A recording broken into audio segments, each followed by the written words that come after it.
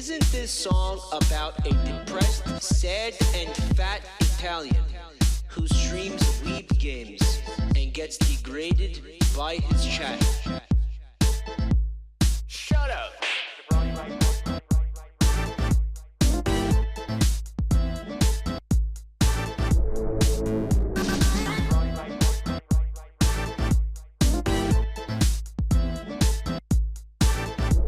Here we go!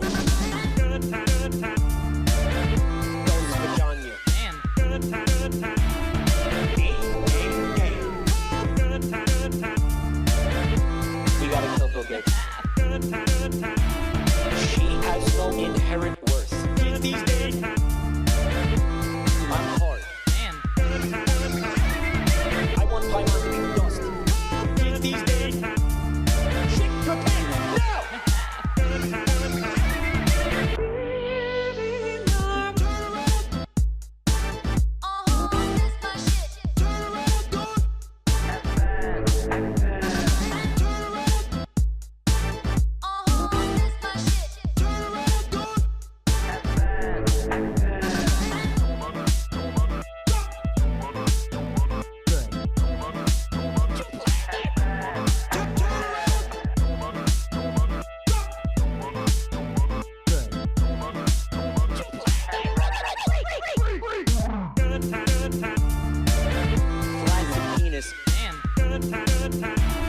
Spamming the word comp in all caps.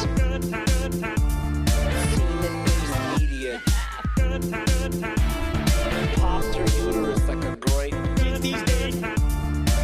I stole your penis. She said because my tits are bombs. Shit, prepare now!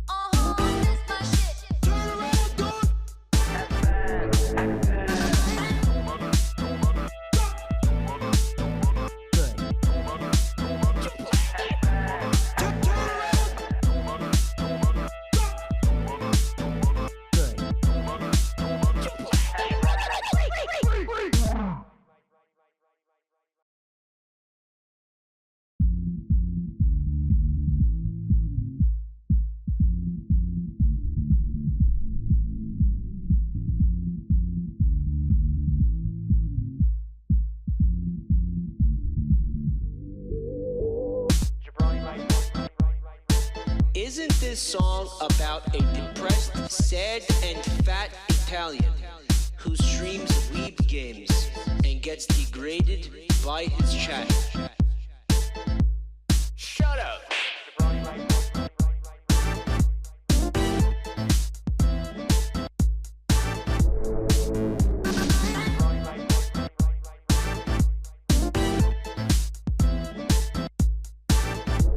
Here we go!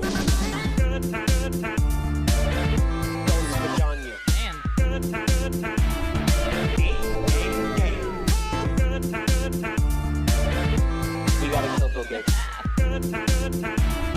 She has no inherent worth. These days, I'm hard.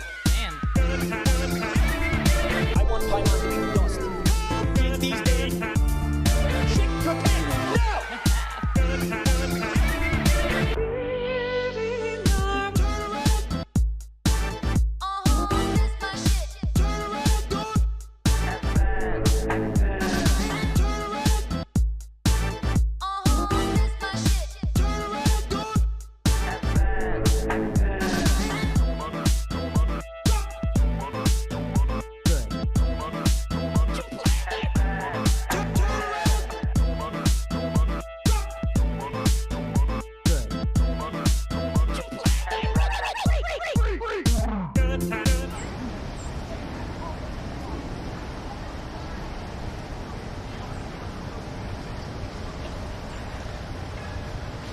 Should be live. Should be good. What's up, guys? Good to see you. That looks great. Thanks for coming to the stream today. We're at the American Museum of Natural History. We're going to look at some dinosaurs. Roar! Right, we're going to look at some fossils, get a little inspiration for Dino Raft 3. Actually, not 2, 3. Oh yeah, I lied to you, Harris. It's called OPSEC. We're joined by Buntime. If you want to turn the camera onto yourself and say hi. Hi, chat. So we're going to be going into the museum soon. We don't know if they're going to let us in with the cameras. And Wait, if they, really? No. Well, here's the deal. I scoured their website. There shouldn't be a problem with this, but my experience is you don't know when someone has like a bug up their ass or doesn't understand what their job is or something like that, who might be like, I don't think I like what you're doing and I'm not going to let you in. But by this museum's own regulations and rules and whatever, in terms of entry, there should theoretically be absolutely no problem with what we're about to do today. Yeah, sometimes you get Karens who just don't understand and don't care, but like by their own rules, we should have no problem getting in there. And if that happens, we're just gonna end the stream. Oops. Someone said, "Does Mike have a Pip-Boy?" That's the cell phone that I'm using to read your wonderful comments, your amazing comments. Do you want to put this on? Yeah. Be kind of cool for you. Be a help. We're in this park that surrounds the museum. It's Central Park, actually. We're in a quadrant of Central Park. So what you're going to do is you're going to stand in front of me and walk backwards so I can be on the screen the whole time, okay? Oh, really? Okay. Yeah, that's what you're going to do. This isn't your first rodeo. You know what you're doing. I've never done this before. So here we go. Again, what your eyes see is what the camera sees. Okay. She's trying to look behind her like she thinks she's... Well, what if I fall and break my neck? Then you'll be sorry. That's what we in the biz call content. All right, you don't have to do that. You could show the... I was joking. Oh, okay, good. Just don't film my ass, okay? That'd be weird. Okay. Look how beautiful it is, chat. It's a kind of a brisk day. It's not too cold, but I'm looking forward to being inside, honestly, if I can be honest.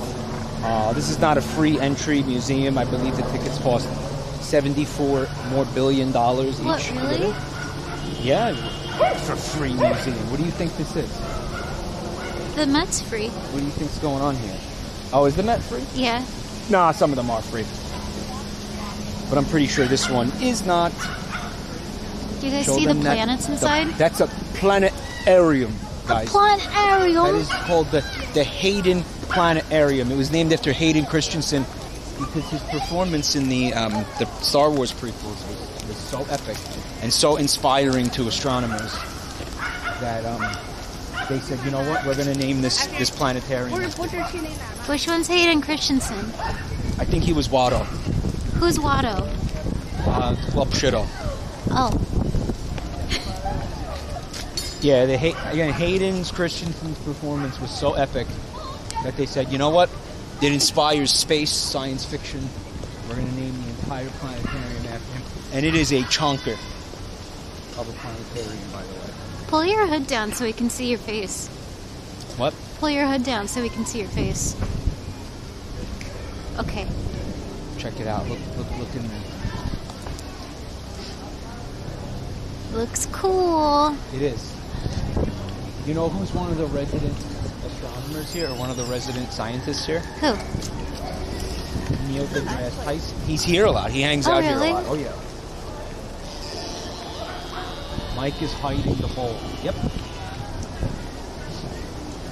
This, though, is not the main entrance. I mean, maybe we could try to get in this way, though. Looks like it's not. Looks like it next to I haven't been here in a long time. Well, hold on, because Across the street. I actually don't know.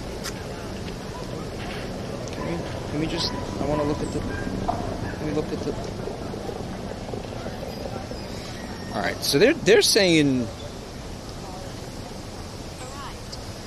Did we arrive? They're kind of saying we could get in that way. You know what? Let's live dangerously. Danger's my middle name. Just kidding, it's not.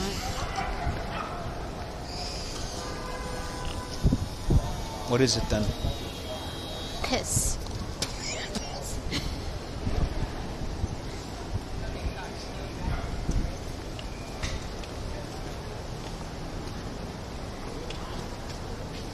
No, we should be able to get it. Alright, so here's what we're gonna do. Guys, in order to not look the way we look right now, this is gonna be a BRB. We'll see you in a few minutes, okay?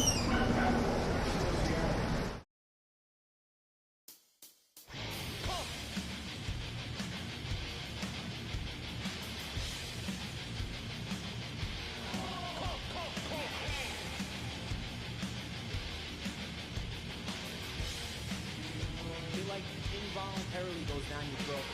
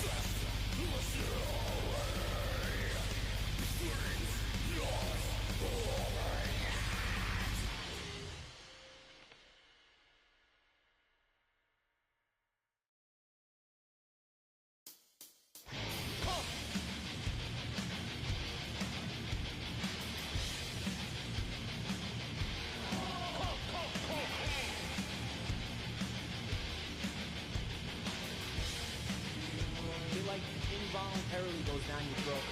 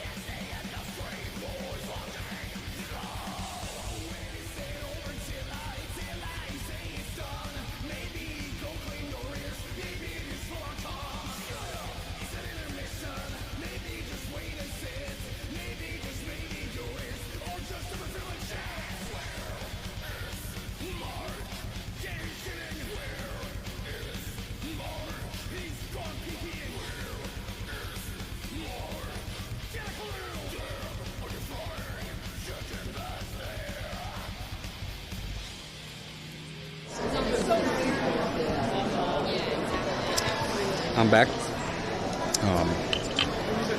Hopefully you didn't get too much Florga.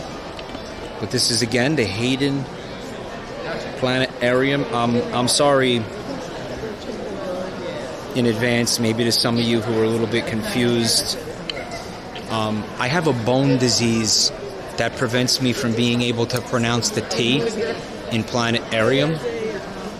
It's very rare and it's very, honestly, inconvenient. I don't know what it's officially called, but I cannot pronounce. Yeah, so I'll be saying planetarium. Planetarium. Like, I can pronounce T's in other words, but specifically that one, I just cannot pronounce the T. For those of you who get the reference, it's very fun. So, I mean, check it out. We got this beautiful... Remember that sphere that we saw outside? That's the sphere. And if you want to actually see any planetarium exhibits, displays, you go inside that sphere, and then there's a theater in there. It's really cool. Sometimes they do, like, musical stuff, like Pink Floyd laser light shows and things like that.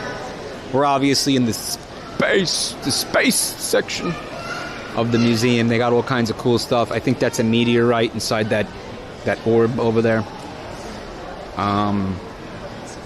There's also another meteorite chunk. I could get closer to that, find out what that is, but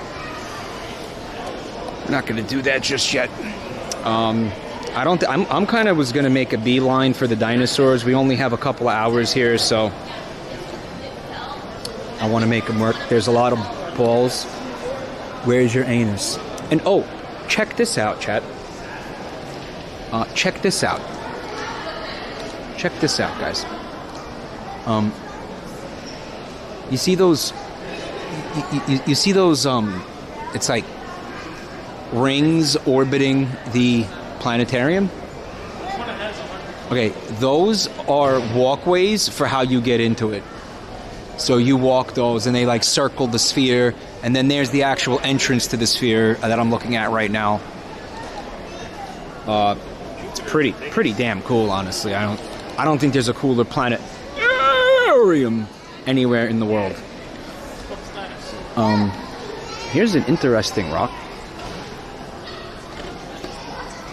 I guess it's looks like something I might want to use for, I don't know, a countertop.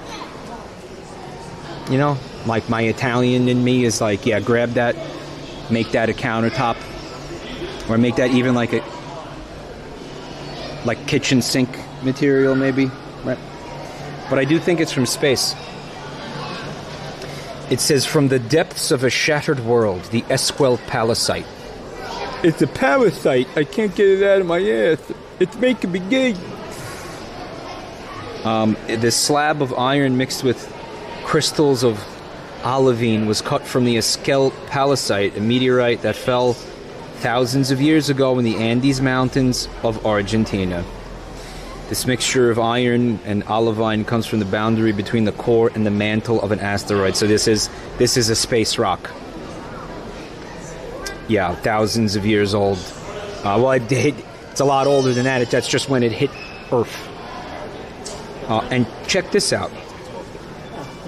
The parent asteroid of the Esquel Palisite measured a few hundred kilometers across, about the width of New York State, before it was shattered by another object moving at high speed. The scattered fragments from its interior orbited the sun for millions of years before one of them fell to Earth and was discovered in 1951. So this thing's got, like, a crazy backstory. This thing has been through a lot. Like, holy shit.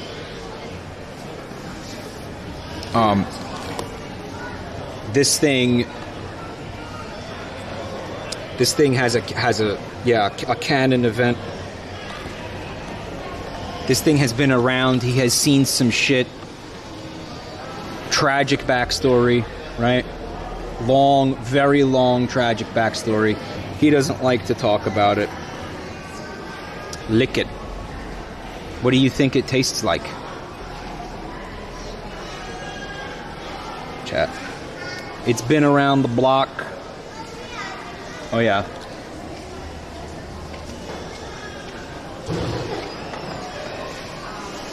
Sadder than any JoJo character backstory, except that one that you know the one I'm talking about.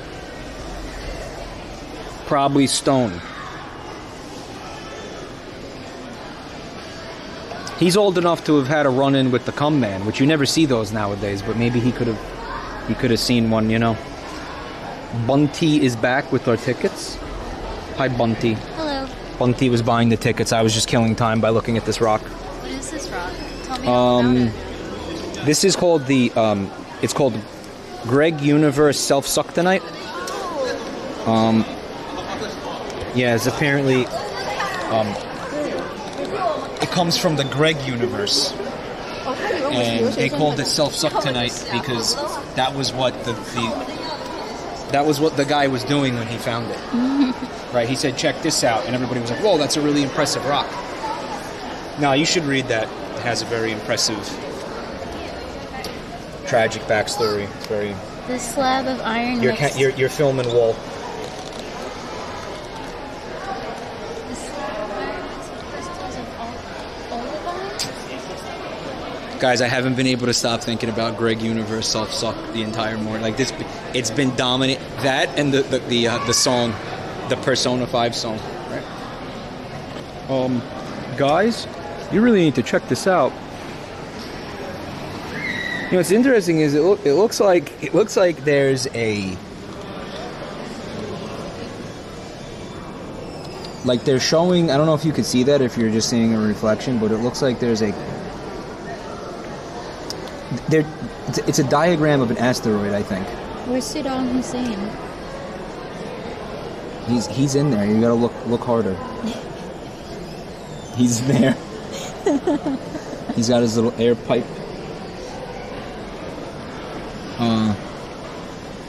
Yeah, okay.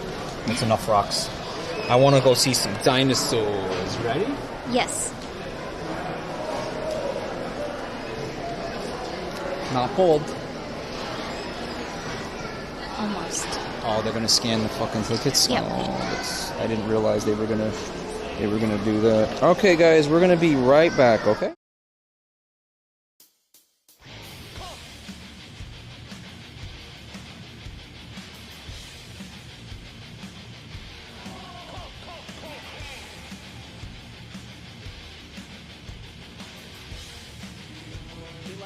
Involuntarily goes down your throat.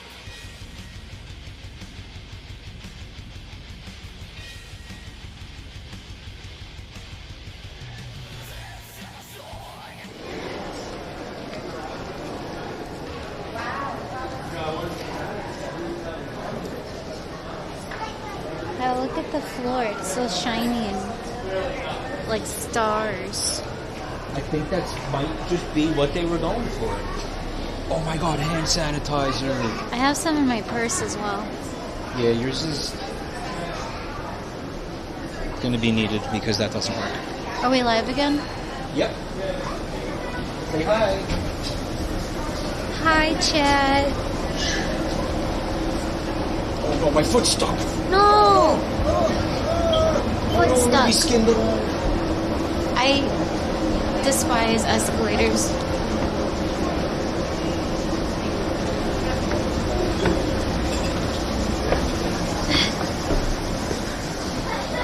So we could do one of two things, right? We could wander around aimlessly hoping we find the dinosaurs, or we could find a map and try to use it to find the dinosaurs instead of aimlessly wandering around looking for the dinosaurs. I would like it if we could find a paper map so I can put it in my journal later. A paper map? Yeah. Okay. Let's see if we can find a paper map. Wow, it's hot.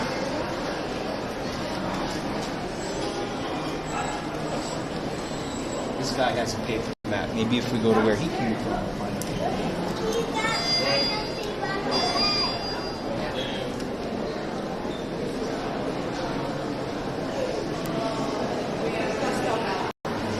It's a little dark in here, but I think once we get to the exhibits, they'll be better lit. Now, here's the main entrance to the museum, but this is like the chump entrance where you wait on a really long line. I think we got the good one. Oh, what's this over here? That's a diagram of the Grand Canyon. Ooh, I would love to go to the Grand Canyon someday. It looks like Chat's mom's crack. Her cook is very interesting. What? Her crack is very interesting. It is. It's a very, why do you think they have a diagram of it in the museum? Because it's a very notable crack. Look, it's Dragon Creek. That's where the, what's the fire dragon called in Breath of the Wild? I don't know. Something like that. This is where he gets hit. And this is where he goes to get kebabs. Delicious kebabs.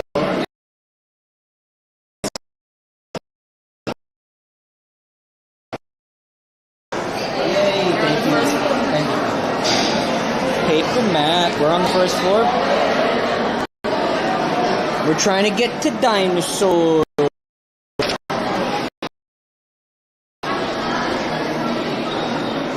Okay. Floor 4. You getting some cardio? I hate cardio. Too bad. Let's go. All right, there's probably elevators. You want to see if we can There find are an elevator? elevators. Yeah, okay. Might want to go to What do you want to do? do something with the camera.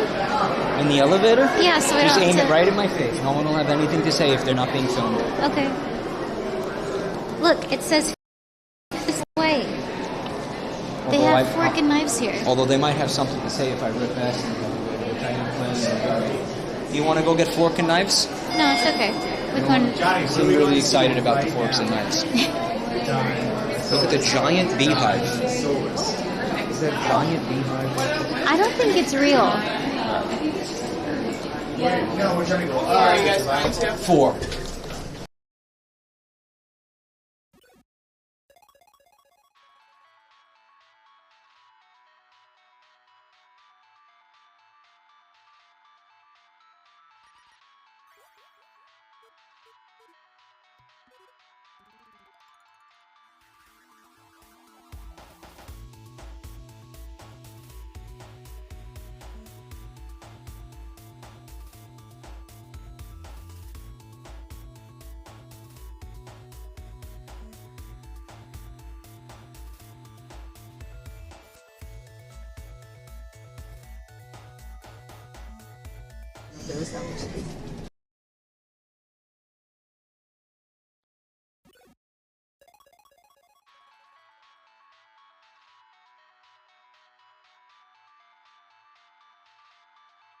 He will eat for it. Alright, dinosaurs, here we come, Johnny.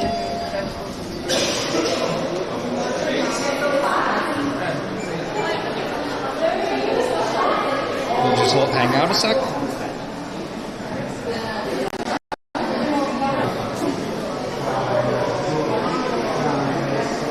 Just hang out a sec.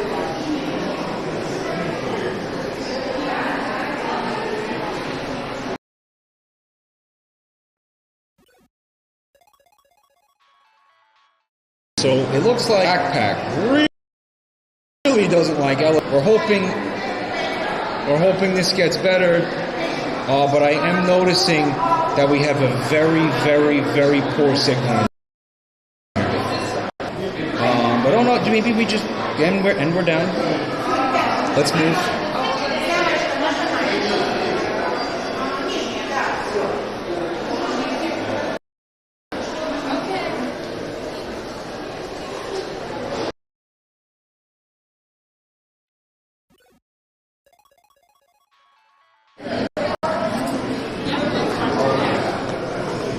That's not going to get done.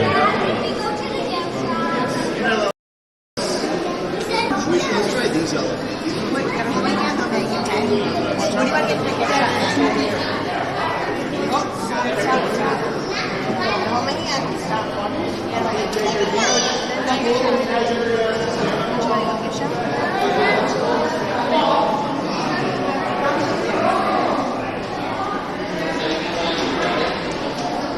We've got a very unstable connection here. I don't expect this to be a good stream, but it'll be a stream. Let's continue. This is the David H. Koch dinosaur wing, Hall of Sauristian dinosaurs. Right. This guy is gonna love it too.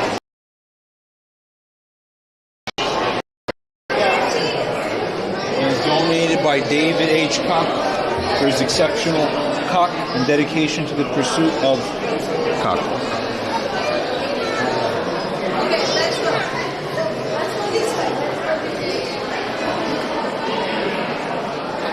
And we'll start with the beautiful and cute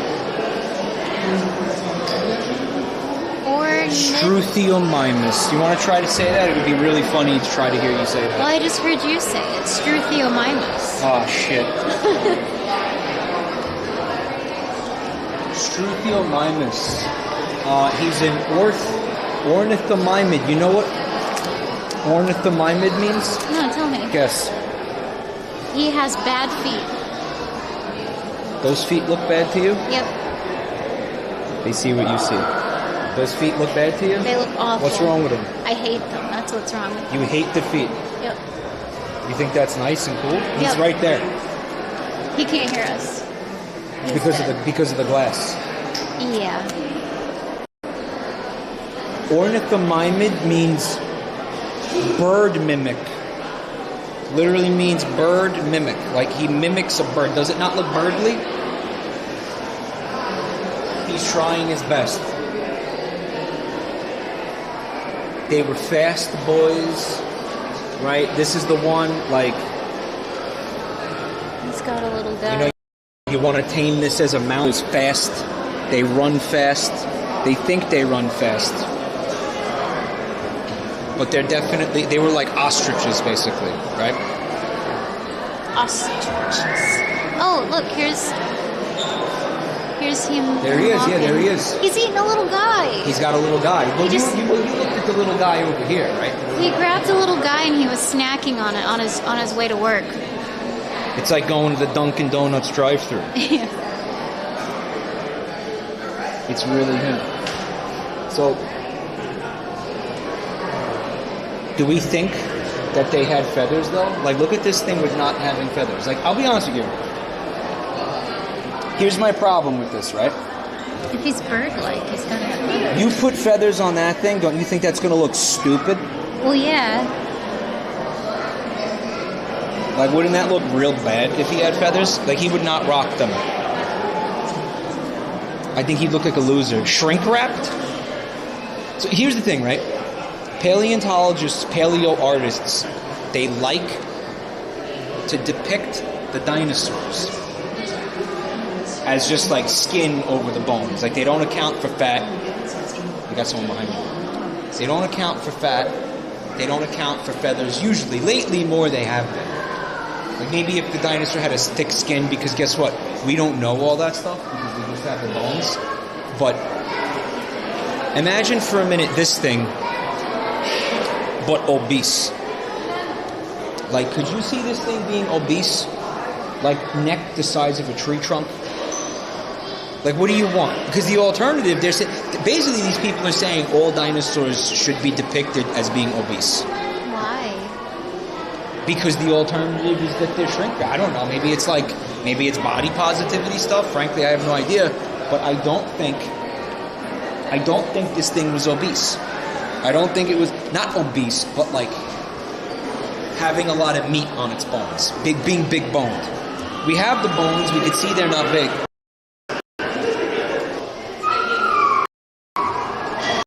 Rage baiting. I'm joke baiting. What? I'm laugh baiting. What? His leg bones are super thick compared to his arm bones. Why do you think that is? Got a lot of leg work in. Legs are super strong. Gotta be. He's got thick legs and thin arms. This is a favorite. This is one of my favorite dinosaurs. He skipped arm day. Now, see, they admit it right there. Although we can't measure the speed directly. Well, also he did a lot of cardio, this guy. So I don't think. I think shrimp. My point is, I think shrink wrapping this dinosaur maybe this one in particular was the right play. Like that, I can see him being shrink wrapped. Although we can't measure their speed directly, they were probably fast runners. Studies from the front limbs seem to indicate a wide range of motion. They were also used in grasping prey. As you said, he grabbed the boy and he ate him. He had developed hands. By the way, that thing he's gripping, that little fella, that's your ancestor. Mine? That's your great, great, great, great, great, great, great, great, great, great, great, great, great, great, great, you know, so on. That's my grandma. He ate my grandma. Grandmammy. No. Grandma. Here's his freaking face. Beak. The advanced ornithomimids, Christ, were toothless. They had bird-like beaks. They were probably covered with a horny sheath. The animals were alive. So, ornithomimids, meaning bird mimics, were lightly built, medium-sized theropods with long front hind limbs. The heads are small, but the eyes and brains were big. They were redditors. Only the most primitive kinds had teeth, and even these were small, simple pegs at the front of the jaws. The closest relatives are manoraptors, which include Deinonychus, Velociraptor, and the birds. Deinonychus? Deinonychus. Deinonychus? Not the wine guy. Not the wine guy. Okay. So yeah, they were birds, basically. Let's look at the evolution. Evolutionary changes. Wow, that's not as interesting as I thought it was going to be. Apparently, if you have the headphones that this guy is talking to you and telling you stuff... I don't want to listen to that guy. Select an animal or feature. Manoraptors. Harpymimus. Gallimimus. What do you mean? Wait, these three are extinct, but this one isn't? Dun, dun, Oh my god, he's right there!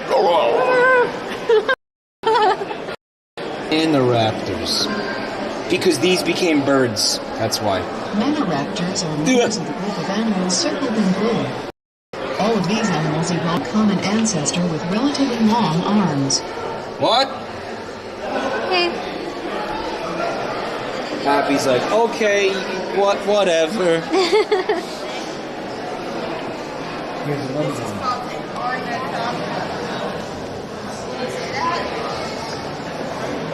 Oh, this is a dead end. Yeah, this is the same kind of fella. A bigger one though. This is just You notice that they don't have all the bones, so they had to paint in the ones they didn't have. They're making assumptions? They're making assumptions. Well, I mean, what do you think? Like, let's use common sense. Do you think that there was a big, like, obese, like fat ball on the end of his tail? Could be. We don't know. I'm telling you, they just know. These paleo artists, they just want all the dinosaurs to be like huge. They just want them to be chunky. I don't get it. I know this. I get what they mean by the shrink wrapping, but I don't know. It's just, I don't agree with the shrink wrapping. I think the shrink wrapping is something. Look at these big arms. Those are his arms for real? I thought that were somebody's hips. No, those are arms. Are they enlarged to show detail? No, those are actual fossils. Like, that's how big his arms are. I Yeah. thought that was an actual fossil. He gave really good hugs. Right? You thought what was an actual? This is the same dinosaur. It's a different dinosaur? It could be fietish type stuff. That's why they're not. Okay. The mysterious giant arms of Deinocheirus. Deinocheirus is a kind of a tickle chicken, if I'm not mistaken. Like, it was related to the tickle chicken. These enormous arms were all that was found of Deinocheirus by Polish paleontologists in Mongolia. Because we have only the unusual arms, Rude, it's difficult to exactly determine what kind of dinosaur they came from. So what do you think the rest of them looked like? What if the rest of him is like really tiny. And just his arms were huge. Yeah, and he That could like be funny. he like paddled around on his arms. The rest of him's a fish. Yeah. Yeah. Tickle chickens. Chat doesn't know about the tickle. You actually have to back up to get that hook in the frame.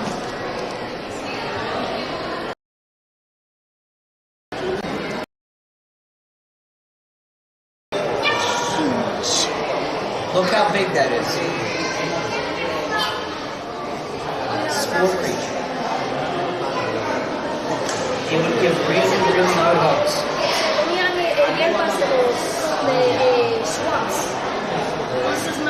They're a lot bigger than they look on camera.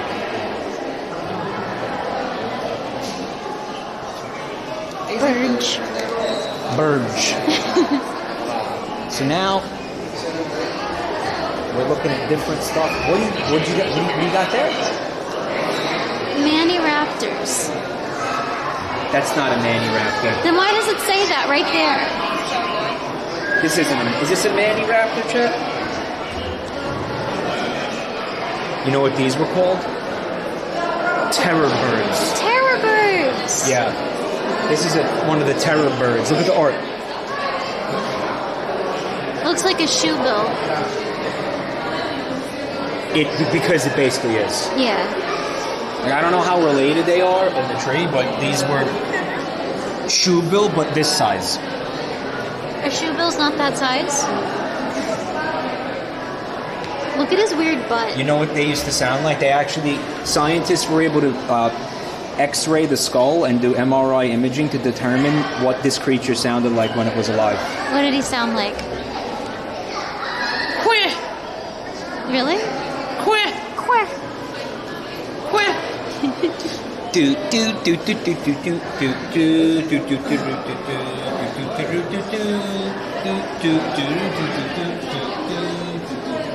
And you know what? Even if you put a blanket over the cage, he'd be going queh all night long. Wow. Like he doesn't recognize it's nighttime. No, he refused to care. He didn't care. Terrifying creatures. Look at this little guy. Is this just a tiny model or are those real Oh fossils? my god, you found one of the boys. What are the boys? You found Mononychus olecranus. He's a fungal guy. This is the family of dinosaurs that included, I think, like Colephysis. I'm not sure I'm pronouncing that right. Basically, all the little ones, the little like annoying ones that would. Hi, Mike. Hi, Buntime. Hi. I'm really sorry for interrupting. It's really cool to meet you. Hey, you didn't come here to find me, did you? Will you be upset if I said yes? A little bit, yeah. I know you said not to. But I couldn't resist, and I'm like, I moved to New York like 2 years ago, and Cool. opportunity to meet my favorite Twitch streamers. Why'd you move here? For my job. Oh, okay. How's that working? Oh, it's amazing. I love my job. I work for Google. I think so. I don't think it's dystopian. You want a tour? No, we're gonna do this alone though. Okay. We're having a little. No. Of Google. We got a whole plan. Okay. I'm gonna leave you alone. It's nice to meet you. What's your name? Well, now it's Hawk 2A, but it used to be Jablatter Mike. That's you. And then it was Jabala Mike. Would it be too much to get a picture?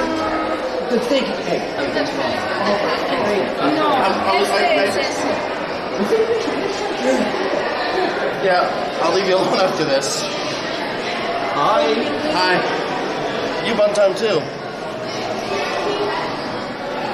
All right. So you bought a ticket to come in here to? Well, I love this place. This is one of my favorite places in the world. There's a Dragapult fossil.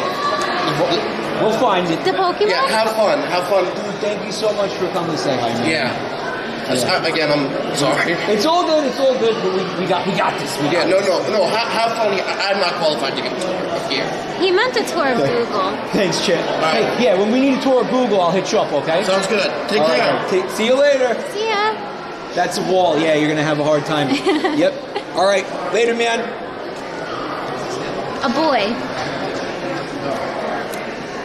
Do you remember Jurassic Park 2? Oh, but you don't watch Jurassic Park movies, do you? I haven't seen them, no. They're too scary for you, right? They are. They freak you out? Yes. They get you a little bit nervous? Yes. Why don't you like them? Because of those reasons you just listed. Buntime doesn't like anything with gore or blood or fear. Like, you know when you put on a movie and then there's a content warning and it says fear? I can't watch it. If it says fear, you know what has fear on it? One Piece. Does it really? Yeah. So she dips out at anything that says fear. In the second Jurassic Park movie, a guy gets eaten by these. 50 of them jump all over him, and he sees one of them, and he's like, "Get out of here!" and he kicks it, and then the other one's like, and then he gets swarmed by 20 of them, and then you see there's a shot where they're eating his nose. That's horrifying. No, it's great. I would be definitely too afraid to watch that. But these are the ones that you would have as pets, I think, because they're small. They're little guys. Will they love you if you take care of them? Probably not. Oh. Guys, that was the second one, right? Not the first one?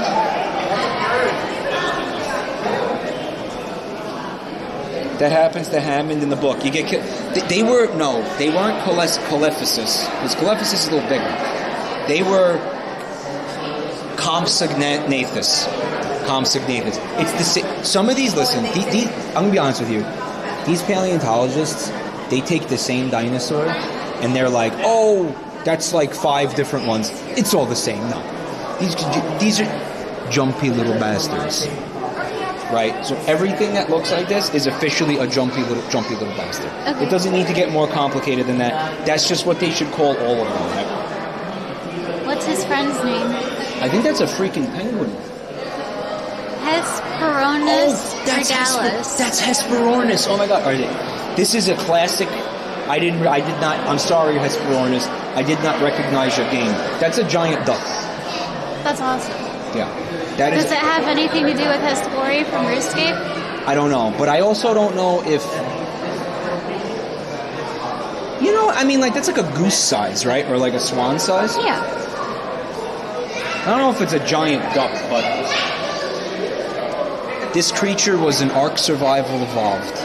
This was one of the Ark I mean, most of these were. But this one... They made him pay to win content, and he would lay golden eggs occasionally, and the golden eggs you could use to make like a really busted kind of an animal taming item, right? He was pay to win content, the Hesperornis. Look, birds are dinosaurs. Shrimps is bugs. Right? I think they got Archaeopteryx back. They do. Guys, in the flesh, every single, I'm going to tell you something. Every single one of you has seen a photograph of this lithograph in your textbooks at school. This is the thing. This is the OG. This is the Mona Lisa of Archaeopteryx. Can I get the plaque? The finest specimen of Archaeopteryx ever found came to light in 1877. Called the Berlin specimen. It was the first fossil to preserve the skull with its small teeth. It's one of the most famous fossils ever collected. That's what I'm saying. You've all seen this in your textbooks at school. That's beautiful. You know what he is? He's a little guy. He's a bird. With you could see where the feathers were. You can see the freaking feathers. That's so cool. Yep. Oh my god. He's a bird, but wait. He's got a tail, like bones, like a long bone tail, and he's got teeth. He's got little teeth. He kind of doesn't have a beak, right? So what does that mean? I am not sure. It was just his face meat. He has face meat. Yeah, basically, he's a missing link, kind of. Between dinosaurs and birds. Wow. He was a lot of fun. This would have been Archaeopteryx would have been a great thing, right? Feathers are similar in composition and development to the scales of living reptiles, and they probably evolved from scales. Living birds actually have a combination of feathers and scales, as can be seen, for example, on the legs of a penguin. Feathers necessary for both insulation and flight are merely an advanced evolutionary innovation found in dinosaurs. He would have bit your damn finger off. They had him in Ark Survival Evolved. I think his function was you were supposed to throw him in people's faces. Really? And he would bite the... Or was this might have been the one where he was like a glider, where you would hold him like that and he would fly and you'd be able to like do a Knuckles. But he's so tiny. Yeah, it was stupid. They think he's stupid. Bet it tastes like chicken? I am curious to taste it. So here's some more. Right? That's so cool. You can kind of see where the feathers were. I mean, I think that generally he's kind of not a missing link, but like maybe that's like technically a really oversimplification of it. But he is definitely a way to see how they're related, right? Like they're saying he was heralded as the definitive proof of Charles Darwin's theory of evolution, proclaimed as the missing link, but not that that's simplifying it, I think, right, Harris? You know, we have a archaeologist, a paleontologist in the chat room. Who's the chopped in half guy? He's not chopped in half. That's just two of them. There's the chopped in half guy. Oh, he is chopped. Oh, I don't know. That's Henry. These guys, two of them, they love each other, or they did. Well, they still do, kind of. What if there was a third one in the middle? And it was a three-way?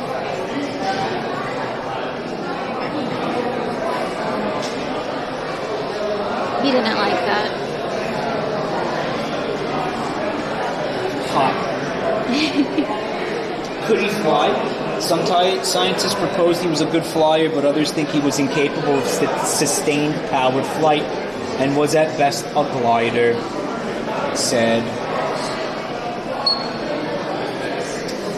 Although he has many features of modern birds like a wishbone and wings with asymmetrical feathers, it lacks several features that in modern birds are associated with powered flight, such as fused wrist bones and a keeled sternum with a projection for the attachment of flight muscles. What do we have over here?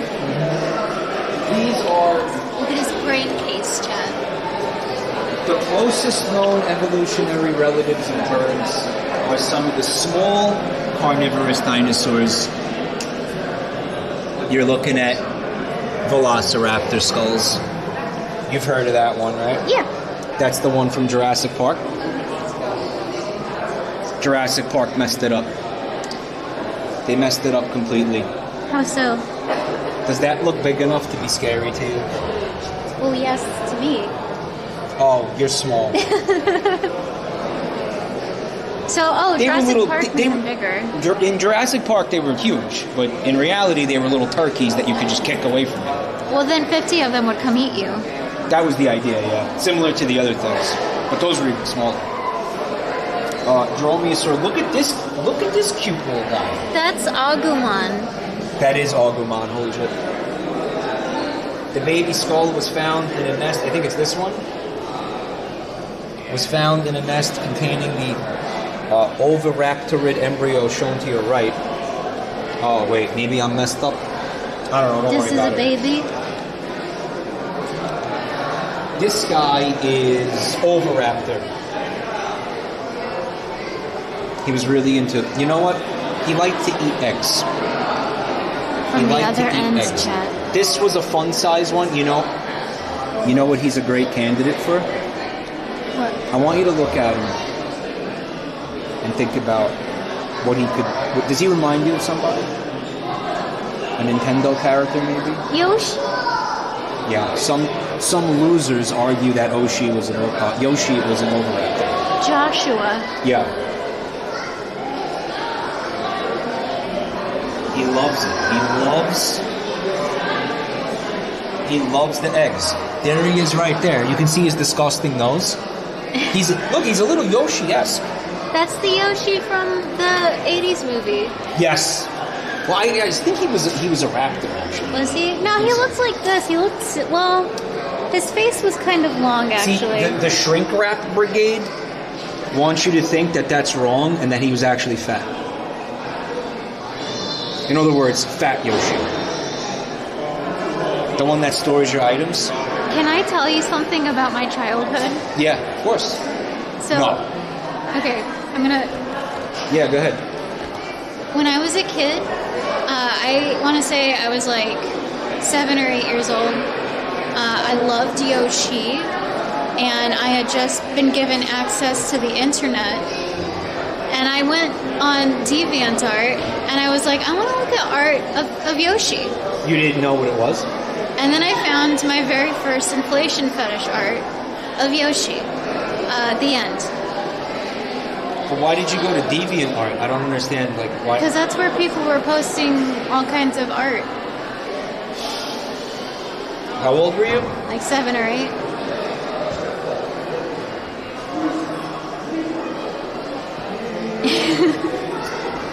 I was like, why did they draw him like this? Why is Princess Peach drawn like that too? And Daisy? And everybody? Why is everybody drawn like this? So anyway, eggs. A yummy little snack. Oviraptor, he used to run around stealing other dinosaurs' eggs and eating them. He was very gassy. Just like Mike. What's 8? 8. Eggs with embryo. Oh, with embryo? That's so cool. This skull is part of a nearly complete skeleton found in Mongolia by paleontologists. They were unusual animals that had parrot-like beaks instead of teeth. They were beaked up. Beak performance. Although no one knows what they ate, a lizard skeleton found close to one specimen may have been its last meal.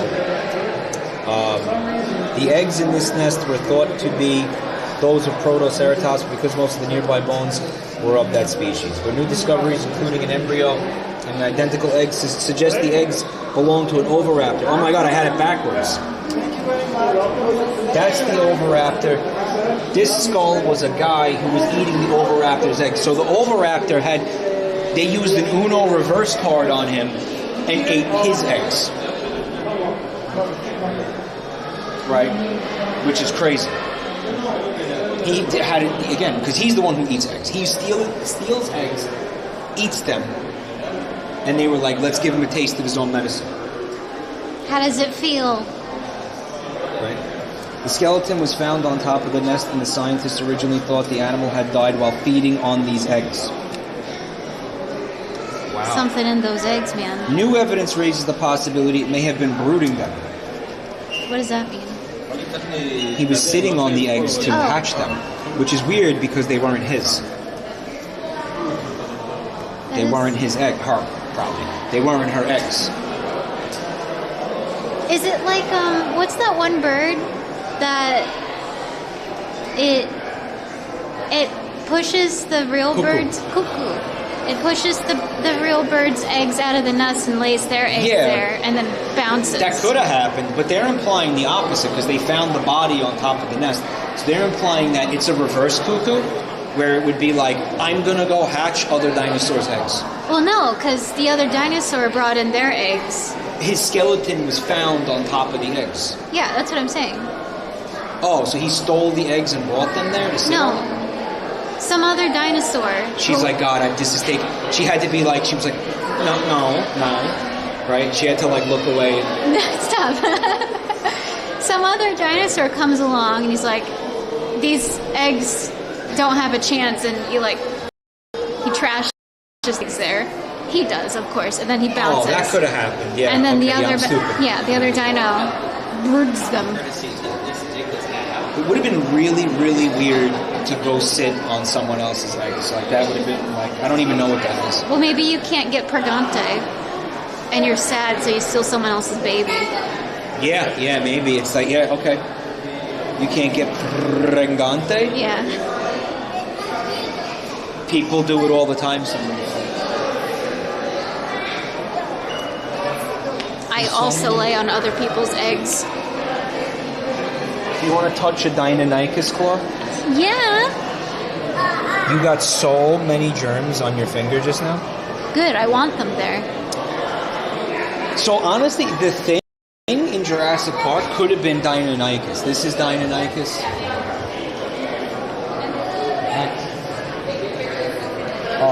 He was like basically a kind of a raptor, you know.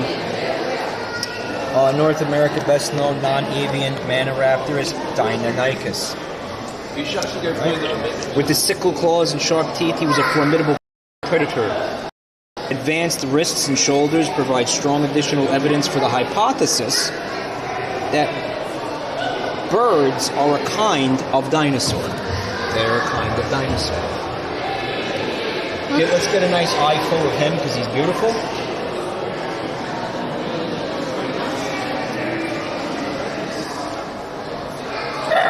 He's a leapy boy. He's doing a fun leap. You see that? Those aren't fossils, but they're three-dimensional reconstructions of Archaeopteryx, the bird fella we were looking at before. They're very cute. If you look in the back, you can see the art of him getting ready to fly. They made him look like a pheasant or something, right, with the feathers. And then he's getting ready to, and there he is flying up there. Even though, again, they don't know if he could fly or not. You see that? Why is that funny? It's kind of funny.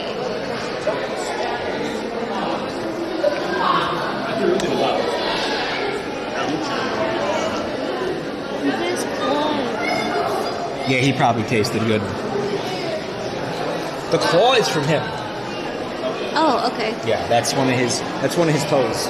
They should let me do his nails. You want to do his nails? Come paint this one. I'm sure they won't mind if you paint this one.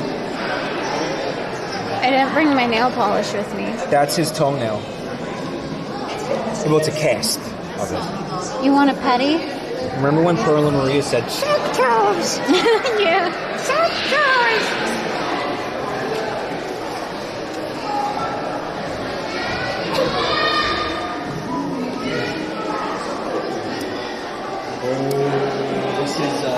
This one's kind of a mess, huh? That's Struthiomimus. He needs a posture check. He's shrimping real hard. He's serious kind of a shrimp. This is another one of those fast boys. That one was also Struthiomimus, so this is the same guy. Oh, okay. This is the same, yep. I like how he's in mid-run. What, he's in mid-run with his neck like that? Yeah, he just got to check behind him. You want to see if somebody brake checked him. Ah. Or he was brake checking somebody, rather. Somebody had their brights on behind him, and he was like, whoa, what's going on with that? Feet.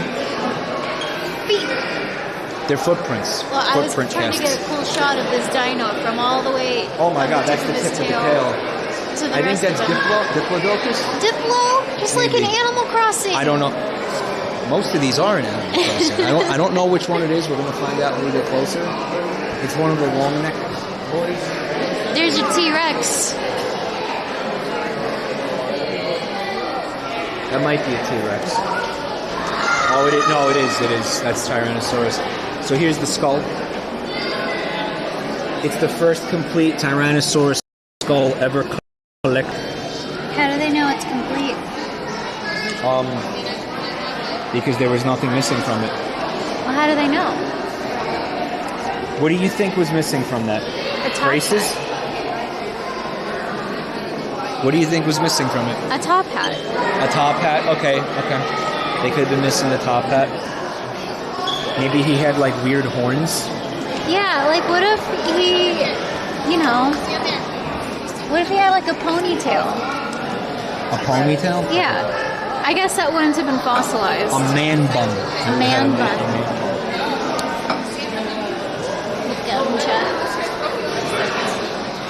So that skull remains one of the best ever found.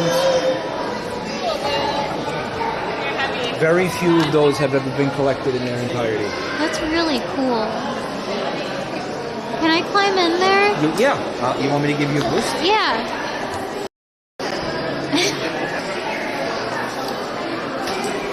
I'm not sure he's a T-Rex.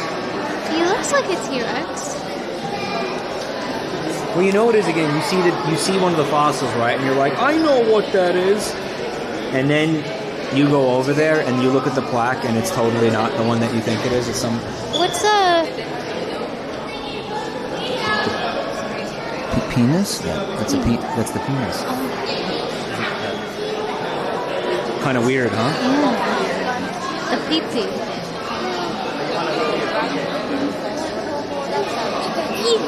It's a T-Rex.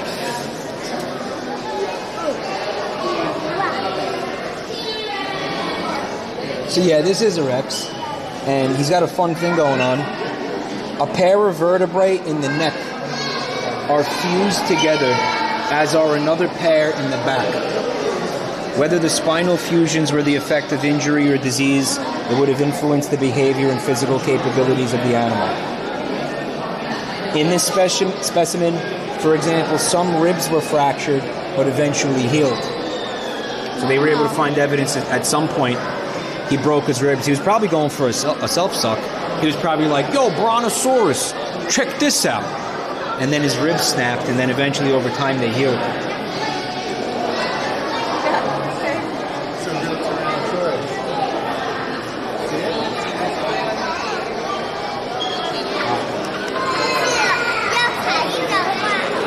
This is from Albertosaurus. Albert. So, this is one of those situations where it's like, okay, that's just the smaller T-Rex, right? Yeah. He looks so cool. I love him. Yeah, he's a good one. You like him? I do. And here's Allosaurus, which is another... Allison. Okay, yeah, this is another smaller T-Rex kind of a deal. But you see how he had huge holes in his skull. So we think the holes have no known function except to decrease the skull's weight. What if he had gigantic eyeballs? They think he smelled good. What? And he did, yeah, you might be onto something with that. He was like an anime girl, a prehistoric anime girl. The eyes of some dinosaurs face forward as our eyes do rather than sideways as in most dinosaurs. Right? Because they were predators. Right? Also, he could unhinge his jaw like a snake. Maybe. They also think that these might have hunted in packs, unlike some of the other ones. So you would have had like a squad. Him and the boys would have rolled up on you, like 4 or 5 of them. Horrifying. Yeah. I want to tell you, probably like most of my body can fit into his mouth. You should climb in there. It'd be funny. It's protected by glass. Do you have like a glass shatter device? So I can get in there? Look at this bad art. He's having a snack. Because you know what that art is? This arrangement of fossils that they found like that. Wait. Yeah, look. Wait. It's the first supper. The first what? The first supper. The First Supper. That was like when they found, there was this meme online where they found a rock. Someone found a rock that was shaped like a controller, like an Xbox controller. Oh, I've seen that, yeah. And someone made a like a Photoshop of the Last of Us game case, like the cover art, and said "The First of Us," and it had like cavemen on it. So he's having a little snacky wacky. They found them like this. So this is an Allosaurus we were just talking about. Allison.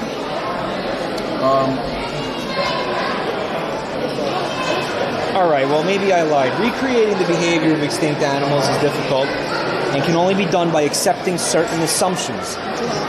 These two skeletons are of animals that lived about the same near each other. All right, so they lied. This is a fabrication.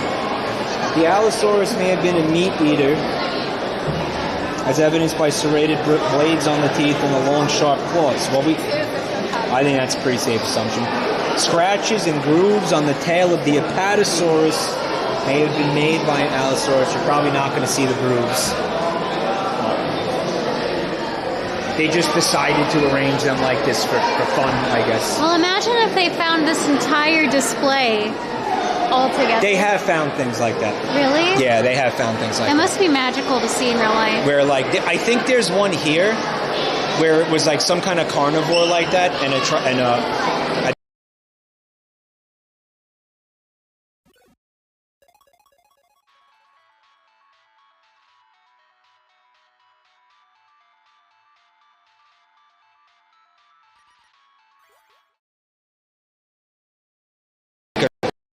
He was eaten. like what? They were eaten. They didn't do their chicken. Chat, you gotta debone your chicken. You can't digest that shit. And it'll hurt a lot coming out. It was a Protoceratops and a Velociraptor.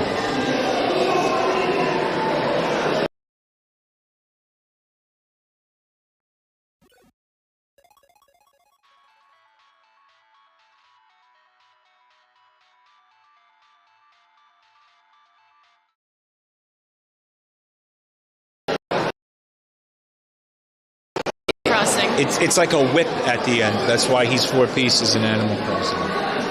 That's an Apatosaurus, by the way. Oh, it's not the Diplio? No. Again, it's one of those, like, it's the same thing.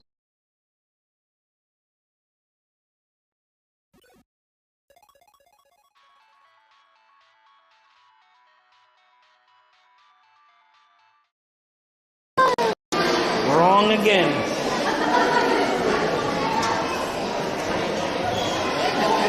This is awesome. Chat, I made him come here because I really wanted to see They this. can't hear you. We're down. Oh, okay. We're mic melting. I don't know. It's back for now. It's going to be in and out. It's kind of why I'm spending so much time. When I know it works somewhere, I don't want to move too much.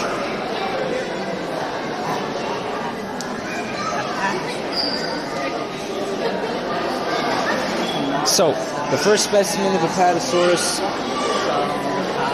By the way, that's not a baby. I don't know if you guys heard that. It's a scale model.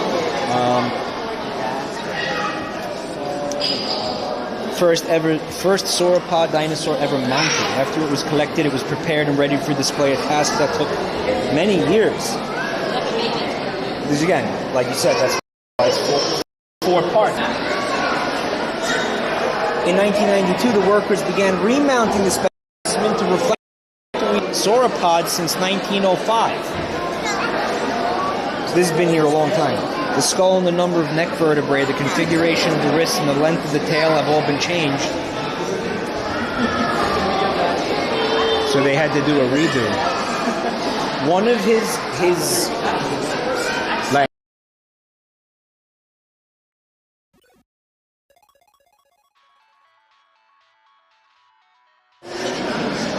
Egg. Things I've shoved up. Me arse. Are these vertebrae in the back? I don't know what that is. I think we might have to go up there to... Well, no, that wouldn't make sense.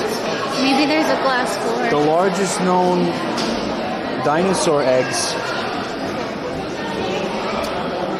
were laid by the elephant bird of Madagascar. The elephant bird. So that's like the biggest dinosaur egg. So that means that an animal this big hatched from an egg smaller than that. That's insane. That's what they're saying. This is like the size of an ostrich egg. Like, do you think that this thing was fat and had feathers? Maybe? I don't know what to think. I don't think so. I don't know what's going on back there, honestly. I don't know what's going on.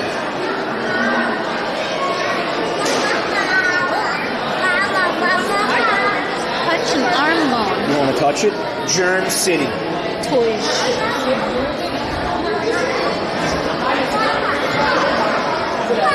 Germ. You just got like 10 kinds of IDs. Just like. Good, I want them. get home, I'm going to put my unwashed fingers in his food. A lot of babies in here.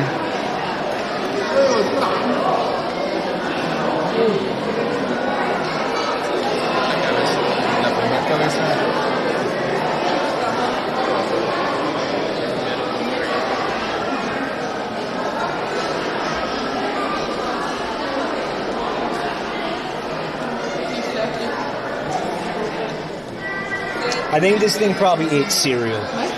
Yeah, like he probably likes Fruity Pebbles. Chex. Checks. These are Chex teeth. Blueberry. You know what? These teeth are really designed for breaking down.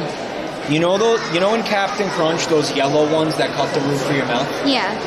This is what these are specifically evolved to break those things down. That makes so much sense. Yeah. Teeth and diet. Vegetation, they meant to put Captain Crunch. They meant somebody fucked up. Whatever it happens. What's this? I don't know. There's no plaque. I guess it's just a collection of teeth from something. Here's a fun one. What's this? This is another Albertosaurus. Albert. Yeah, Albert. Well, they found them in Alberta, Canada. Oh, okay. Did you just make it? Yeah, this is a really tight spot, and I'm trying to get the entire dino. Yeah, they're big. So that's the one that they had that skull of, but this one looks like a younger one. Most of them were larger than this one. I'm wrong. Oh, most skeletons are larger than this one because of its smaller size. It was thought to be a new species, but later interpretations suggest it's a juvenile. So this is just a young fella. Just the smaller. Teenagers. Yeah. Gross. Little lad. In animals like deer, the antlers grow at a different rate than the rest of the body. Some deer have exceptionally large antlers. If different parts of the carnosaur's body grew at different rates, that might explain features like the animal's big head. So they think that the head would grow slower or faster. It's not clear. The camera sees what you see. I'm looking at what it's looking at. What are you looking at? The butt. Because that's what I'm looking at you, and I'm like, that camera is aimed directly at the dinosaur's asshole. Well, that's like, what I is she intending to do that? Yes.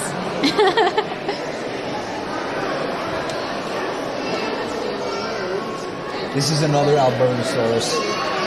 This one's gigantic. Look at his teeny tiny hands. He's so big, but with tiny hands. There's an artist's interpretation. What's the point of being that big if you're gonna have hands? You could, just think about how many little dudes you could eat if your face is that big. You just scoop them up in your mouth. He had 2 fingers. This area is way too tight. It's kind of tight, but we're gonna work with it. How did he wipe his butt? Well, that's his secret, Chad. He doesn't. His aura was powerful. That's why it's generally considered that Albertosaurus was a top-ranked Magic the Gathering player.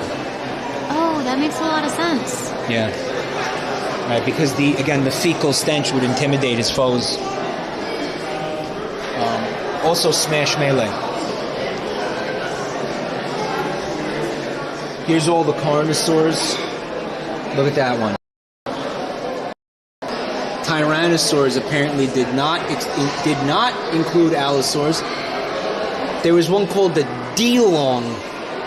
What is a Delong? I've never heard of that. Delong. Alioramus, I have heard of. Tyrannobaltus, Tarbosaurus, Daspletosaurus. I've heard of the rest of these.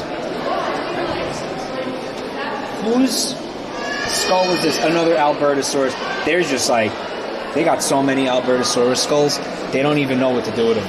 Dylon? a tyrannosaur has been found with feathers. All carnosaurs, including tyrannosaurs, have huge paws and walk on their hind legs. So they had...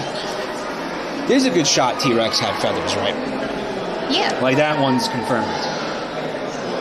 It just feels so wrong and so stupid.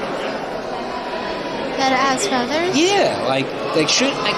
I think it would be cooler if it had feathers. Maybe I'm just so not having feathers, right? Yeah.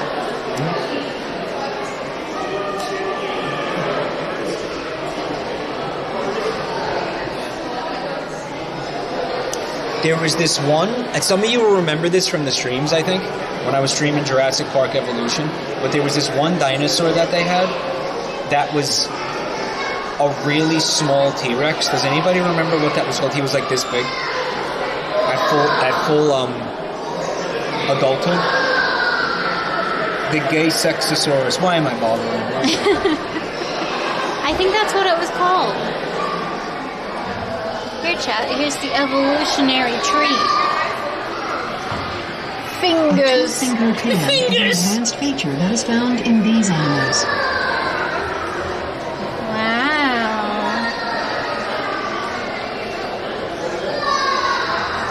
Fingers. Albertosaurus is a member of the group of animals circled in blue. All of these animals evolved from a common ancestor having a two-fingered hand. Hell of an overbite. Oh my god, yeah. Do you have games on your phone? That's the actual face.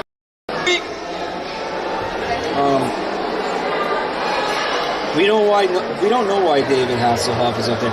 I want Harrisbo front and center. Harrisbo, what's the dinosaur I'm talking about? The little T-Rex. It wasn't a raptor. Someone was like, "Do you mean a raptor?" No. I think that one the gay Sexosaurus. No, he's wrong. No, that guy's never right. Oh, it was the straight Sexosaurus. Nanotyrannus. No, that's in the game. I think it was something with an M. Let's get away from that.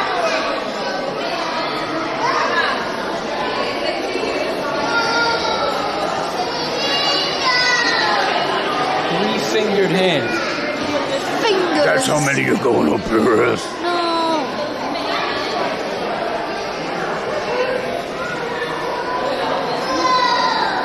It was called Empregosaurus. Oh, look at these guys. Yeah, these are fun.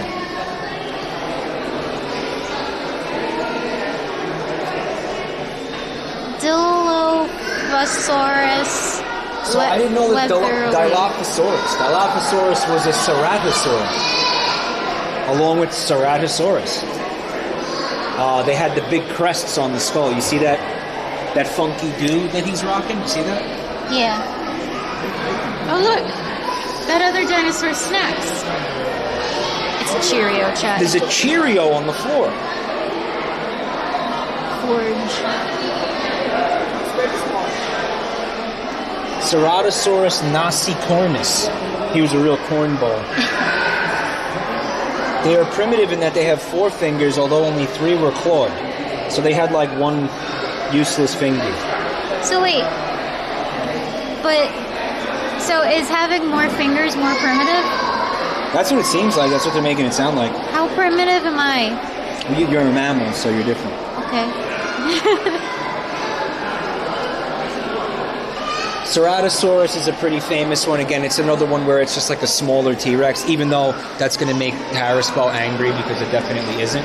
But that's functionally what it was. It was like a smaller T-Rex. With a horn, he had a fun little horn on his... I like it. Or a fun little horn on his nose. He lost a tooth. He lost a few teeth. Here's Dilophosaurus, which again, he had the crests on the head. Now this dinosaur, you have to know this dinosaur.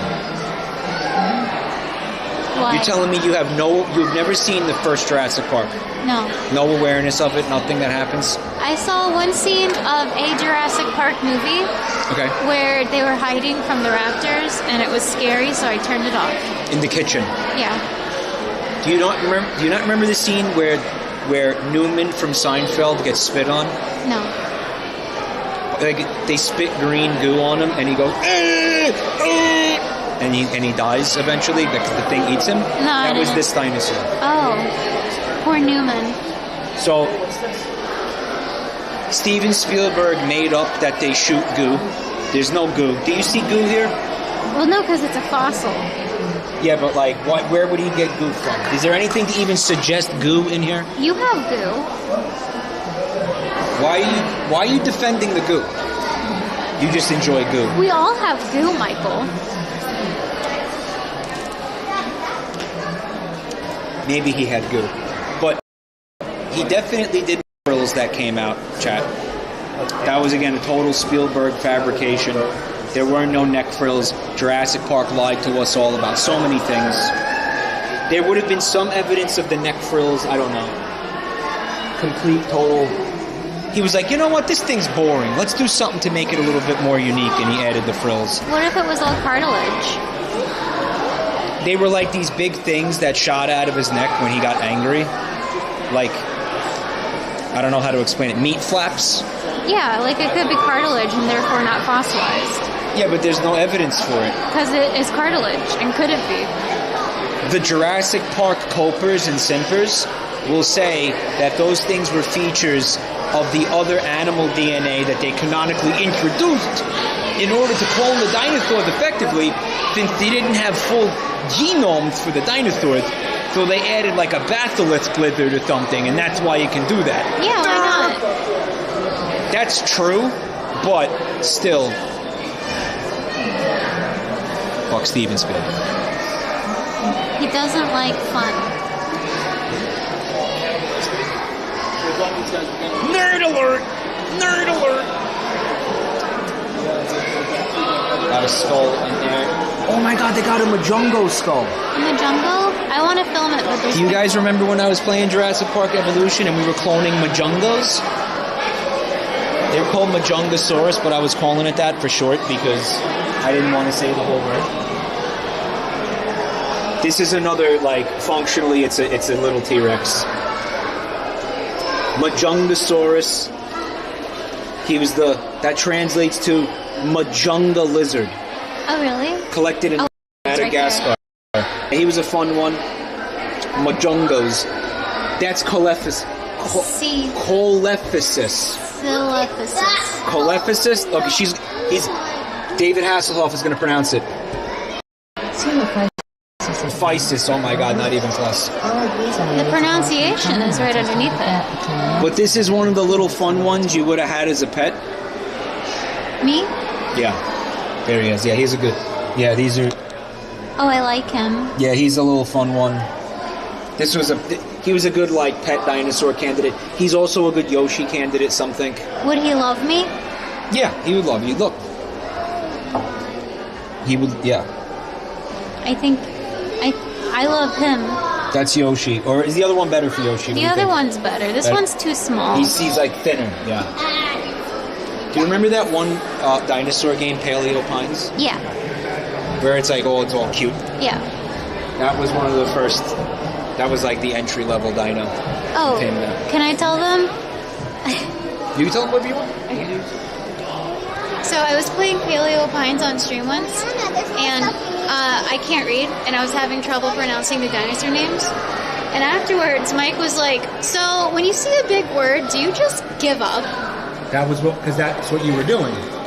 You were giving up, like you were trying to say the name, and then you were just like, whatever-osaurus. It's hard. Yeah, but you weren't trying. I felt you weren't trying.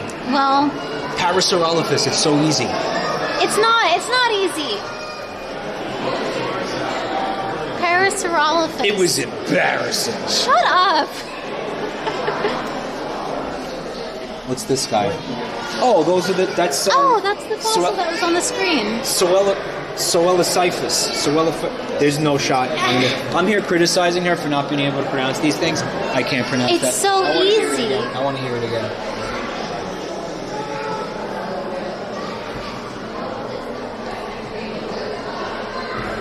Coelophysis is a member. Coelophysis. It's so easy, Mike. Check it out. He's got a full belly. Oh, he ate. See that? He probably ate with that one. Look, they love each other. They just had dinner together, Yep. and now they're taking a nap together. They had a nice meal of.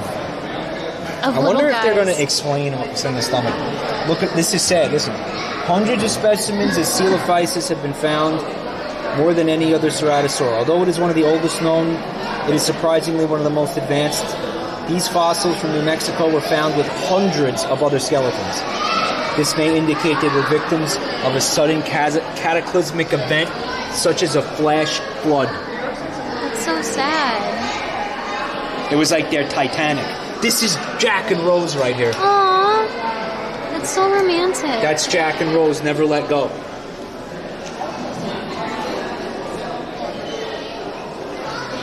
Mass grave. Yeah, mass grave. He's like. They just put some skin on him for funsies. I guess. Oh, okay. Which dinosaur was the bad guy from Titanic? What was that guy's name? The guy with the funny name, that actor? There was a bad guy in Titanic. Oh, you mean the iceberg? No, not the iceberg. The guy. Billy Zane.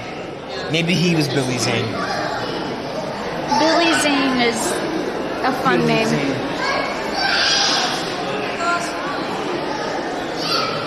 This is what it's like to be my height, chat. I have the camera right by my nose. Too many babies. Diplodocus skull. So he was one of those tall boys. With a teeny tiny head. Remember, I thought that was the Diplodocus. That's not. That's Apatosaurus. This is the Diplodocus. Just the skull, though. Kind of seems like a small one. You can see his teeth are like plant eater teeth. Why does that make them plant eater? Is it for like picking the plants? Yeah. Where are his molars? The jaw joint, as in most plant eaters, is very low, influencing the extent to which it could open its jaws. Well, you can see, are they like big, sharp, like T-Rex teeth, or are they like little... They're long, though. They are long. Maybe they're like rabbits and their teeth never stop growing. Camarasaurus. Now, this is a very similar... This is also a long boy, as you can see, but look how different the skull is. It's so weird. Look at all the holes in it, guys. He had brain bones in there. He had what? Brain bones. Brain bones, yeah. This is so sad, chat. He broke his entire brain bone. And these two dinosaurs lived together. They lived at the same time. Late Jurassic. And they were roommates. They were roommates. 140 million years ago. When Look. was the meteor? When's what? When was the meteor? 65 million years ago. Okay, so right where that 65 is? Yeah, the 65, right, chat? 65 million years. So they had a long time to hang out beforehand. But look at his goof, look at his teeth. Look.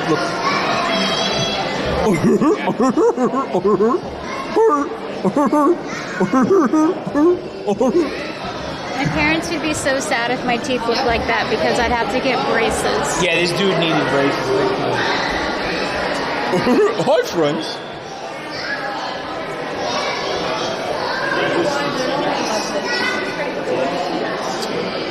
So that's the neck bone from one of these long neck fellas.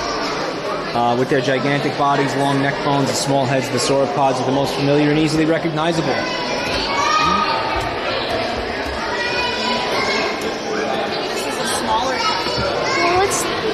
It's got like spikes. What? It's got spikes. They were on every continent. Some of the earliest ones have been found among the earliest dinosaurs ever. All of them ate plants. They must have ate a lot to maintain large bodies. Platosaurus trossingensis. It's so easy. He's a Platosaurus. Look at his spiny tail. Did the spines? Oh, here's an artist's interpretation. And, for fun, a little guy. A little turtle. Why isn't this iguanodon? Because that really looks like iguanodon. This is probably very cool. Iguanodon, he's nuts.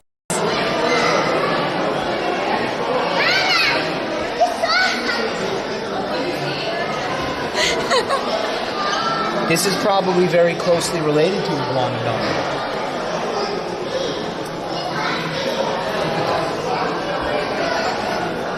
Let's get a nice spread of the bones. I like his head.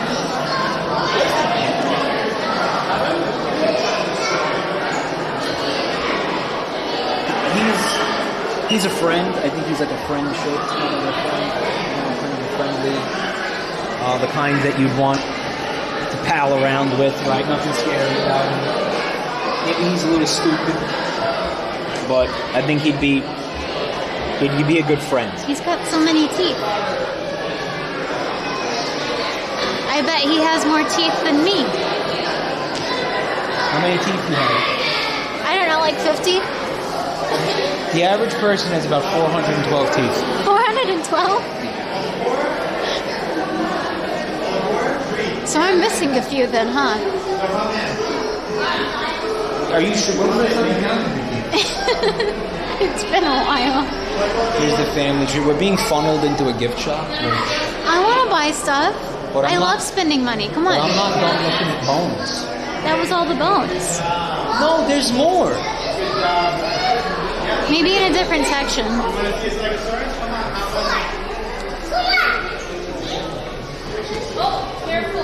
Do you think we can buy a dinosaur here?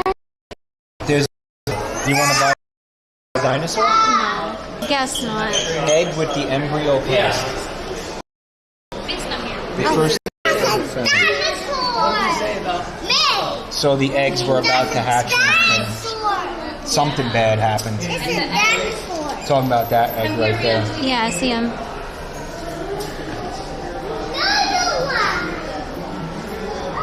Look, there she is, laying on her eggs. That's it, yep. She loved them. Because of the brooding posture, it is identical to modern birds. Wow. Oh, so they found it brooding. Yeah, that's showing you the position that the fossil was in. Wow. They don't know how it died or anything.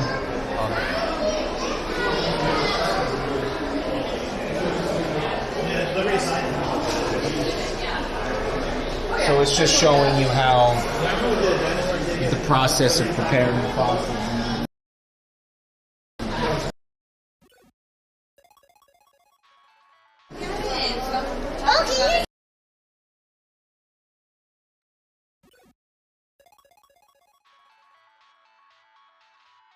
It says you can put whatever you want on the M&M. You can like type something. Where is it?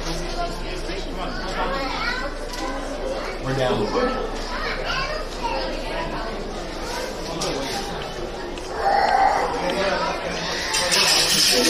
Do they have one of those machines that presses your coins? They do. Michael, I want to get a pressed coin. We don't have signal here, so we got to keep moving.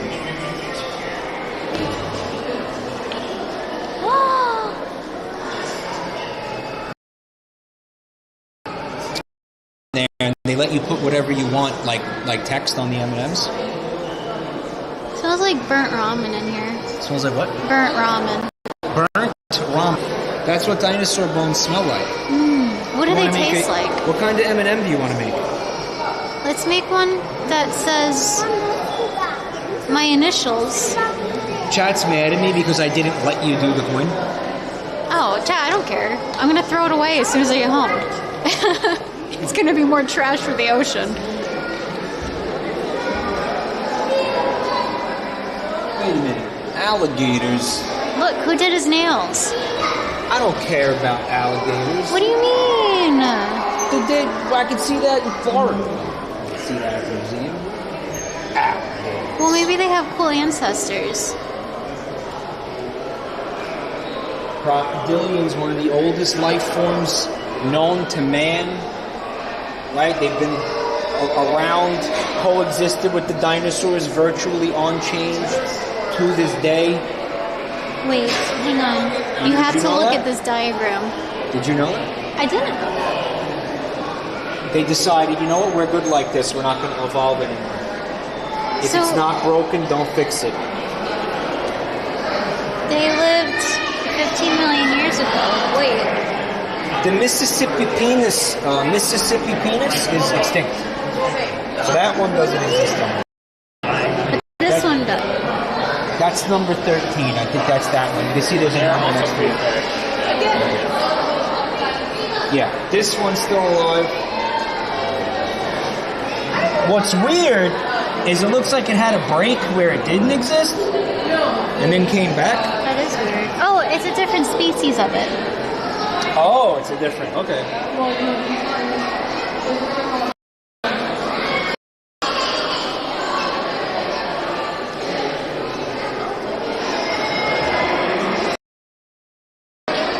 Look at his weird. Look at his weird bones. Definitely bully him about his weird bones. You would. Yeah. You are like that. You shouldn't though. Are you gonna defend the weird bone guy? Come on. I can't. This is indefensible. You see, I don't think those are armor platings.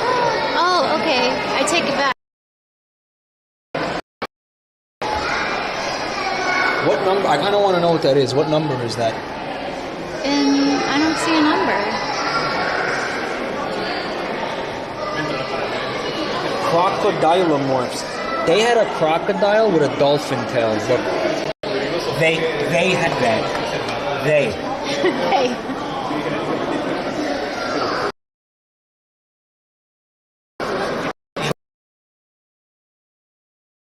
Protos was definitely discovered by a guy named Richardson. What would you call a dinosaur if you discovered one? Jabronisaurus. Harris is going to name one after me, right? When he finds a dinosaur, when he finds a new species, he's going to name it Jabronisaurus. That's what he said. Is Harris ever in the field searching for the dinos? Apparently. That's cool. That's what he said. I'm going to hold you to that, bro.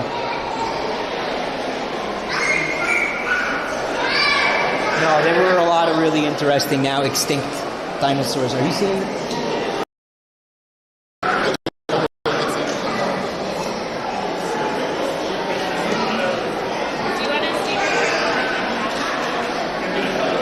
That's called the Tupuxaru leonardi.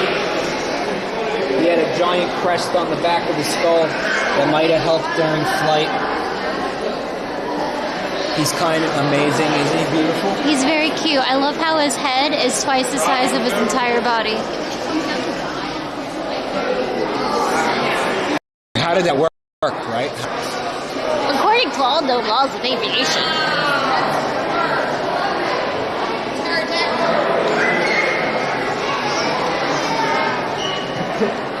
Pterodactyls. Can you do me a favor? What? I need to take off my coat. Although I don't know how I'm going to hold my coat, so maybe not. I'm very warm. You're very warm? Yeah. My shoulders hurt too. You want me to just wear the backpack? Would you be able to? Yeah, of course. I do it all the time. I just would want you to hold that once in a while. Oh! Nice. Look at this big one right here. I don't know what it is. I'd like to find out. And here's one wing. One arm.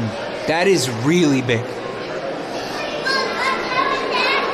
It almost defies common sense that thing would be able to fly, yet it did.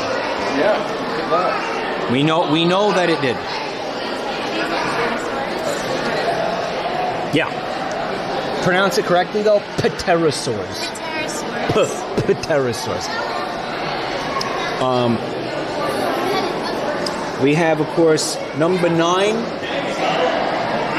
Number 9. You see a 9? That's a pteranodon skull. They ate fish. Right? I'm wondering, I think also, I'm going to assume that's a pteranodon right there. I love that. They suspended them from the ceiling. Isn't that awesome? Do they do that in Animal Crossing?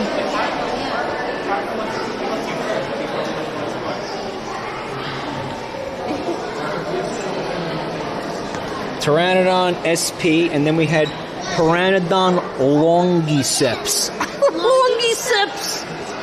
Longiceps. He is apparently number 10.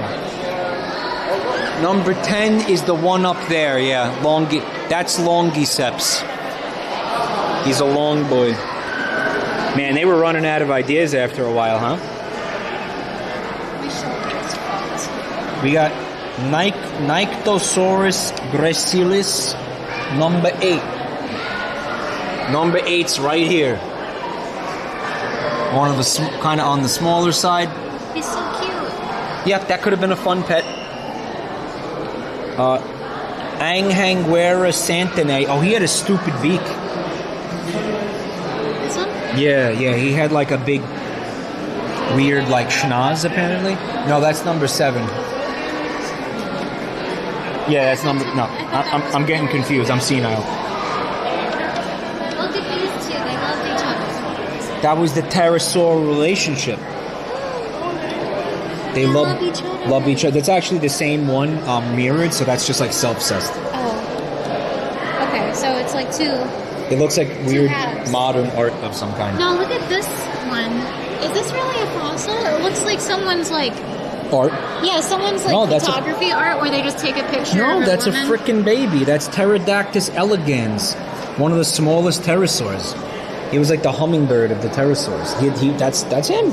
He's so cute. He had a wingspan. Some of them had a wingspan of only 10 inches. This is an unusually complete specimen, preserving the eye bones and the small hair-sized bones on the belly. The other specimen separated into 2 halves when the limestone in which it was embedded was split. Do you get it? So like it got split directly down the middle, so there ended up being a left half of this and a right half of this. Which is crazy.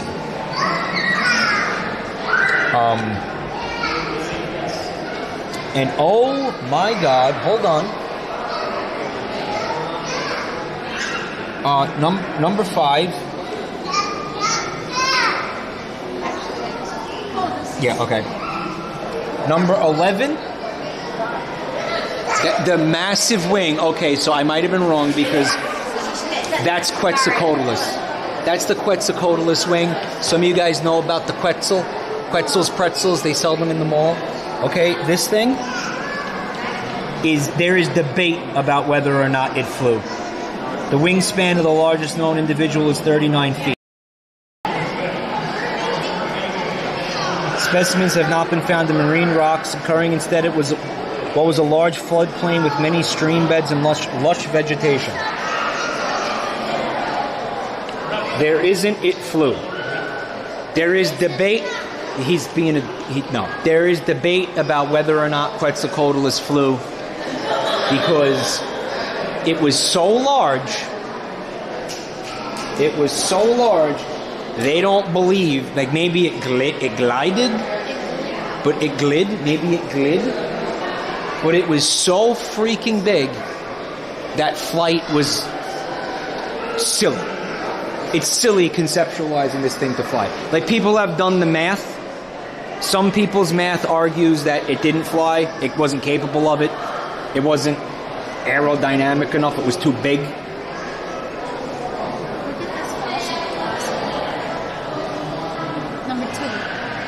Number 2. Cramphornicus philurus. And his friend Ramphoricus monsteri. Named after the cheese. Is it related to the Swiss cheese plant? Monsteri? Monstera? Is that why they call it that? I don't know. But Munster cheese is not Swiss cheese.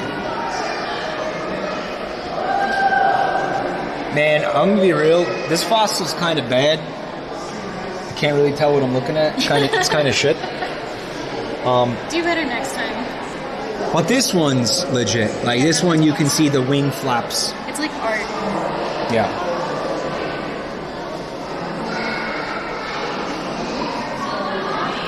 So he had a vertical rudder, which I think is what we're looking at with the tail there.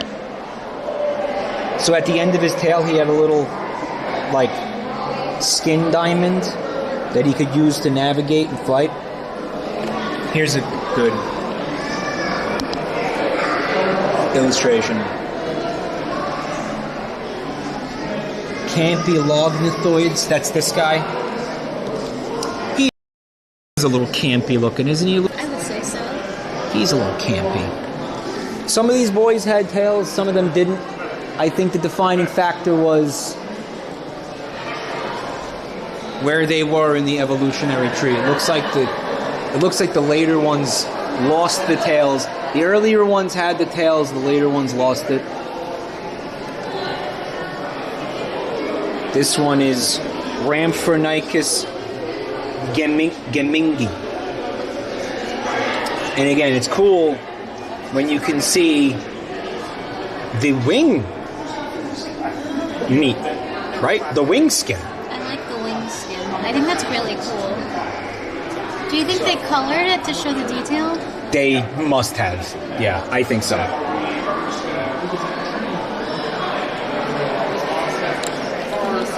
But wait, there's more. They're like birds, basically. Yeah, they're like birds.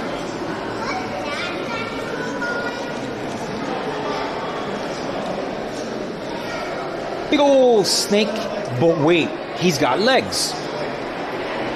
What's that about? Why would a snake have legs? Because he wants them.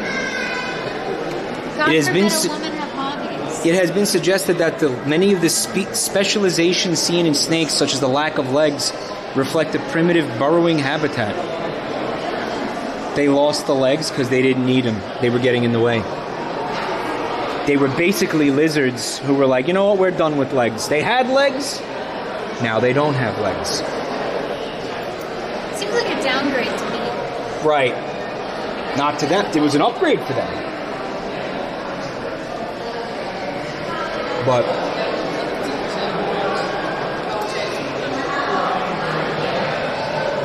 Estesia mongoliensis.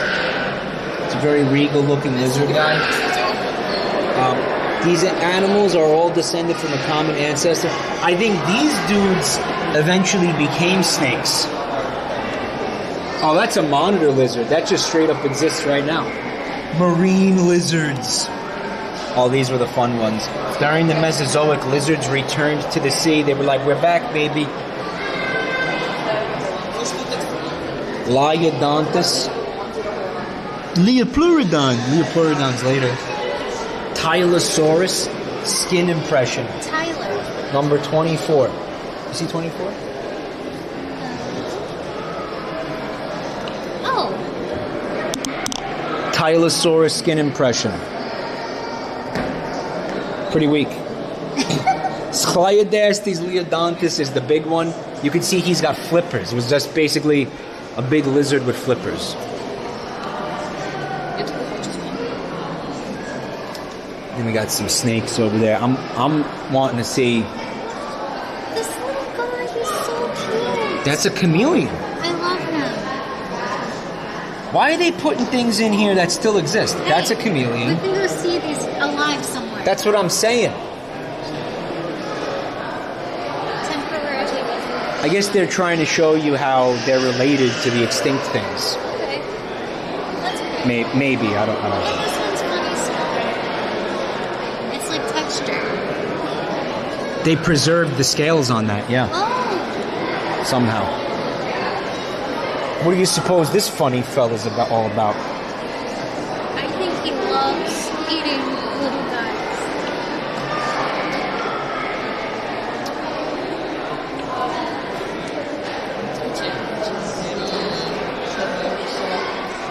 Guys, this is called the Youngina capensis. Wait, no. That's not in there. This is number 10. Trilophosaurus botneri. But look at this guy's legs, though. Look at his legs. Look how leggy. Look at that art. I love that. It's like he's sneaking to the bathroom really late at night, trying not to wake anybody up. Did you used to get in trouble for going to bed at night? Or going to the bathroom at night? Yeah, that's why I would just pee in a pile of clothes in the corner of my bedroom. Young Gina capensis lived during the late Permian. I'm be real, he's kind of a loser. One day you're going to be on display here and people are going to call you in. God, I hope so. Here's, I think, the same Archaeopteryx lithograph. It's very similar. I guess they're making prints of this thing now. It's dark over here, right? Baby pterodactyl. That's a baby. This thing barely got to live life. That's so sad. And a prehistoric insect.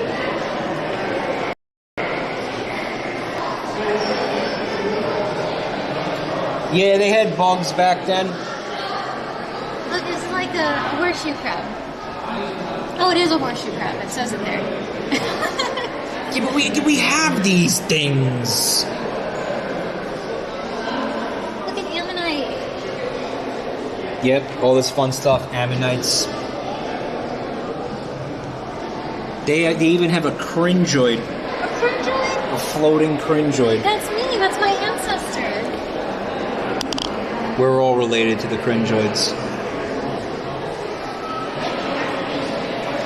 Oh, don't you worry. Whoa! Hold up. What does that look like to you?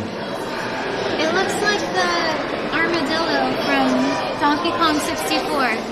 The armadillo from Donkey Kong 64. I think he was called Armored Dillo or something like that. That's a freaking dolphin. Is it a dolphin? Yeah. That is Stenopterygius quadricetus. That's an ichthyosaur, also known as ichthyosaurs, right? And then mammals were like, you know what, we could do that too. And they went ahead and did it hundreds of millions of years later. Mammals.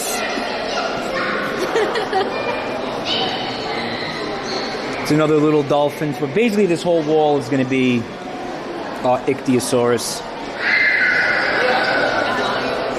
Here's a really, really obvious looking one. You see this? Oh yeah, I see it now.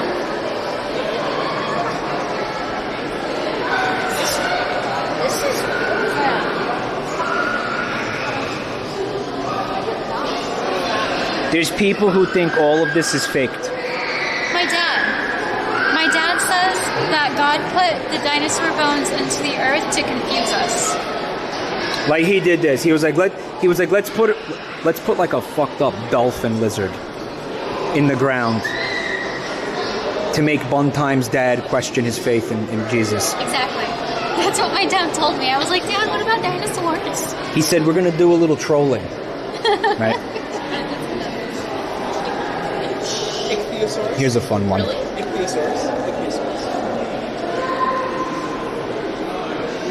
A plesiosaur. Plesiosaur.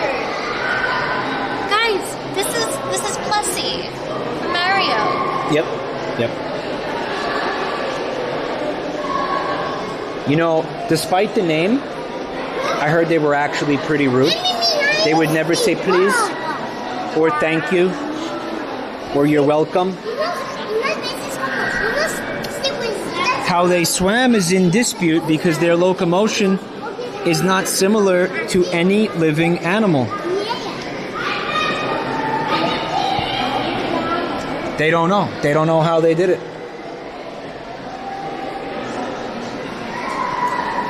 Imagine having such a long neck and then such a pitiful tail.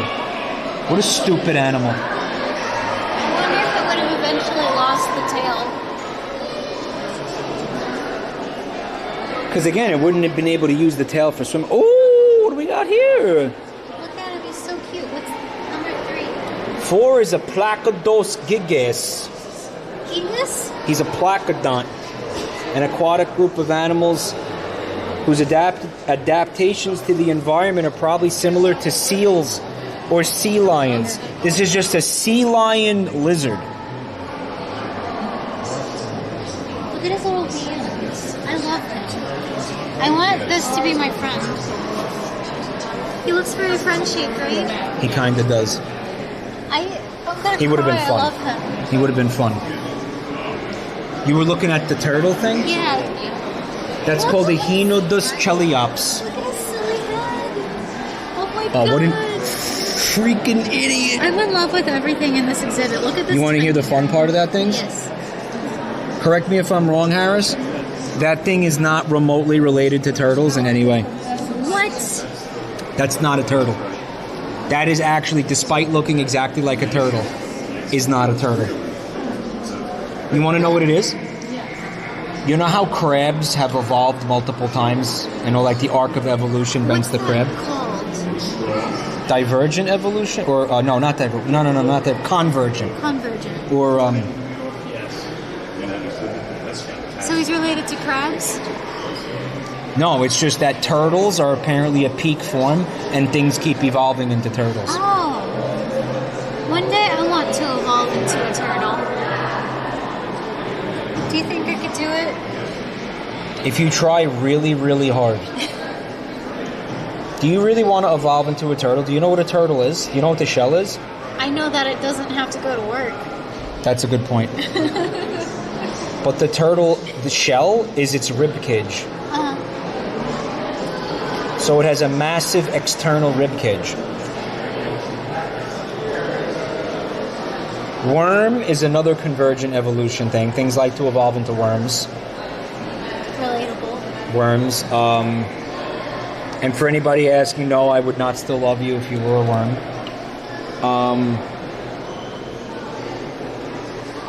And another one I think is like squids or something. Like there's a cephalopod form of this. Pachyplosora edwardsi. Oh, that sounds like a big crazy deal, doesn't it? No, it's this little nerd right here.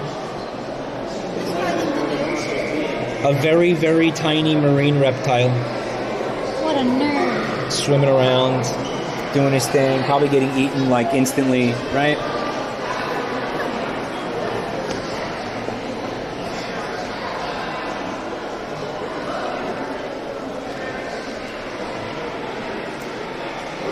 Diapsids. Plesiosaurs, ichthyosaurs, lizards, and their relatives. Here's the skull of one of these idiots. Kind of vaginal. It's all vaginal. I don't know. Look, the thing is called youngina, for Christ's sake. How you gonna say it's not vaginal?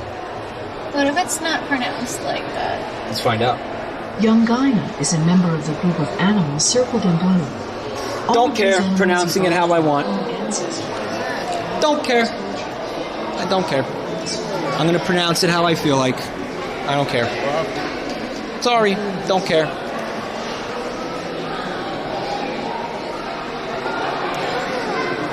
Guys, I'm looking at one of the biggest idiots in the history of biology right now. Are you ready?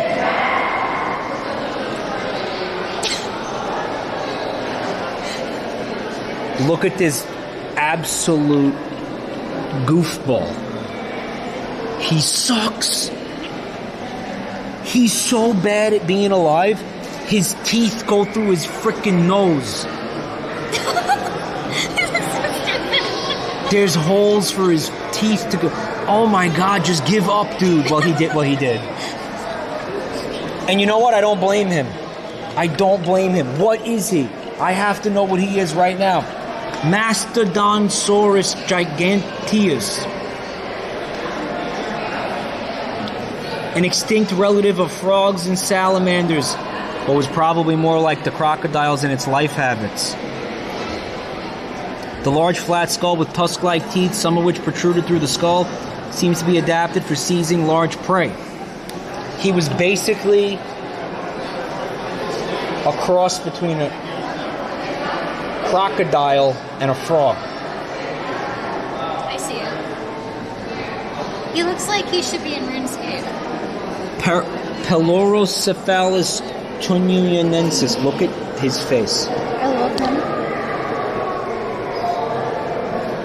Belongs to a group that retained the larval form with gills into maturity.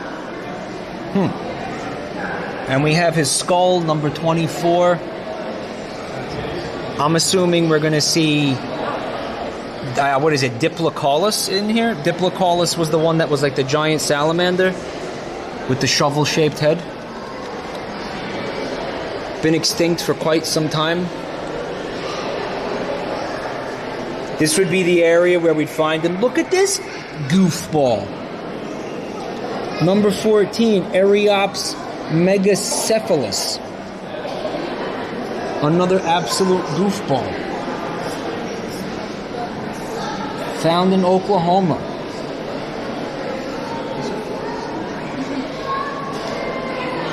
Did walk on land, you know, one of those like halfway between amphibians and I guess mammals? I don't know. Well, aren't amphibians like land and aquatic? Yes. He's got the vertebrae there. I don't know, maybe. Look at the little one. Number 17. He's a tiny dragon. Nectarus maculosus. Oh, you know what he looks like? Axolotl. Yeah. Very old extinct axolotl. It says it's alive today. Oh my god, it is alive today.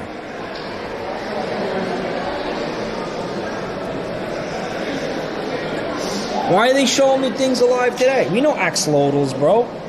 This is also alive today. Siphonops annulatus. Try and get the magnifying glass. Look at that worm. Oh, they want you to see his stupid little face. Can you see it, guys? He was a living nail. Yeah. Imagine being extinct for millions of years only to get bullied by Mike. I'm not bullying them, God. And if I am, they deserve it. This little guy is extinct. Disorophus multininctus. Yeah, it's what I'm looking at. He had a tail, though. Like Froggy. Froggy existed. Oh my god. Froggy. Here he is, Diplocaulus. Here he is. One of my favorites. Lipospondilids, like Diplocaulus, developed directly without larvae.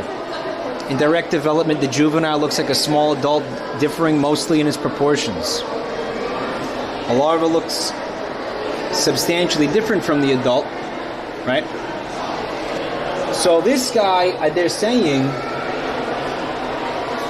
okay, he did not have a larval stage, so they were never tadpoles. So why do they have tadpoles on the screen? That's a frog. They're showing you frogs. The most bizarre of the lipospondyls is Diplocaulus. The growth series shows that the boomerang-shaped projections on the skull developed by growing at a faster rate than the rest of the skull. The function of the bony projections is unknown. Are we down? No. Is this the Dragapult? The what? The Dragapult from Pokemon? It does kind of look like that. So here we go. Baby. Juvenile. Teenager. Rebellious teenager. Tween. Rebellious young adult. In your early 20s, making a lot of mistakes, right?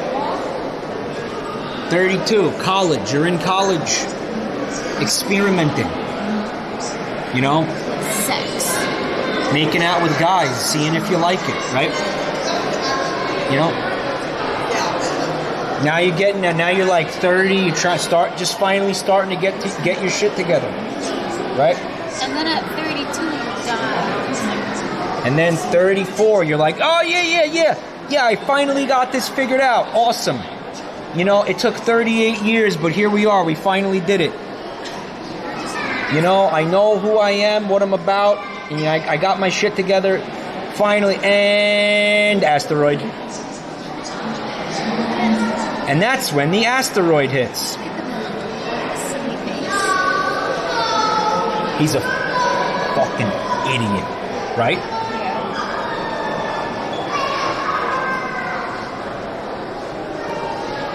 I love him. It is silly eyes. They're on top of his head like a loser.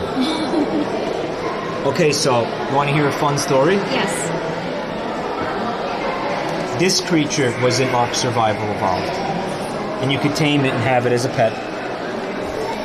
And its function was that if you were swimming underwater and you brought it with you, it could give you oxygen so you wouldn't drown. You make out with it? The implication being you suck the oxygen from his mouth, right? From this little guy's mouth. Kiss a homie. Diplofreaking-colus. I'm so glad we got to see Diplocolus today. Take a shot every time Mike mentions Ark. Well, yeah, of course we're going to mention Ark. We got some more Leospondylus over here. Here's another Diplocolus skull. Right, we love Diplocolus. Here's some art of Diplocolus. Oh, they made him really cute. Something like that.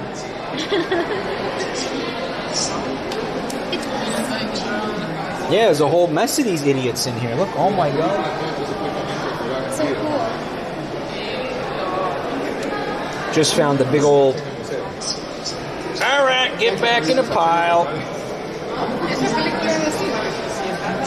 I guess they are not Diplocolus. This is Trimererohatchus insignis. J. Mike noted. There he is. They didn't have the rest of the body. They just had the skulls, I guess. They did the best they could. Amphibians, an appropriate but no longer accurate name. Amphibian means double life, refers to the aquatic larval stage that develops into the usually more terrestrial adult. As a name restricted to the frogs, salamanders, and apodans, it is accurate because all the groups have a single common ancestor. When it comes to fossils, however, it becomes inaccurate because then it includes some animals that, although similar in appearance, are not closely related, like Diplocolus. Diplocolus did not have a larval stage. It did not have a juvenile stage. So saying it had a double life isn't correct. Eriops megacephalus skull. I think that was one of the bigger, idiot-looking amphibian things that we saw earlier, right? Nectridians are members of a group of animals circled in blue. All of these animals Oh, the ceiling? have a common ancestor with solid vertebrae. Oh my god, that was a plesiosaur of some kind. Yeah, he is. We walked under him without even noticing him. He is colossal, right?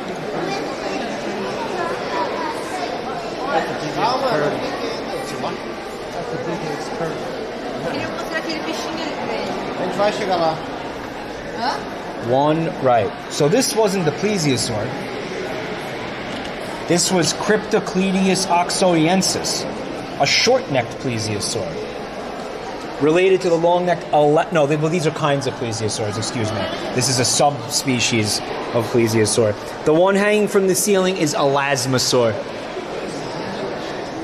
because he's got an elastic neck. Elasmosaur. That's That's elasmosaur. That's him. That's him. That's him. That's him. That's the elasmo, guys. This guy right here. In the button area. It's again one of those goofy looking salamander frog guys that we were just looking at. Another one of those.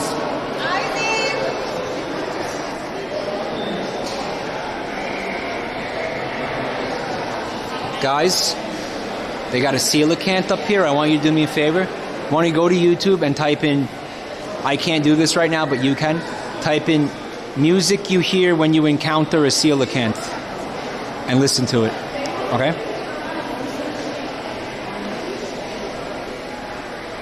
These fuckers.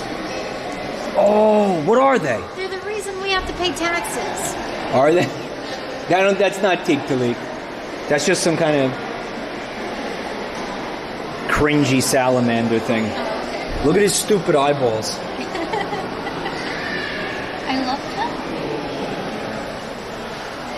Yeah, by the way, chat, YouTube recommended that video to me yesterday. Music you hear when you encounter a coelacanth. And I have no idea why.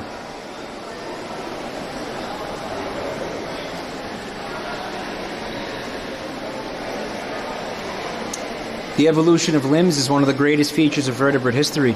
The innovation resulted in the vast diversity of land vertebrates from we went through this room backwards. Oh, did we? Yeah. Well, that's Like the this- way we were funneled. Like this happened first and then we were supposed to... Who gives a shit? But yeah, you were kind of right about what you said. Yeah, then you got some lame-ass fish. Some cringy fish fossils. Oh, he's kind of terrifying. Look at that. I don't like them. He's got armored plating on.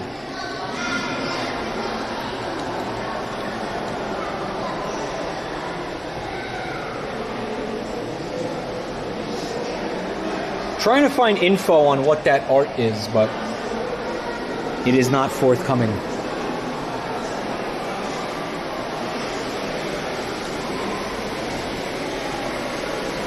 Swim bladders and lungs.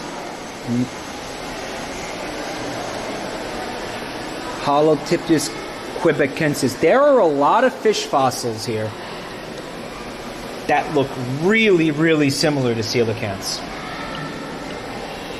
Because that's what it is. Coelacanths should have went extinct with the rest of these, but they refused. Coelacanths is one of the oldest living things on Earth. Coelacanths, lungfishes. Here we go, coelacanths.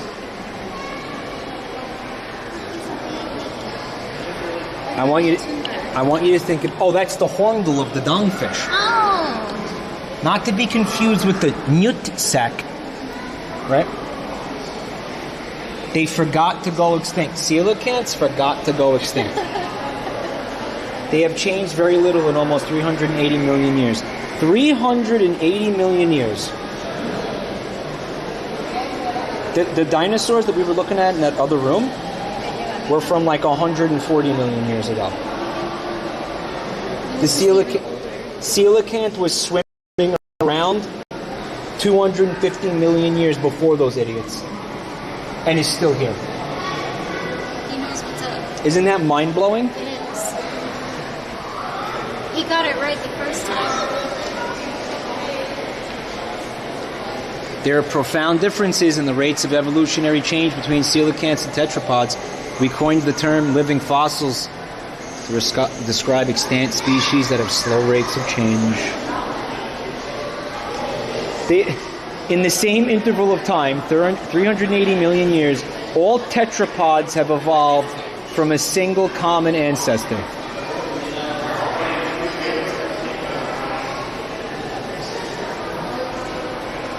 But there's only one living. Coelacanths predate land animals. Am I understanding?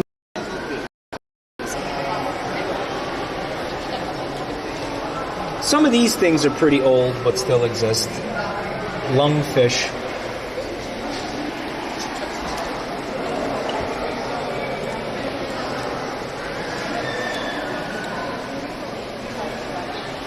Was it a small hiccup?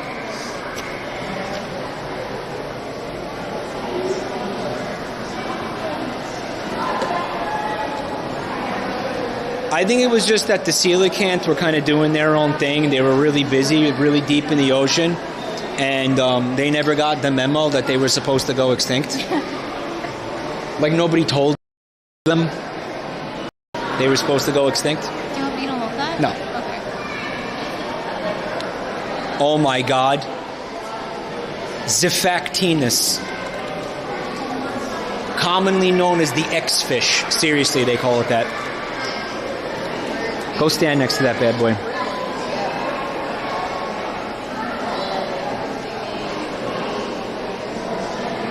This thing was a real bad motherfucker. Alright? This thing was nasty.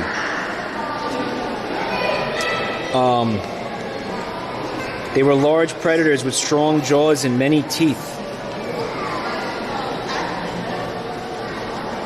85 million years ago, he was knocking around. You would have needed some pretty big chips to go with the meal of this guy. You could see some of the teeth in his mouth. He had a very, upturned bottom jaw, where it was like looking at him head on would have been like looking at a wall. Like you wouldn't have been able to see his mouth looking at him head on. He had a vertical mouth, basically. He was never in Ark Survival Evolved. The devs never put him in Ark, but somebody eventually modded it into Ark. I think you can tame it and ride it around. Take a shot. We did eventually. Someone modded it into the game eventually. Got some fun little shark-like thing. Sharks are another thing that were around forever. Sharks and sex.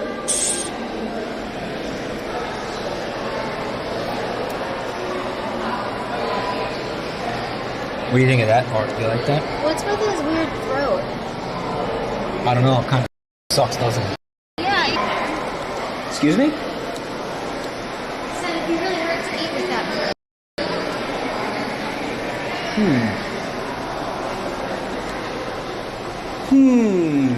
Oh my God, the Helicoptercon is in the house. This is one of those things, honestly, again, going back to this, I've said this before. People say, I'm not interested in dinosaurs, I'm not interested in paleontology. That's boring, who cares? Bunch of old bones. Guys,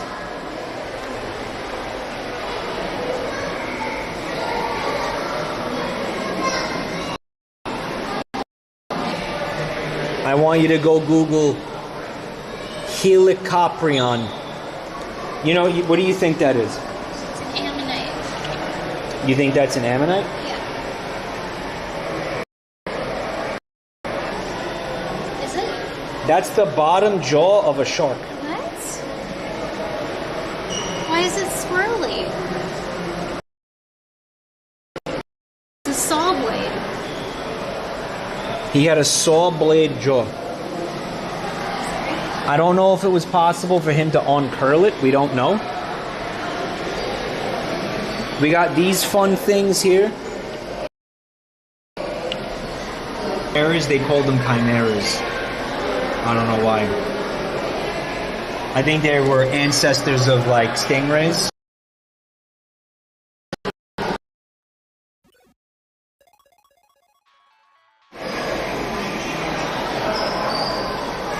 A Helicoprion. I was hoping we could see a Helicoprion in here. Shark teeth. Can you put some light on that? I bet that's dark. It looks like lizard scales. It does. Those are teeth, man.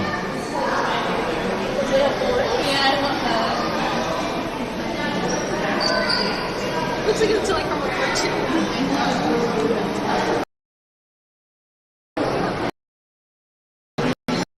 It's spooky.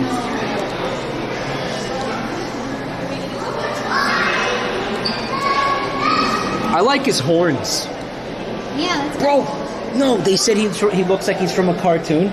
He looks like the dragon from How to Tame Your Dragon. He looks like Toothless. He looks like Toothless. But he has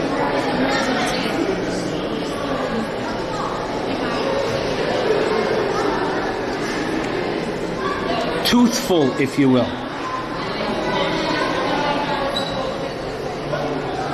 Got some big, stupid manta ray things down there. God, there were too many animals. There was too much life. It's too confusing. This was all evolutionary trial and error, folks. Another one of my all-time favorites. You guys know how I feel about it. It's not Al anymore. It's Dunk. As in Dunkleosteus. There he is. You know I love this stupid thing. I'll never forget the terror of... Okay. Playing Echo the Dolphin on the Sega Dreamcast when I was like 10 or something, right? I would have been like 10 or something. And you get to the bit where you get sent back in time. You get sent, Echo the Dolphin time travels through prehistoric ocean. And one of the things that's in there trying to kill you is the Dunkleosteus. That was the Genesis. Did I say Dreamcast? I don't know. Chat, did I say I'm pretty sure I said Genesis. That's what he meant to say. That's what I meant.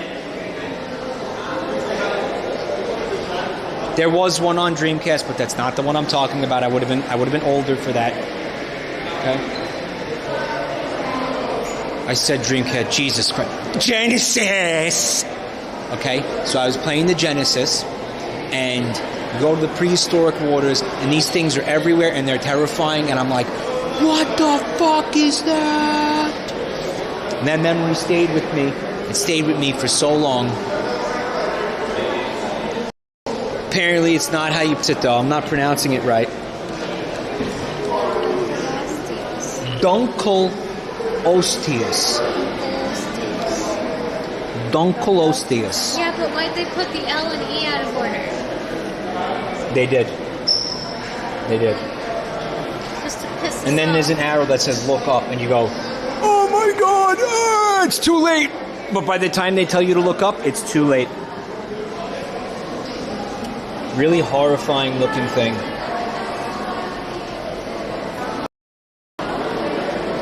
Derms. He's called a placoderm. Here's the skull. Fun fact, they found a couple of skulls of Dunkleosteus, whatever the hell they're pronouncing it. Because the skulls are made of a very resilient armor plating. Technically, like, not even bone. But here's the thing, right? As of right now, they have never found the rest of the body. None of it? None of it. So they have no idea what this thing actually looked like. It's all speculation. Right?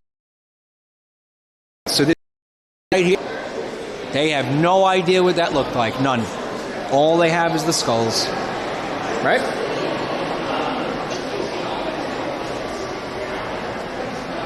Technically not bone. Yep. And here's some other dunks. Some smaller relatives of the dunks. Smaller, fringy relatives that the dunk would avoid at parties. Wouldn't invite him to things. There's a smaller dunk. The dunks. We call them dunks. Here's a dunk skull, and next to that for scale. That's the head shield of the dunk. So the dunk was absolutely massive. It is definitely not Al anymore, guys.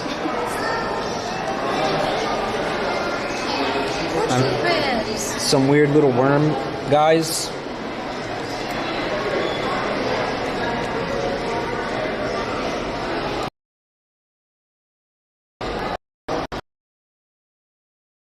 This loser. What do you think of him? What a dork. I He would sucks. totally bully him. He sucks.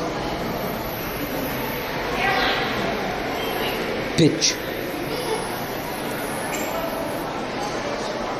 So yeah, a placoderm was a kind of an armored fish, and that's what apparently all of these things were.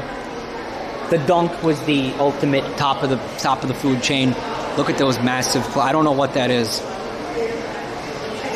Hold on. Some dunks. We're gonna find out what those teeth are. Carcharodon orthocanthus skull. Look up. Carcharodon megalodon. Oh, those are megalodon teeth, though. That's megalodon jaws. Yeah, shut up, Meg. Hey, did you see the art that plushie made? No. Where he made you into Meg Griffin? No, what the hell? You didn't see it? I don't want to be Meg. It's so mean. Yeah, shut up, Meg. I'm going to look at it right now, plushie, and then you're going to be in trouble. He's probably not here. On Saturday? Yeah, I think so. Some people work on Saturdays, Steven. Gnathosomes. Alright, so we had kind of a weird shark fellow over here. Although I do want to come back this way because there was a ton of stuff we didn't see.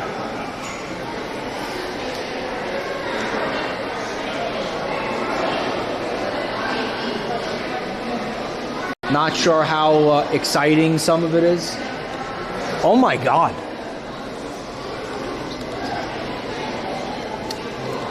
All right, so this is an incredible fossil.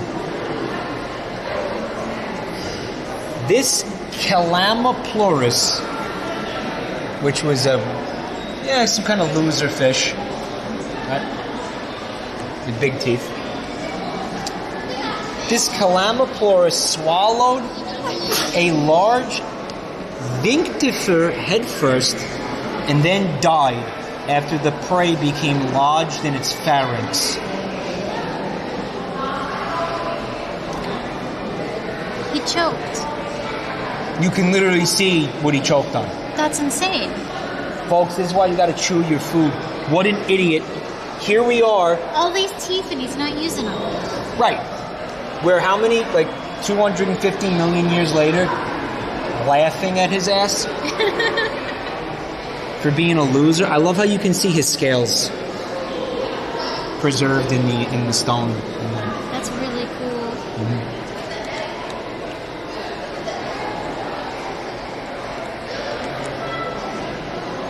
Yeah.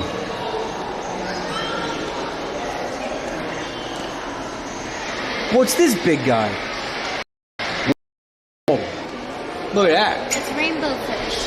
I guess they only had half of them, so they had to fill in the rest. He is a Bulbosatrania canadensis. I guess they filled in the... Oh, so these guys were related to modern sturgeons, looks like. I would have thought sunfish, right? Yeah, sturgeon is a totally different shape. Actinopterygians. Ray-finned fish. Living ray-finned fishes. It has to do with the way the fins work. Sturgeons, gars, bowfins, they all exist today. They all have ray fins. Hot cocoa. Thanks for the raid. Just happened to notice that. We got some bony fishes over here. We're in the bone zone.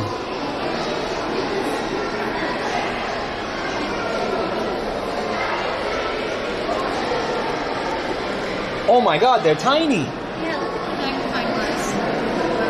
Wow. I like them. Boop. Oh, I like them too.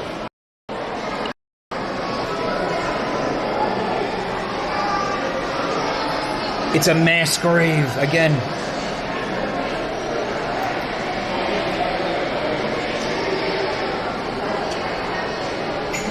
They're just sardines. Presumably a catastrophic event killed all of them at the same time, and all were fossilized together. We should be cautious about such interpretations, however, because it is possible that many dead fishes were subsequently washed together by winter tides.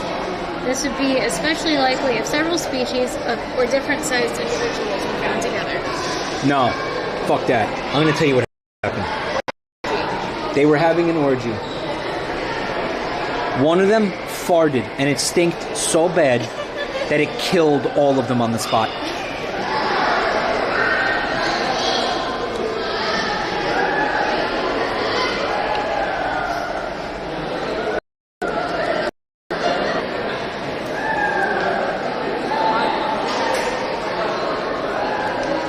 He's long.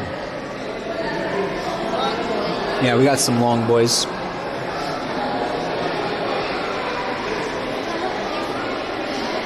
What? Oh wait, what's it? Please touch this. 110 million year old fish, Vinctifer. Vincti, please! He was a primitive teleost with shiny enameled scales covering his body. You just collected so many different kinds. She wiped it on my face, chat.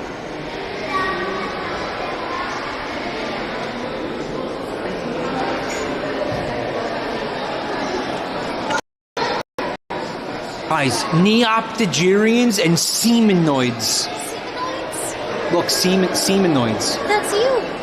Hey. You never see a cum fish. Look at this. Look at this guy. He's big and stupid.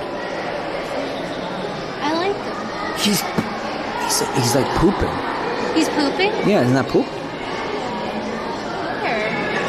It's like a butt. No, it's like. His scales are intact. That's really atypical, right? There's so many scales intact. There's so many of them. An incredible pattern. Oh my god. Look at them all. What the hell? That's really impressive. That's why they put that here. But the face don't.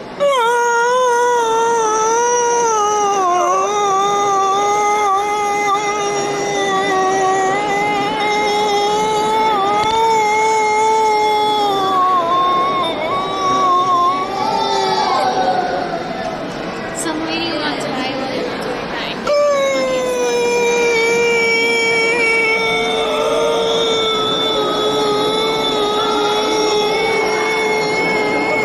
Okay. No, es como tengo todo el Well, tell me that sound wasn't the perfect sound for that. Like, that was the exact right sound for him to be making, right? Like, it was... Anthracosaurs.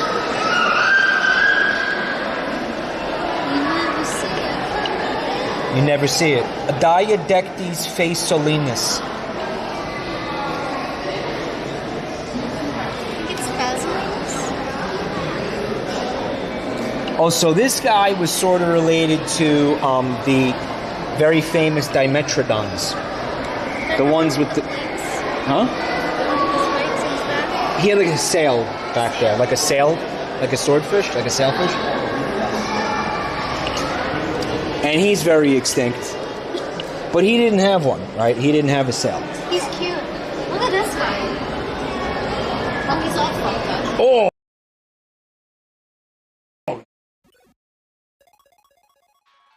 His fucking face. He got smooshed. He got like whacked upside the head by like a ankylosaur's tail or something. His name is Scutosaurus Karpinski. Scutosaurus is one of the periosaurs, a group of early sauropsids that were probably related to something I can't pronounce. They had spikes and thickened knobs around the skull. The plants, the teeth were simple pegs for eating plants. So you just see a big word and then you give up? So anyway, I don't know how else to explain it. He's kind of just like a big idiot. Like, he's just a big idiot. I like the art there. I don't know if you were able to see the art. He's really cool. I like him a lot. And it looks like there's some kind of baby. I don't know if it's a baby.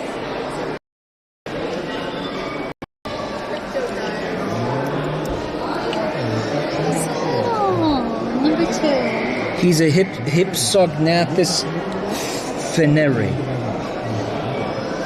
a New Jersey member of the Procolophonids. Oh, he's a local boy.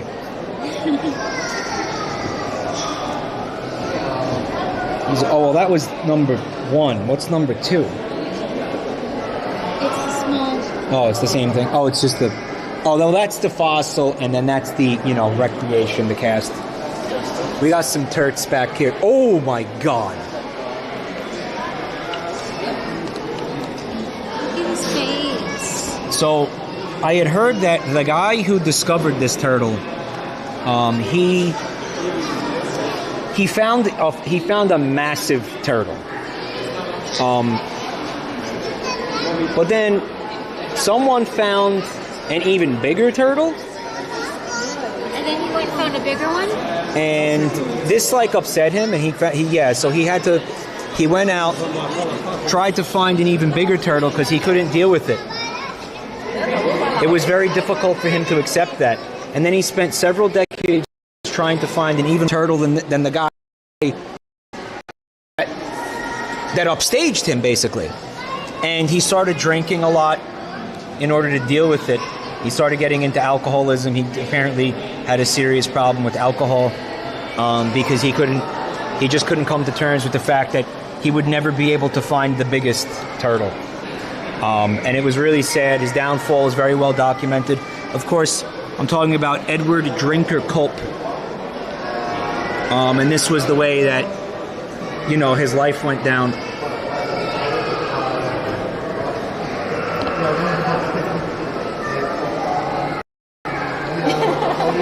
Someone in chat said punchline soon. I'm going to punch your...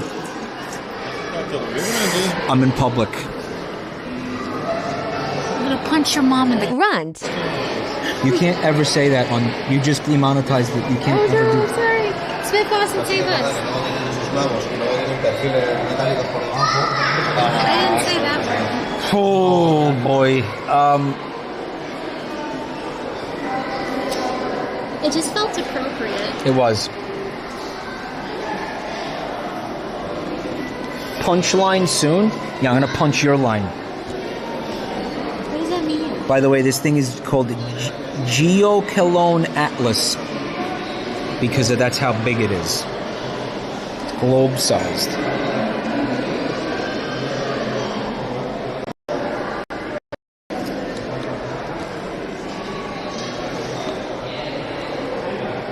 You said you wanted to become a turtle? Yeah. Well, are you ready for neck retraction? Yes. Are you sure? I don't know.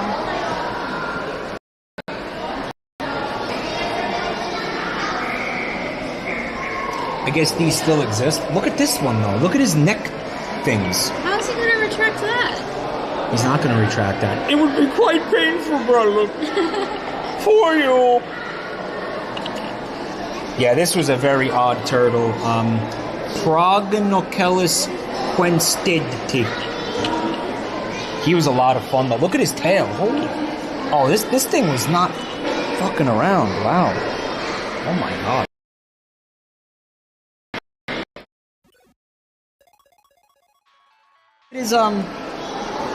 His little model there. Yeah, he was a real bruiser, this guy. There's some fun art of him up here. It's almost unnecessary to have the model. He's basically all there. Right, yeah, yeah.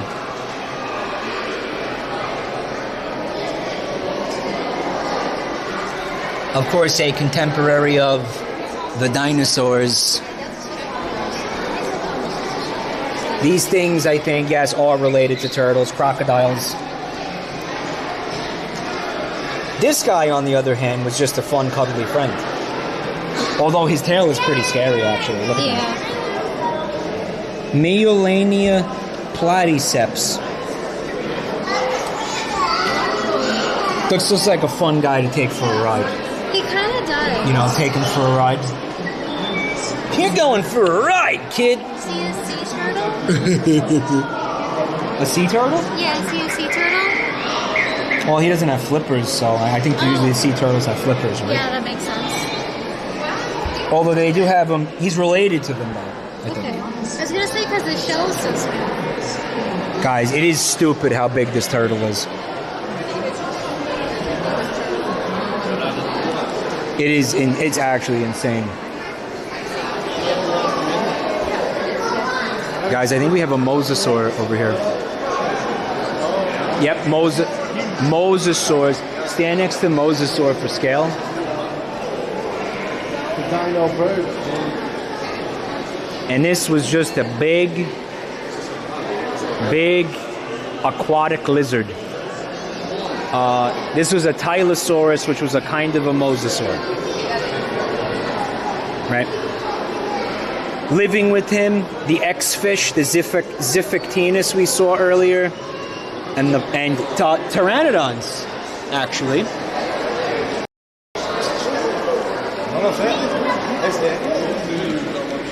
Tylosaurus, very fun one. Before we forget, Stumis, we skipped the turtle here. Stupendemus geographicus. Look up. Bump. He's fun. Very, very complete, intact fossil. He looks big. Is he stupid? He's stupid. That's why they called him that. He is very large. Do you think you could find a larger turtle? If you tried? You know what a turtle I'm not seeing here?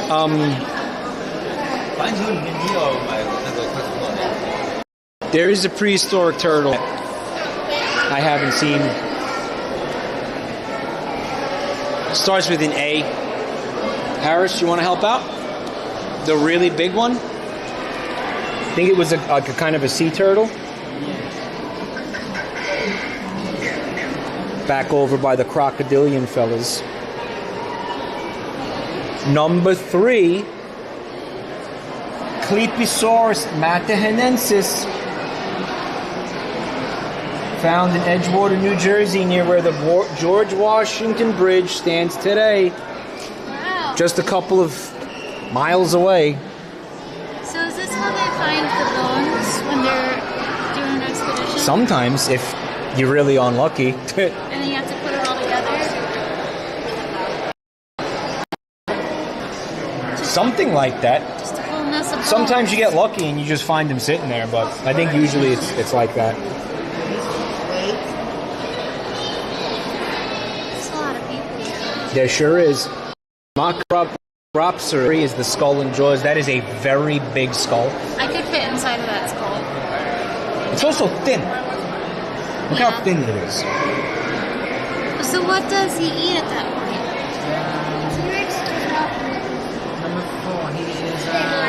They were clearly carnivorous. In a few specimens, bones of other reptiles were found in the stomach. He's probably eating people like this guy right here. That's his friend. Carolensis. Look how thin the mouth is. Crazy. Right? How thin. That's like how they draw the crocodiles in cartoons with a super thin mouth. Not like to the side.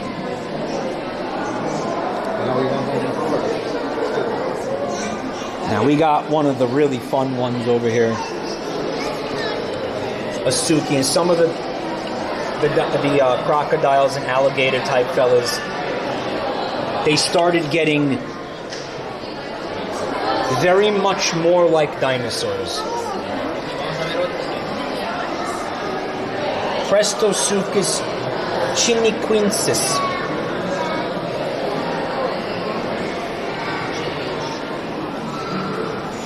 And he does. But he was really more, he was like a kind of an alligator. That's so Believe it or not. It's nothing like it. I know.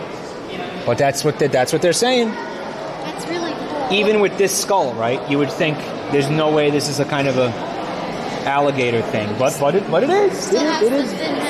But it is.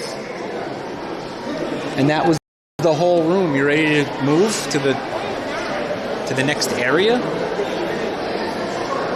We could probably spend several days here and not get through like all the exhibits here.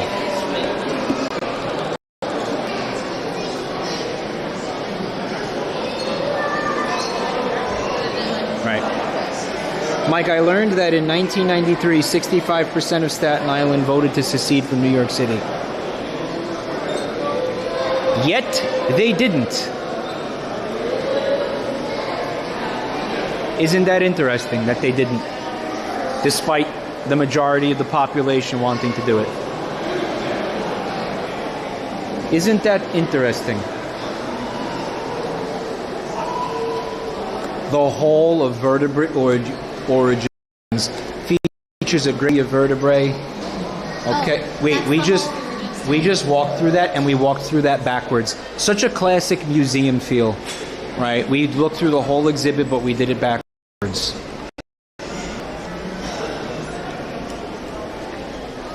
So classic.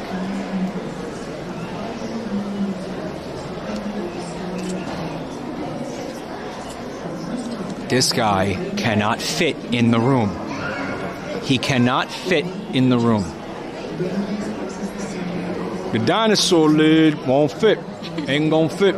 Won't fit. Ain't gonna fit. Won't fit. The dinosaur. See, the dinosaur lid ain't gonna fit like that. Can't fit. Won't fit. Ain't gonna fit. Won't fit. Dinosaur lid ain't gonna fit.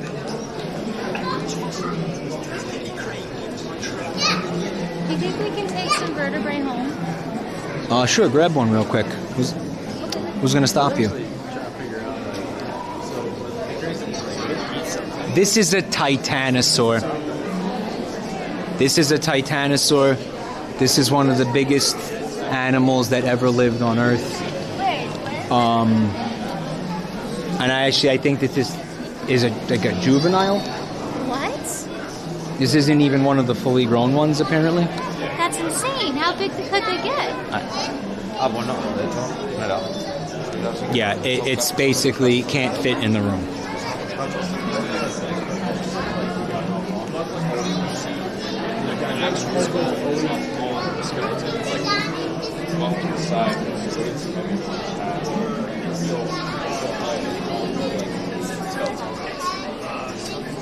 They had some missing bone. They didn't find all the bones, so they had to get. They had to make some of them up. Around 100 million years ago, the animals spanning this room lived in what is now Argentina. It's a sauropod, a massive plant eater. Sauropods roamed the planet for 140 million years, include the largest land animals ever. Many of the biggest ones are members of a group called titanosaurs.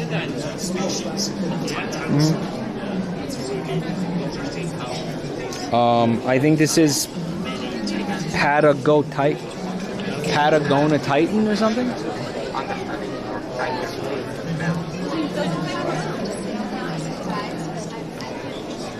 He's a big guy. For you. I did not think that we would be Bane posting today. I didn't think there was going to be Bane posting. But, I mean, here we are. Now this thing, they should have called it Self-Suckosaurus. Check this out. You think he could? Maybe if you lay down on his side. You don't think that his mouth would reach? I think it'd be a little tough. You think it'd be hard for him? Yeah. Patagotitan majorum. They had titanosaurs in Ark Survival Evolved. You had to tame him by getting a cannon and shooting a cannonball in the head until he went unconscious. Then you could tame him for 24 hours, after which he would go wild again because he was too big to be contained. You can drink.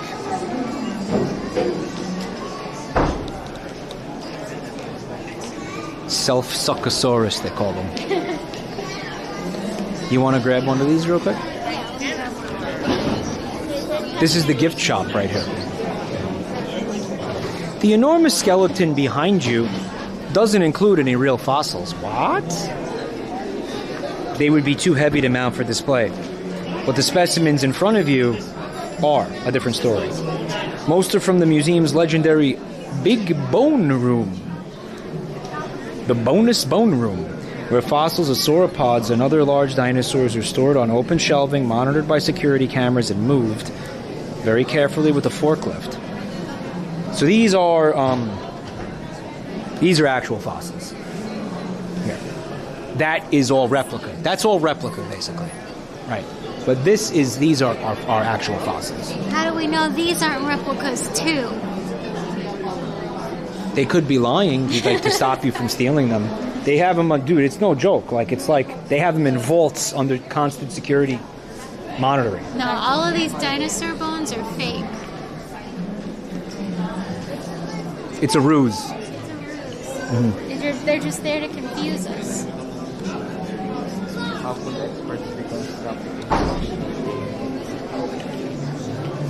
It says interrogating bones. For more than a century, the museum has sent paleontologists to every continent in search of traces of ancient life. The result is the most comprehensive collection of vertebrate fossils anywhere. Interrogating bones. This is how they do it, right? You know how it's like, oh, well, this thing lived 200 million years ago. And you're like, how do they know that? She's like, tell me right now. Tell me or I'll stab you with this pen. How old are you? Tell me. I have a hammer. I have a hammer. You don't want to know what I'm going to do with the hammer. Tell me how old these bones are. What? She hammers his friend and then asks him again. Yeah, she hammers him in the kneecap. Where is she? Where is she? Right, she's interrogating. She's the good cop. She's the bad cop? No, he's the bad cop. He's got a jackhammer. Oh my god.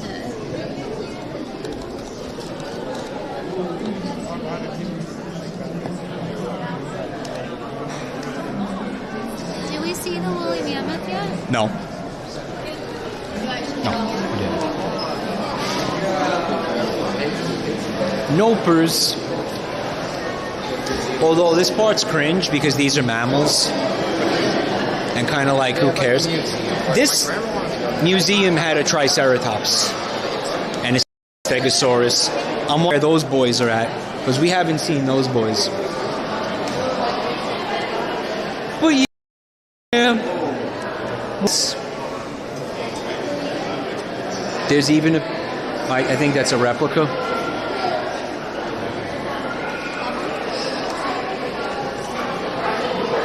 my god! Preserved skin. Look, he's got stitches. Yeah. They gave him some stitches. This is a trunk, and that's a foot. You can see the toenails. Wow. This was probably preserved in ice. His eye.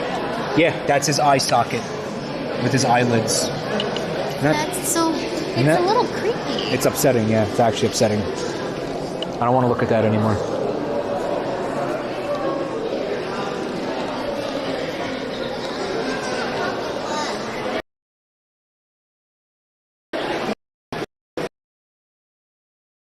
Well done. Oh, this is one of the biggest idiots that ever walked the earth. He's so goofy.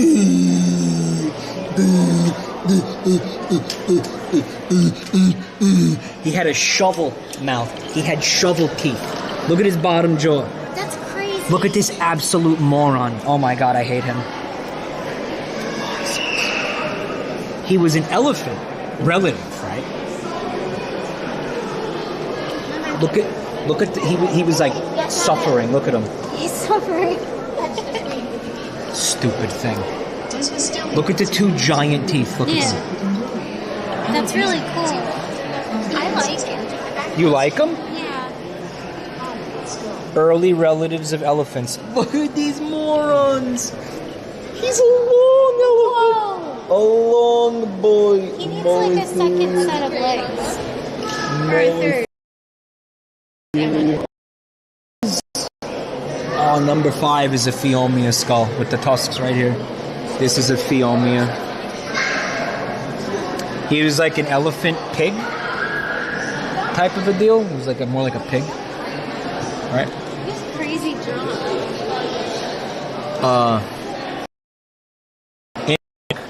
First things that you tame. Oh really? Yeah, this is like So he sucks. yeah, it's garbage. It's like it's like a meat creature. It's like a thing you eat, you kill for meat. Why'd they give him a tongue? They put like a tongue in there? And you have one nostril.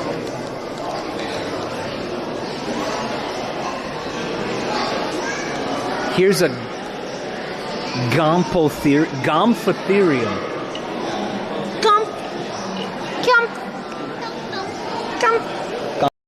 Gomphotherium.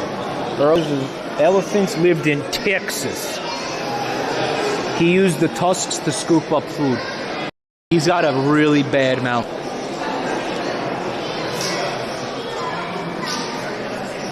Oh, what a miserable creature. You know what he is? He's all tomorrow's core. That's what he is.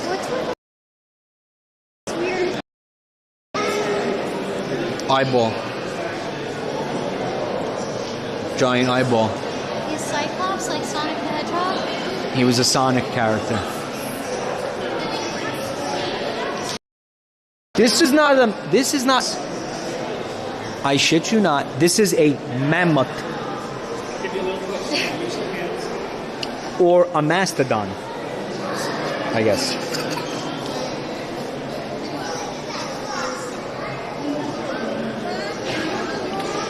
Mammoth americanum. The American mastodon.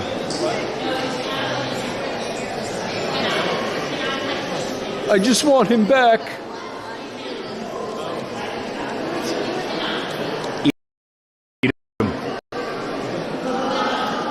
That's called a sea cow. This is a skeleton of a creature that was very similar to a dugong.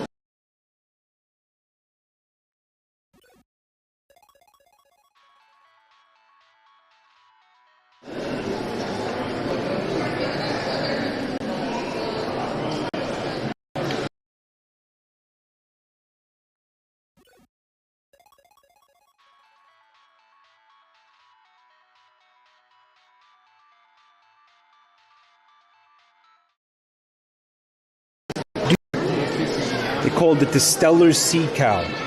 There weren't that many of them. They just lived.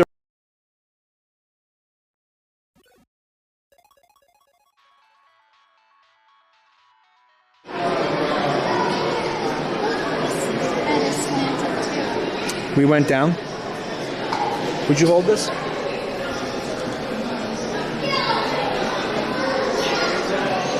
We have a very bad signal here. We have to move. You can stay there.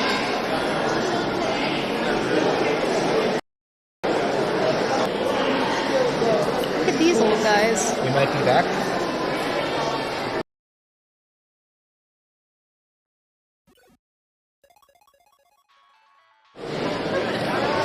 Yeah, we can't stay here. I'll take that back. Eso sí, sí, tomarle foto.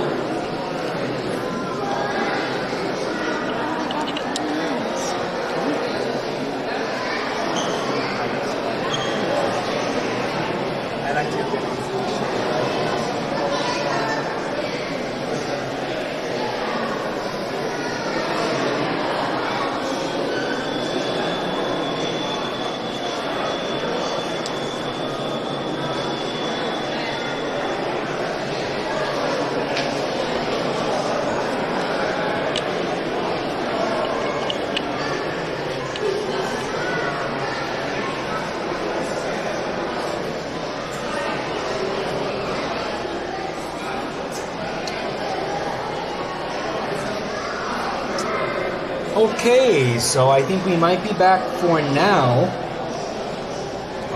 Taking a look here at George Gaylord Simpson, who discovered, I think, some of these little guys, Phenocodus primaevus. Was trying to tell you guys the story of the stellar sea cow, which was a creature very similar to the dugong or manatee. Was discovered near a couple of islands in the Bering Strait in the 17 or 1800s. Was completely hunted to extinction in about, I think, 70 years. I think it took 70 years for human beings to kill all of them. Maybe less. From discovering it to murdering every single one took like 7 years. Apparently they were very tasty. I didn't do shit, somebody said. You were involved. We know what you did. So I don't know what that idiot is back there. He's some kind of stupid rat. And then Phenocodus primaevus, that's him back there.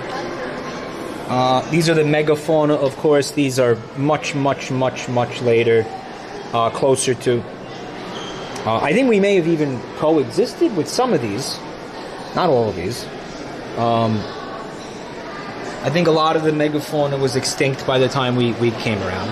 I think the giant sloths existed. Megatherium. 6 cusps in the upper nose is an advanced feature related to chewing food that is found in these animals.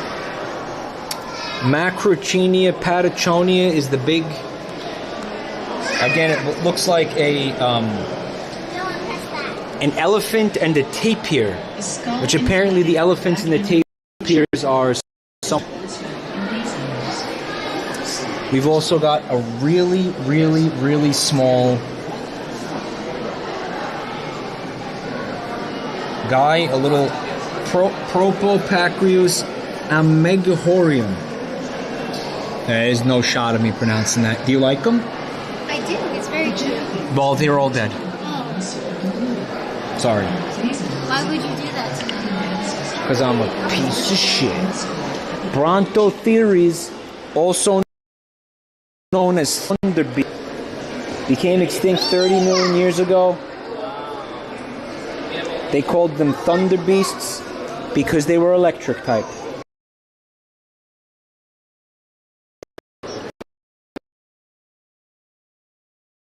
There ain't nothing valid about this guy. I'd be very surprised if you.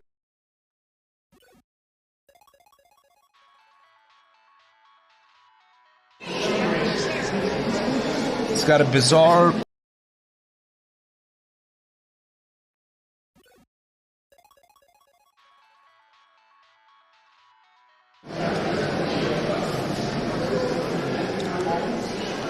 has it also, but he's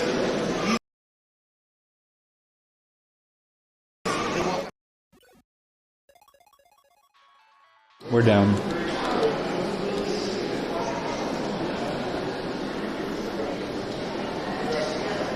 Would you hold this?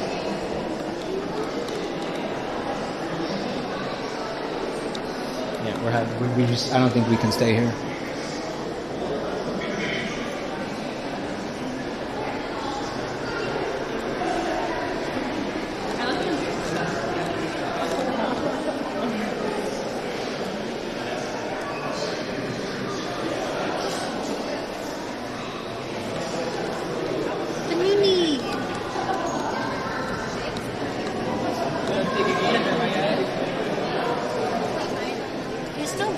Display here. It's a jackalope. That's a jackalope? Yeah, there's a jackalope.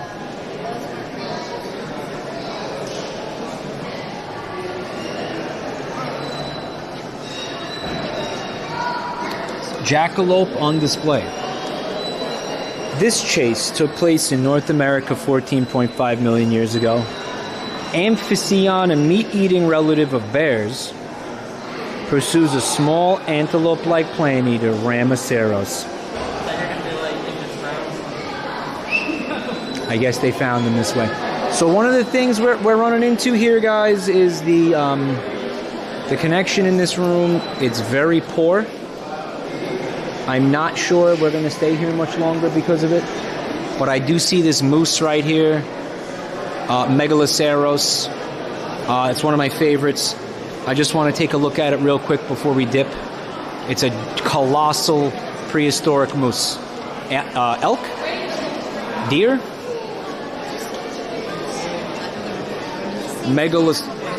Megaloceros may be the largest deer to have ever lived. I'll tell you what. Look at the antlers, are crazy. I don't think,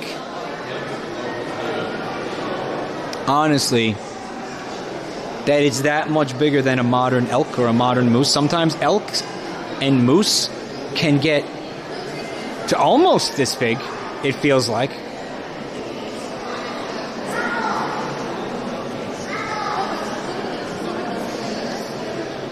It's the thing from Elden Ring, right? I remember that fight. Moose are that big, right?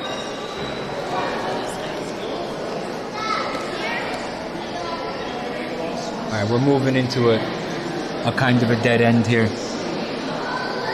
But I'm hoping I can show you guys this messed up skull. Oh my god. This thing existed. Those look like fantasy creatures. Right? It's like a Diablo demon. Protoceratids, slingshot snouts. Right? Yeah, that's exactly what it looks like. I mean, you could have used it as a slingshot, if it let you. And later members of the group became fused at the base and elongated into the form of a slingshot. These things were related to camels, according to this. That's what they think.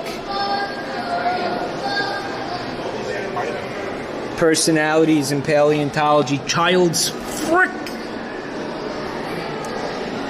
That's what you say when you stub your toe and you want to stay PG.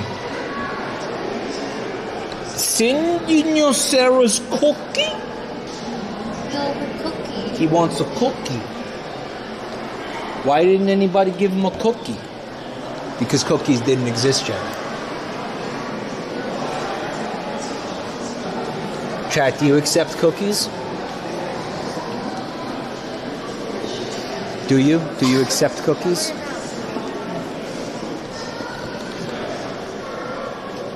No. That's unfortunate. Okay, guys. I'm going to say this while we have the connection. Paraceratherium. But just the skull. You could see the outline of the rest of the body. Right? They didn't shrink wrap this bad boy. Paraceratherium, very big, fun megafauna. Definitely related to elephants somewhere along the line.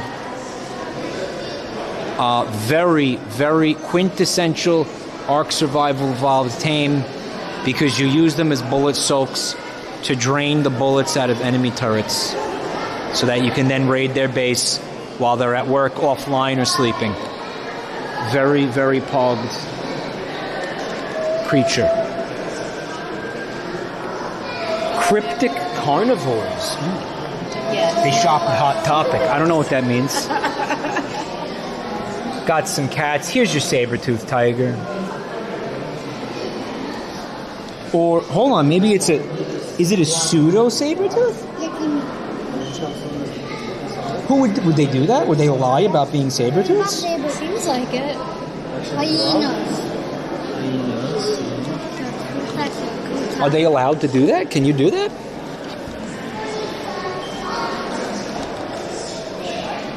Someone should check his ID. This one's not going to need his ID check. That's Smilodon necator, also known as the OG saber-toothed tiger. That is Dennis Leary, right? In Ice Age. Who's the Who's the saber-toothed and ice? It's Dennis Leary, right?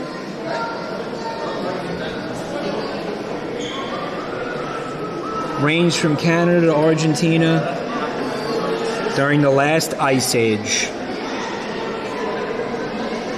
That's a long way. That's a long way. Only today matched by the puma, the mountain lion, the cougar. You may notice that one of his teeth are missing. The broken and worn upper left canine seen here shows how susceptible to damage the teeth were. They were a liability. This animal managed to live to older adulthood despite the handicap. He just kept going. Maybe he lost it recently. He just kept... Well, no, it's because it's worn down. He lived with it for a long... They can tell he lived with it for a long time. Oh, okay. Before he died. Wow. Right? You just... The show must go on, folks. Right? What an inspiration. Smilodon, he just kept smiling. Not very photogenic with one of his two front teeth missing, but he just kept smiling. God bless him. Two groups in the dog family. One group, the canines, meant to modern dogs. The other group, the Borophaginines, was dominant, but canines replaced them when they became extinct 2.5 million years ago. We could have had two kinds of dogs. Now we just have one. The living members of the dog family include foxes, coyotes, jackals, doles, and wolves. Look at that. I wonder what the other dogs were like. I bet they didn't have really short snouts. Here's yet another saber-toothed cat. Look, this one's also missing a tooth. Missing a tooth. This guy had both. Yeah, it was very difficult for them to hold on to these teeth. This guy's tooth broke at one point. Oh. I glued it back together. Prehistoric dentistry. Thylacosmilus. No. We're not going that way.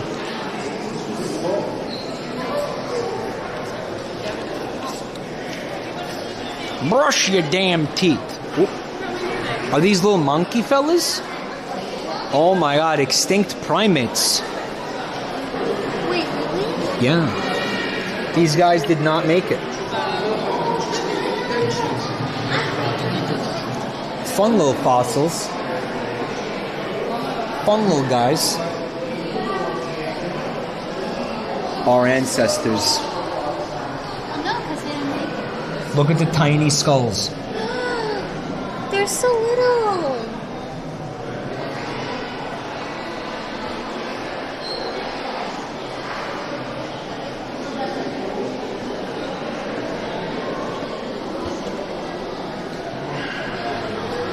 All monkeys.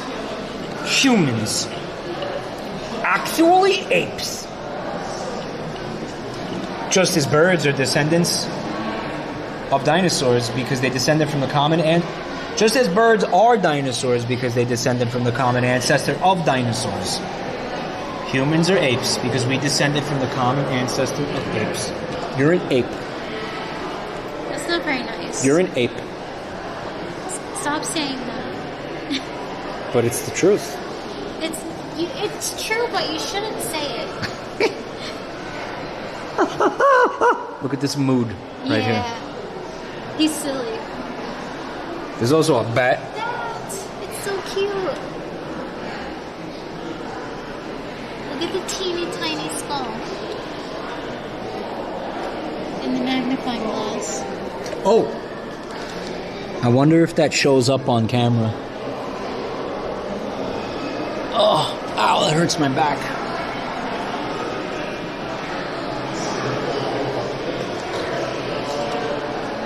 Oh my god. Squirrels? The rise of rodents. Look at that.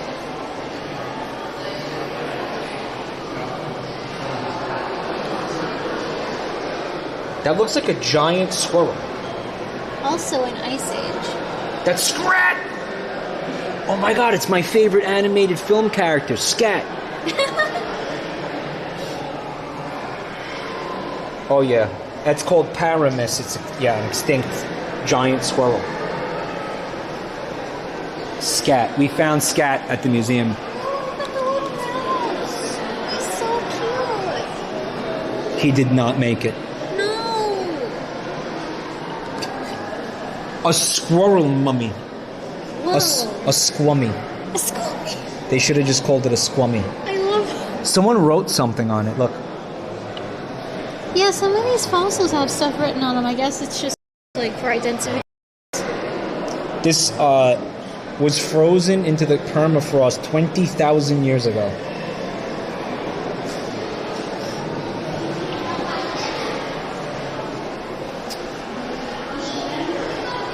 He was a little bit chilly.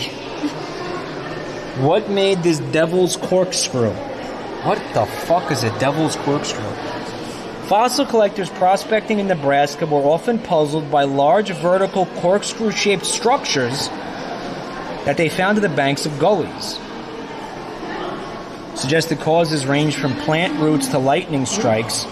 The mystery was solved in 1906 when a skeleton of a 20-million-year-old fossil beaver was found at the bottom of one of the structures. Is it like a burrow? Yes, but they made them in a spiral pattern for some reason. I see. And it wasn't a beaver itself, it was an ancestor of the beaver called Paleocastor fossor.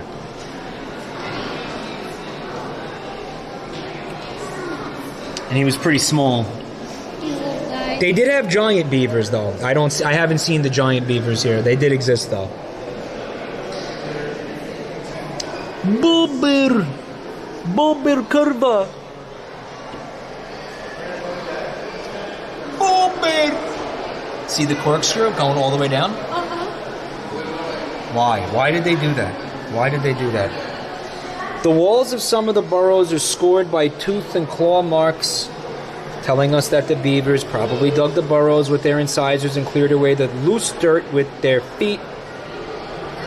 At the bottom of the burrows, which can be deep as 8 feet, a living chamber extends off to one side. Oh. It was for duck penis? No, it's a corkscrew because you're not supposed to dig straight down. Oh, they were following Minecraft logic. Yeah. Oh, it was Minecraft logic. Yep. Smart. Very, very smart animals.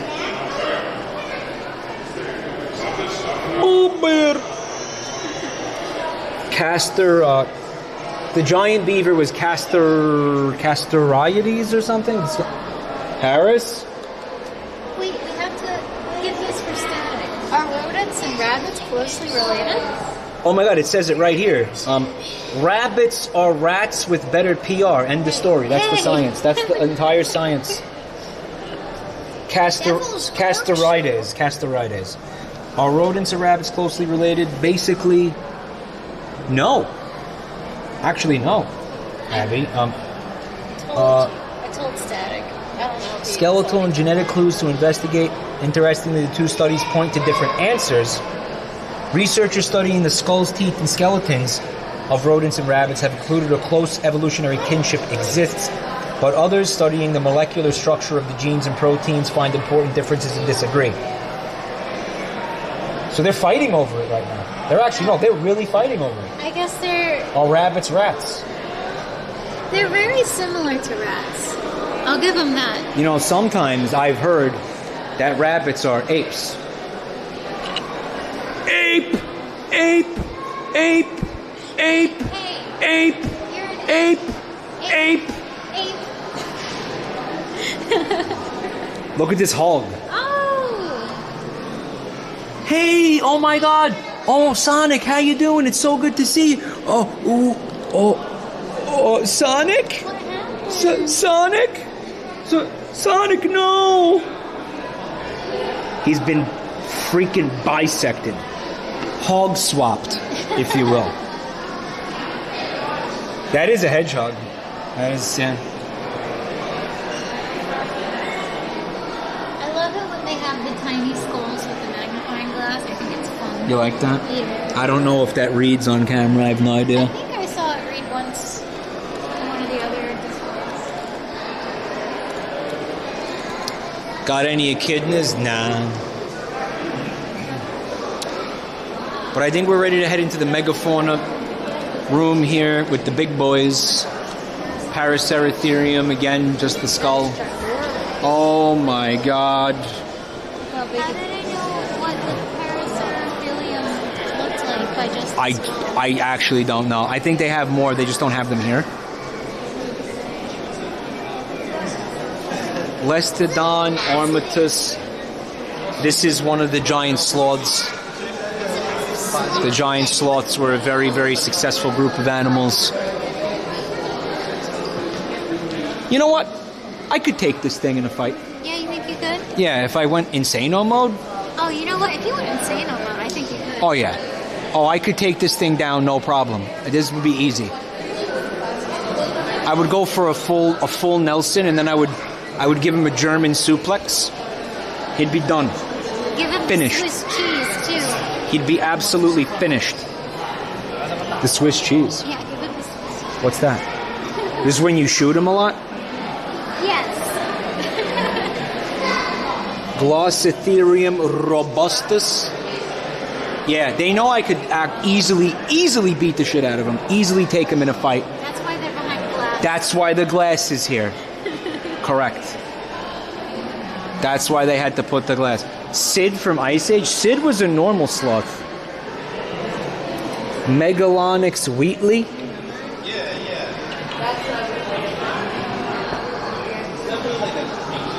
Shut up, Wheatley. This one's a shocker. Ready for this? See, these are all sloths. Personalities in paleontology, Thomas Jefferson. We all know he was the third president of the U.S., but few people know he played an important role in the history of paleontology.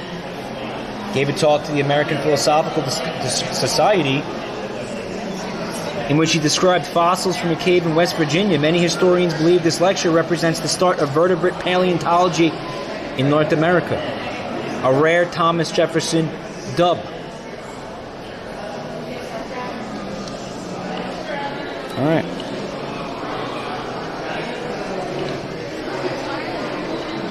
What is it? It's the armor. Armor plates from tree sloths, armadillos, anteaters. Apparently anteaters have plates. I didn't know that. Or just armadillos. Some ground sloths apparently did have armor plates. Apparently. They don't now. That was Sid. That was Ice Age Sid, right? The little guy. Are you ready to see one of my favorite? Yes. One of my all-time favorite megafauna? Extinct megafauna? Around of boys. Oh, I forgot how to pronounce it. Kind of ruined the drama of that. Which one is he? Do you not see the giant sphere? Yeah, but which one is he? Of the class. Trying to figure it out. Don't remember. Can't remember.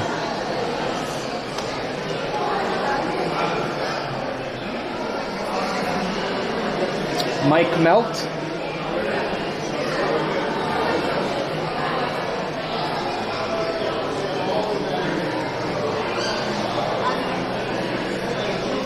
Glucotherium.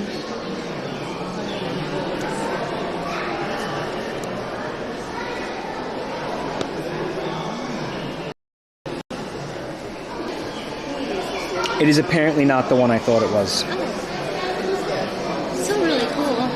But it's one of those situations where it's like the same shit. Uh-huh. Glyptodon. Glypto-Luigi. What do you think this thing did all day? Like, what do you think? Like, how do you think it lived like this? I could tell you what I would do. What would you do? I would roll around all day. You think they roll around at the speed of sound?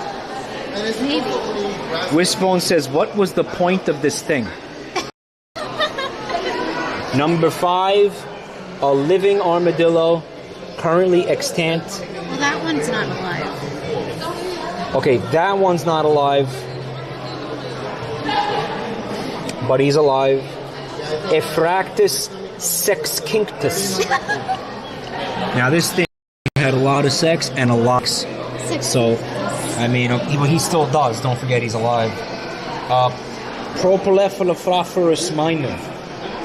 So, one of the glyptodonts, kind of a smaller one, a more manageable one, if you will, right?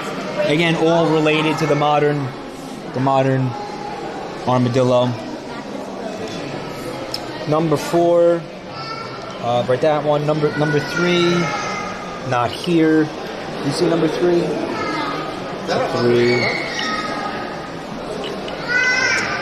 Cannot find number 3. Not seeing it anywhere.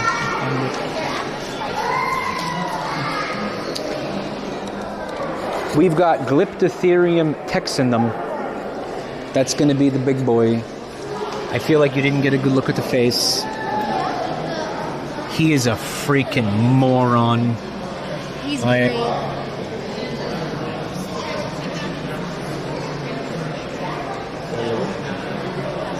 He's an absolute idiot. Just like me. He looks like Vine Ryzen. I don't. Got the zoomer head. He's got like the broccoli cut on top of his head, the zoomer cut. Yes.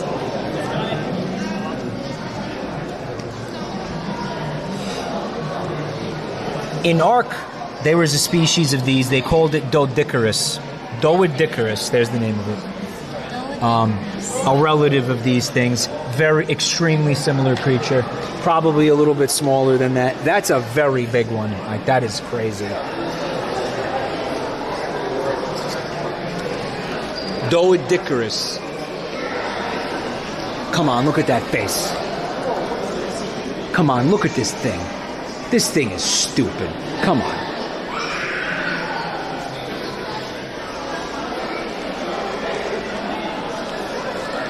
So, I have a little story with this one.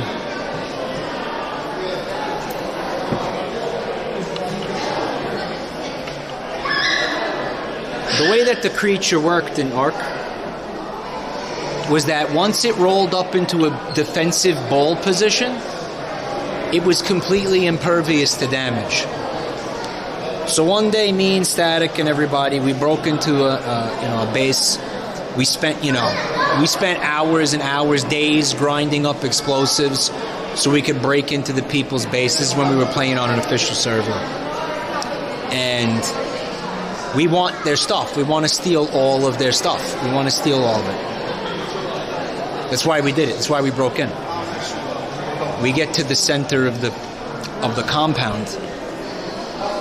We're trying to get to the center of the compound, and we have to use another couple of hundred hours and hours of grinding and everything, right?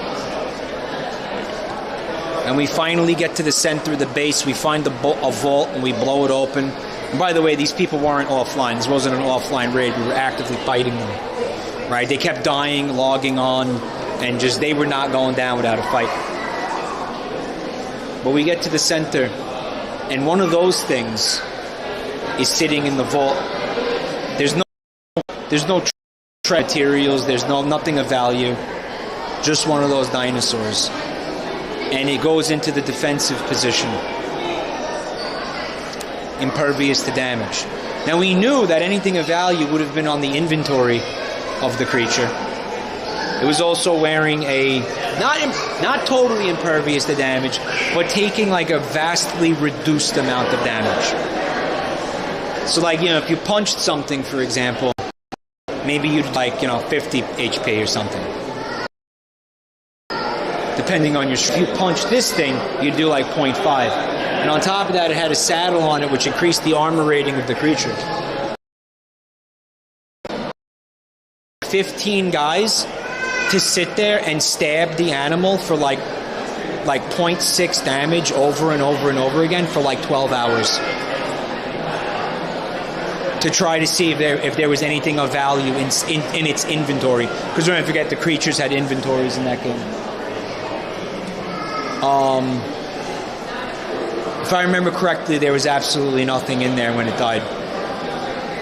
So we spent days of preparation for absolutely nothing. That's incredible. And we think they did that deliberately because like they knew we were going to do that, and they wanted to waste our time and embarrass us. That's kind of hilarious. So yeah, that's this thing, by the way, for those of you who weren't paying attention.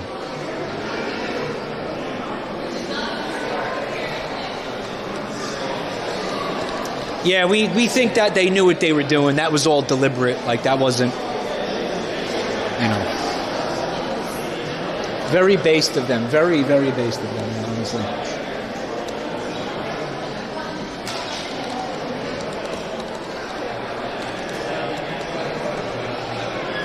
Number 18. Thylacoleo. Number 15. Burger King foot lettuce. Number 18. Thylacoleo carnifex. Thylacoleo is a fun little cat thing. Climb trees, right? We also had these things in ARC. They were a lot of fun.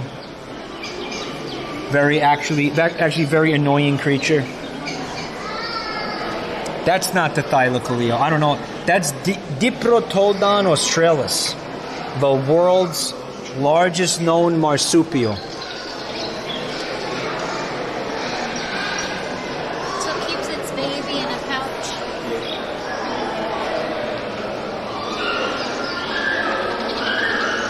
That's an echidna.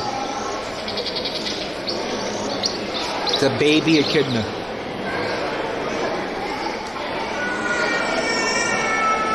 This is the part of the museum where they try to explain platypuses and other weird things that don't make sense. Monotremes, when really they could just be like, stop coping and just admit that God did everything. Apparently that thing would have had a pouch, yeah. I guess so. If I was a marsupial, I would keep snacks in my pouch. Ooh, it's distantly related to wombats. Do you think it had square poop? Square poop. Do wombats have square poop? Chat. When they poop, little cubes come out. They're like Minecraft. It's like Minecraft. Minecraft That's poop. awesome. I want to see it. I want to Abby, see the poop. I made it up. There's no such thing. What do you mean square poop? How do you fall for that? Oh my Because god. I trust you, I guess. Why would an animal poop squares? So stupid. Not you. I was gonna say that's really weird. No, you're not stupid. Just the idea of square poop is stupid. But it would be cool. That's why I was interested. It would be cool. You want that to be true. Yeah. Brown bricks and Minecraft. Minecraft. That's a platypus. An echidna is also a monotreme. What's a monotreme? The platypus and echidna are the only living monotremes or egg-laying mammals. Because they have many primitive features, characteristics inherited from an ancient common ancestor. They are often called living fossils. Like marsupials, they have a pouch, but their young lap up milk, secreted from glands located under a pad of nipples, such as in marsupials and placentals.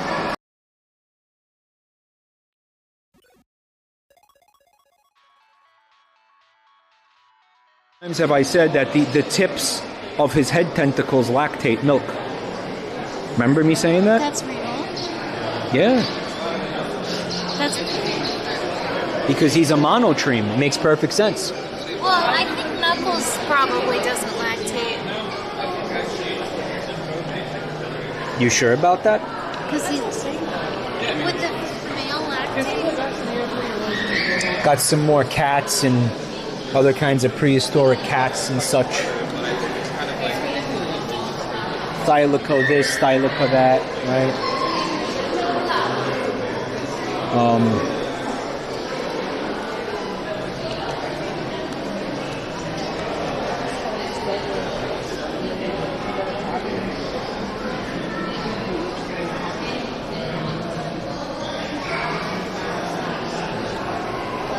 Oh, here's a fun one.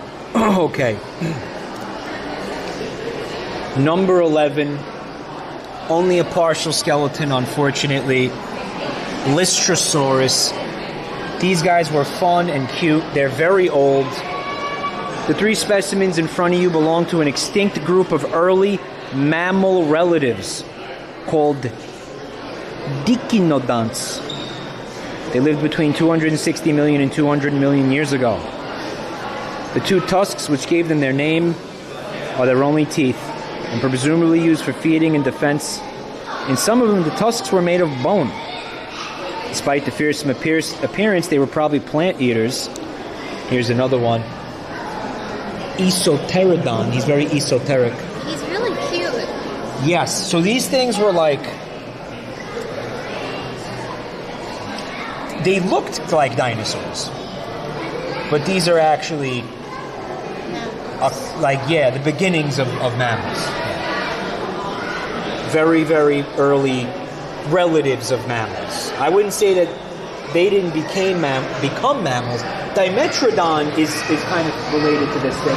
And Dimetrodon is literally right here. This is why Dimetrodon is, again, not a dinosaur. Really? No. He looks very dinosaur. He's not a dinosaur. Perhaps the skin-covered sail was brightly colored and used to attract mates or frighten off other animals. Perhaps it helped to control body temperature, because they do think that this thing did not have warm blood, not yet.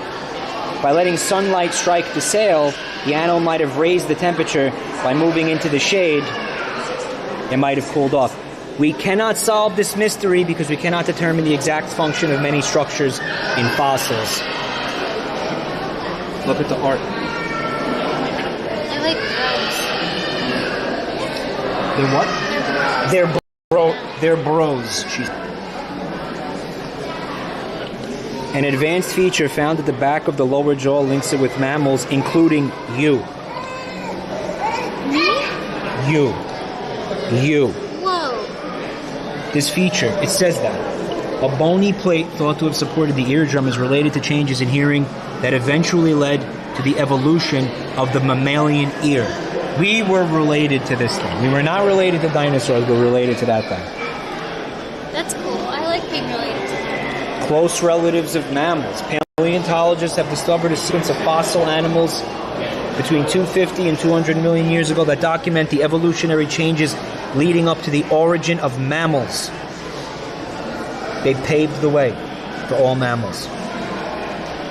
Wide variety of body sizes and tooth types, indicating they had different lifestyles with diets. Some were huge ox-like animals with blunt teeth, presumably plant eaters, like moss chops. Are you ready to see another absolute legend, the moss chops? Yeah. This animal lived 260 million years ago in an area that is now part of South Africa. Its rear limbs were positioned directly under the body, as in mammals. Sometimes this was seen. However, its front limbs extended to the side, as in the earliest relatives of mammals, like the back-finned Dimetrodon with the sail that we just looked at. Here he is, Moss Chops. Like chop. Like the Pokemon? Yeah. Moss Chops. I always thought it was a very stupid name. He's huge. He had a 4-inch thick skull, and he was bald. Balls. Well, actually, we don't know if he was bald. They think they might have used the skull to batter rivals when fighting for mates or territory. There he is with some skin. He's disgusting. Look at his shit-eating grin. He does have a shit-eating grin. Frickin' chops, dude. Look at him. Look. He was huge, and he sucked. Gosh, so relatable. So related to him? Yeah. Moss Chops is our ancestor. Yeah, definitely. If you, We aren't as cool as they are anymore. you think we should basically look exactly like that? Yeah. I think our lives would be easier. Moss Chops was great on the Jets. I freaking love Moss Chops. Fucking Becoming mouse bipedal was chops. a mistake. You think so? Yeah. You know, there's nothing stopping you from crawling around on all fours right now. Do it. There's this. Oh, Do it. No, we watched this lady's TikToks on your stream actually. Oh, you remember that? Yeah. Yeah, she was clickbaiting. Gomphotherium. Gomphotheres use their tusks as living elephants do for defense to gather food. I think they use them for anal hijinks. That's what I think. What do you think, guys? The tusks. Yeah. I think it'd be very difficult to get one where it needs to be, while the other one isn't poking something. True. Objects I've shoved up me ass. Gomphotherium tusk. This is an ecrus. Guys, That's a horse. it's actually not a horse. Oh my god, but not a horse? That is an extinct horse.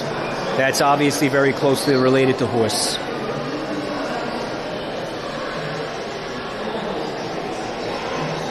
Or is it? Or is this just a horse? Okay, I'll be honest with you. I don't know. That might just be a horse. Okay, it looks like a horse. Toxodon, a South American ungulate. He was very toxic.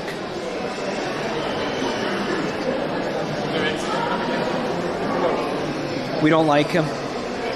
We don't like him for obvious reasons.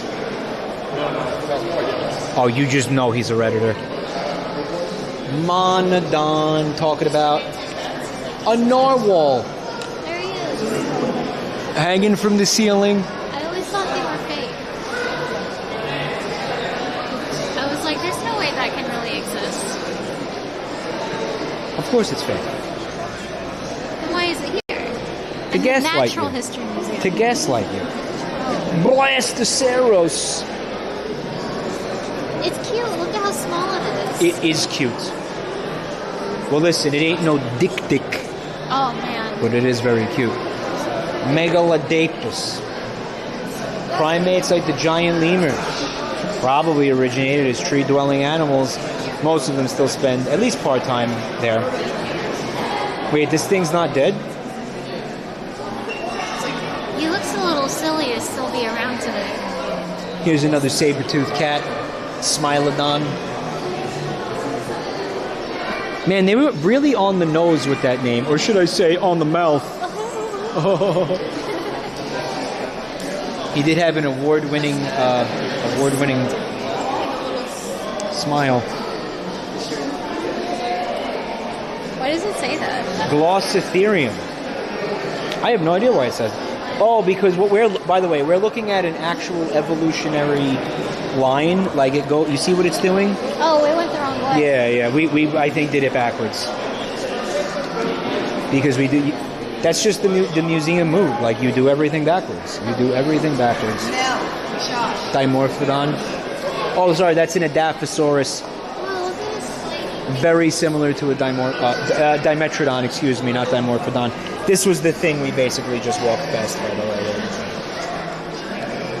So tiny. Oh, his are weird. Yeah, clearly a relative of Dimetrodon. Dimorphodons are little pterodactyl things. What's that? That little guy right there. He's so small. Can't get any closer to that. All right, here we go. This is going to make up for lost time here. Hold on a second.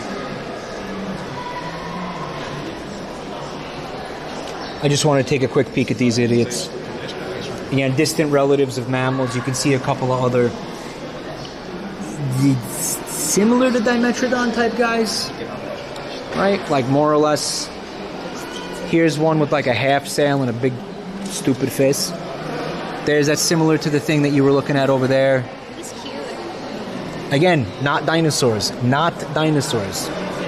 Basically early mammals, these things. Like probably call them like missing link between reptiles and mammals. right? Basically, the missing link between reptiles and mammals, more or less. There's still more. There's so much more. Did you think I was messing around? No. I told you I wasn't messing around. Chasmosaurus. Ah, look, we got Chasmos, bro. Everybody loves Chasmos. Chaz, you love hanging out with him in the dorm room, slamming back brewskis, crushing the cans against your forehead. This guy had an amazing forehead to crush beer cans against. Okay, because look at it, dude. It was a giant freaking bone plate. Chasmosaurus differs from Triceratops in having an extremely long frill with large openings. The nasal horn is small, and the horns above the eyes range from being extremely long to virtually absent. Several sites have been discovered containing the remains of many fossilized chasmos that apparently died within a short period of time. Similar mass death localities are known for several other ceratopsians and hadrosaurs, causing scientists to speculate they lived in large social herds, and then they would all die together too. Right? So that's these are chasmos, two different kinds of chasmos. There's your Centrosaurus, again, very similar type of a thing. Basically a, like a sort of a Triceratops type fellow, right? I wonder what that weird growth is hanging off that one side. See that thing? Is it bone cancer? He might have had bone cancer. He might have had a bone disease that prevented him from pronouncing the T in the word planetarium. Here's a fun one. Corythosaurus, the hadrosaurs. These are the duck-billed dinosaurs as they used to be known, although I think it's generally accepted these days that they did not in fact have beaks at all. But he did have a fun flat mouth. These are the ones that you might really want to have as pets. They're not carnivores. They're big though. They might trample you to death. This Corythosaurus is one of the finest specimens ever found. Look at that thing on his head. I like it. He must have had a hard time shopping for hats. The skeleton is nearly complete, and in addition, large areas of skin impressions on both sides of the body have been preserved. This skin is not scaly, as in lizards and snakes. The scales are much larger and do not overlap. On the back and the sides, large rounded scales are set among polygonal scales. In the abdomen, the scales are uniform. The skin was crumpled with a series of loose folds during the initial stages of decay. But basically, the point, folks, is that right now you are looking at dinosaur skin. Impressions. Impressions. Dinosaur skin impressions. And they just kind of look like, honestly, shit. Yeah. Looks like someone smeared doo-doo on the wall. Somebody smeared doo-doo. I'm just seeing doo-doo. You know what? Interestingly, though, right? No feathers. No feathers. No feathers on these boys. I want to just get the other side. More bones visible here, less skin. Yeah. I love these things. I love dinosaurs. My God. I'm having a great time. One of the best preserved specimens in the history of paleontology. He's got feet. Hey. Here's the skin. Here's a nice example of skin. Again, no feathers. Very scaly-like. Duckbills had, well, it's not, again, they're not overlapping scales. They're all little separate little nodes. Which might be things that exist like that today. I don't know. But there it is, dinosaur skin, specifically hadrosaur skin.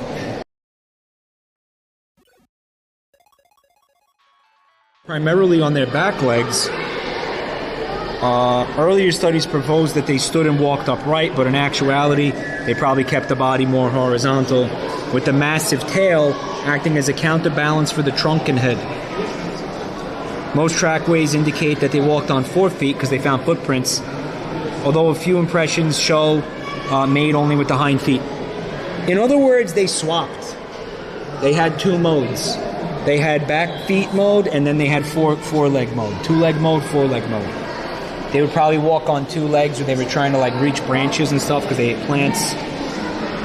When they wanted to run really fast and get away from predators, they probably went to four legs. That makes sense. Is this one too? Hadrosaur mummies were initially thought to have webbed feet for swimming, but trackway evidence has now been reinterpreted to suggest the bottom of the foot had thickened pads for walking on land. It doesn't mean they never ventured into the water, but the trackways indicate they often walked near water, and some tracks appear to show them pushing off the bottom while swimming. You're asking about this. Oh my God. This is another Corythosaurus, bro. Cory in the house.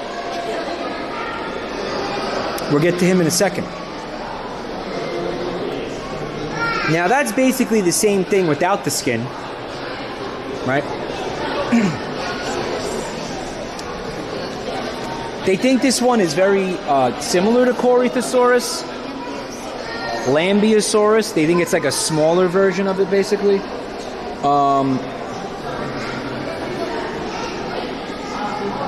Lambeosaurus or Corythosaurus.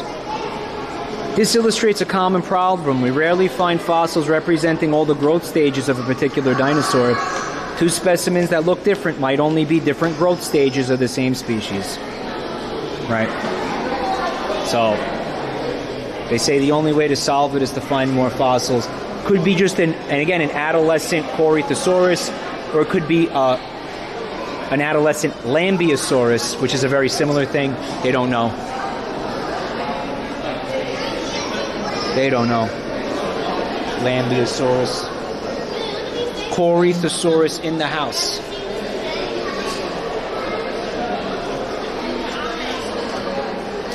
Yeah. Yeah, they were big. They were big boys. Love them. Love these boys. Stupidly big. Look at his face. Do that again. He looks constipated. Guys, one of my all-time favorites. The one and only... Parasaurolophus. You just said it correctly. Yay. The one and freaking only Parasaurolophus. One of the all-time classics. Every dino kid knew and loved this thing. Parasaurolophus is one of the most extreme developments of the nasal region seen in hadrosaurs. They formed a tube that extends up over the skull and doubles back to reach the throat. So they think that this was a big hollow tube. Right? So it went up, they would inhale, the air would go all the way up the tube, and then get expelled back down through the nostrils. Seems inefficient. What is this one? Right? Why do you think that would exist, though? Like, why would they do that way? For being in water? Like a snorkel? That's not a bad idea.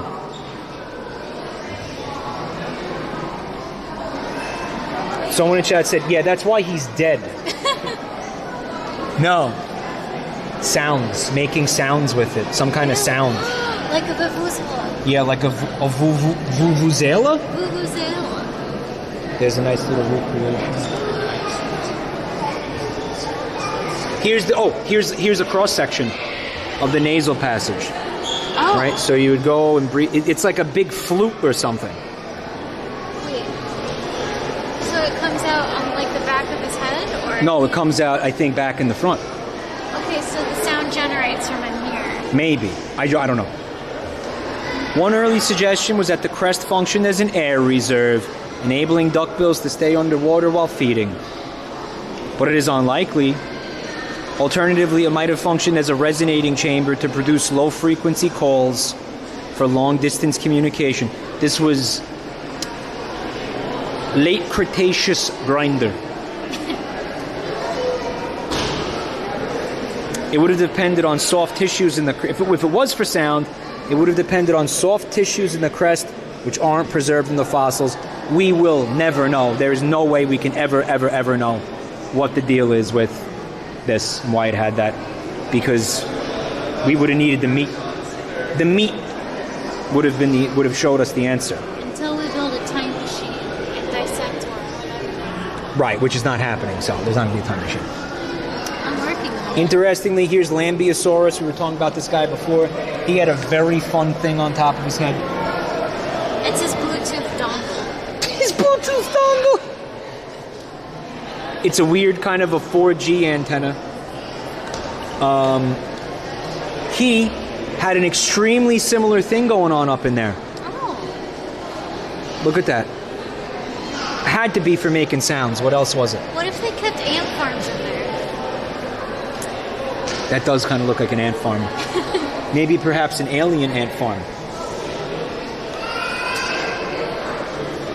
It could have been a visual signal to attract mates or intimidate rivals, in which case it would have been hot pink or like bright neon blue or like crazy colors, like birds. Don't forget these things are related to birds. Dinosaurs aren't birds. Birds are dinosaurs. Right. These are all intriguing hypotheses, but the fossils do not give us enough evidence to test whether any of them are correct. The mystery remains unsolved. I like how they had to put this in yellow so you don't walk away from this thinking the completely wrong thing. What if, now just hear me out. What do you took got? One of the fossils and they Yep. blew into it like No it's meat. a horn. There's no meat. You need the soft tissue. There's no meat in a trumpet. Have you ever seen inside of a trumpet? I guess not. How do you know there's no meat in there? This is the skull of a Critosaurus navajovius, a flat-headed relative of Edmontosaurus, who I think we're going to be seeing in a minute. He's got the large nasal opening too. This time you can just see it. It suggests that when he was alive, there may have been some kind of balloon-like soft tissue structure in front of the skull, like a frog throat. You know? Maybe. They don't know. They don't know.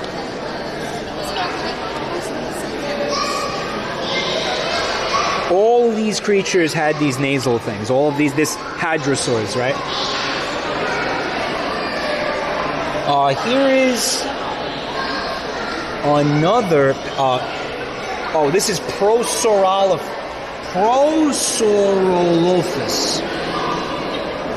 Prosorolophus. Horrible, horrible thing to pronounce.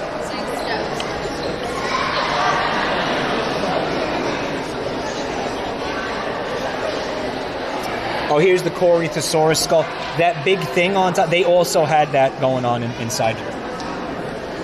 Right? Is that it? No. That's the skull of some Anatotitan colpe. A lot of coping going on in this museum. Although there's hundreds of teeth, and we're seeing like the underside of it without the bottom jaw. So there was hundreds of teeth in dense batteries along the sides of the skull, but the expanded bill area had no teeth. So you see that? The shovel, basically? Yeah, for scooping. Here he is, Iguanodon. We finally found him. So I guess that thing in the other area was not related to Iguanodon. It just really looked like it. It is, of course, one of the first dinosaurs who ever discovered. The one who started it all, folks. Yeah, one of the first dinosaur bones ever discovered, like, in modern science, though. People were finding dinosaur fossils for, forever, but... And there's this skull, the Iguanodon. There he is, early Cretaceous. There he is. Of course, we walked right past these bad boys over here. Hold on.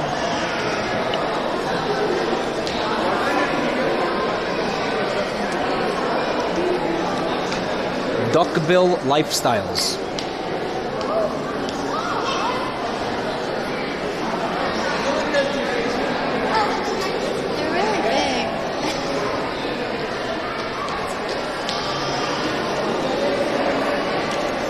There he is. There's four-leggy mode, and here's two-leggy mode.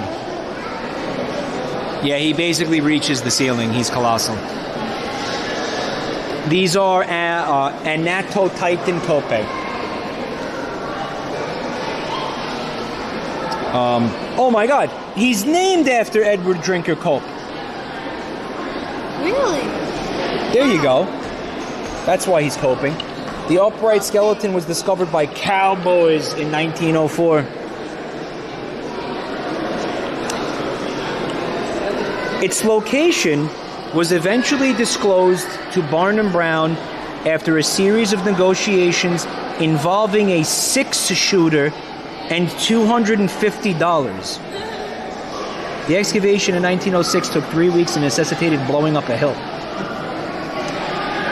There's like an Old West story associated with the recovery of these fossils.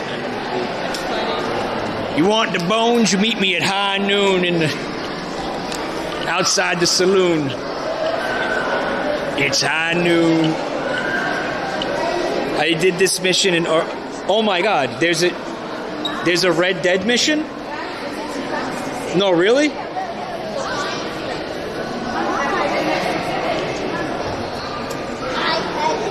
That's fun. That six-shooter was in parentheses. There is. They basically put that in Red Dead Redemption. Here's Edmontosaurus. If you were wondering about him, there he is. He's drooling. He's drooling. No, he's just drinking water. Late Cretaceous Chatoid.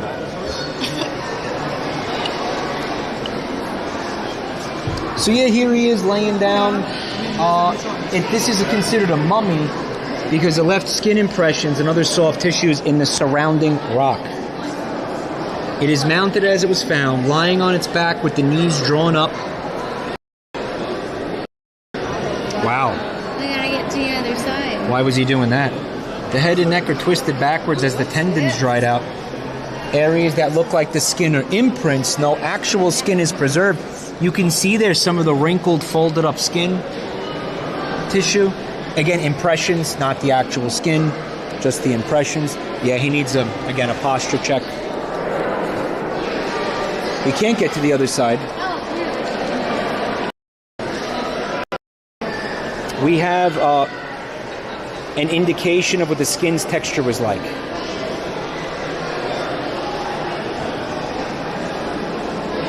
There it is. No feathers. The feathers, I think, was only the theropods, basically, where feathers were on the table, right? Guys, here we go. You're gonna love these boys. Protoceratops.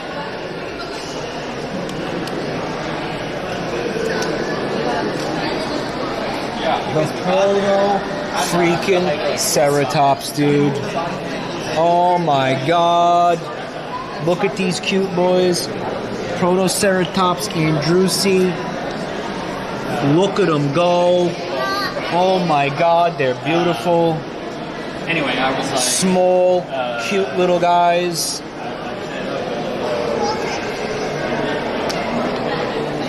Say the early ancestors of all ceratopsian dinosaurs, such as the one and only, the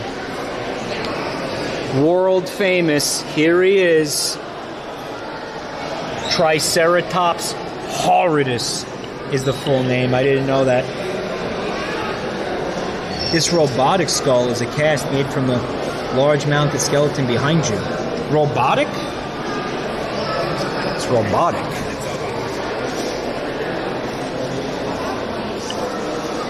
Everybody knows this guy. If you don't know this dinosaur, you're, I don't know, not paying attention. Yes, I guess.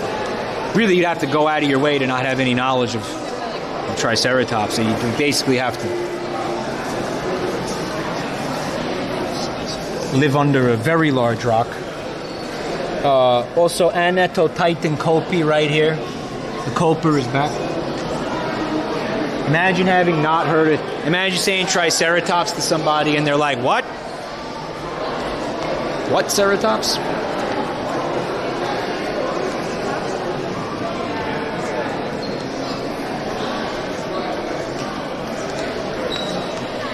Yeah, this place is awesome. So we're going to come back down this way and then we're going to work our way back because there's a lot of fun fossils down here. And I do think that once we've gone through here, there's really not much left in terms of dinosaurs. But there's probably not going to be much left in terms of this stream.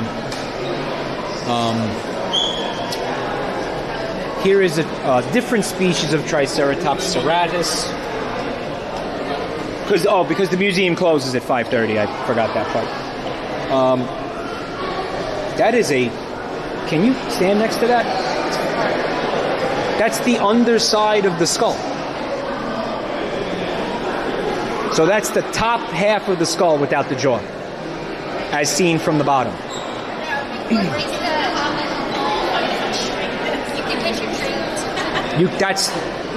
You could hitch a trailer to that, or you could hang truck nuts from that. Bunty for scale. Yeah, this thing is absolutely massive. It is insane that's just the skull. Then, of course, you got Pentaceratops sternbergi. Called him that because he had 5 horns. One at the start of like his jawline on each side. Then he had 2 coming out the top. And then he had the one in front. 5 horns for this absolute unit. Very, very large creature.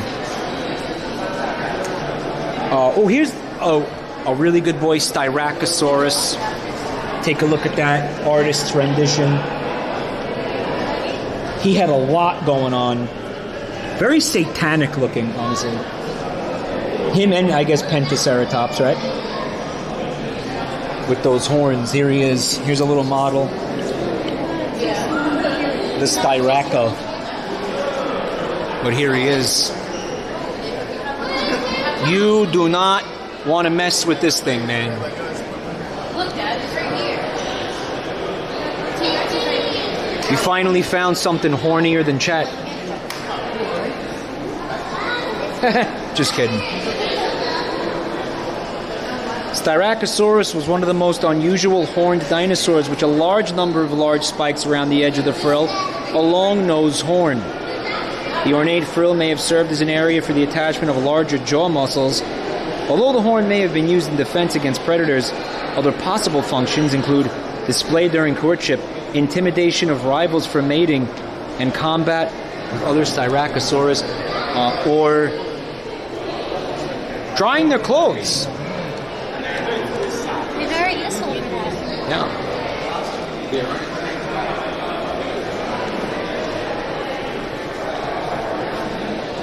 Big old boy here. Styraco. Centrosaurus, another ceratopsian type of fella.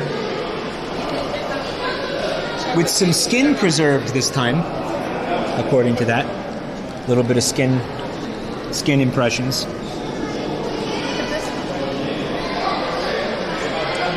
And here it is, Centrosaurus apertus. Very fun looking thing. Zoinks! Look at that eye. I like how they put like a little eyeball in there. They gave him a googly eye. Basically. He had like a parrot beak. Look. Oh, yeah. Is he in Lands Before Time? That dinosaur was very similar to one of these, I think. Yeah. What was that dinosaur called? That was like the sassy, that was the tsundere. Yeah. That was the tsundere dinosaur, right? The one what she's talking about? I think she was called Sarah. Sarah. Like everyone else had weird Yes. fun names, and she was just Sarah. No, Sarah. That was the joke. Sarah. Ceratops. Yeah, it was Sarah. Mauricio, mirando al dinosaurio. Psittacosaurus mongoliensis, another good pet candidate. He's got a beak. He's got a beak. Mira este. We're going to see him in a second. Aquí.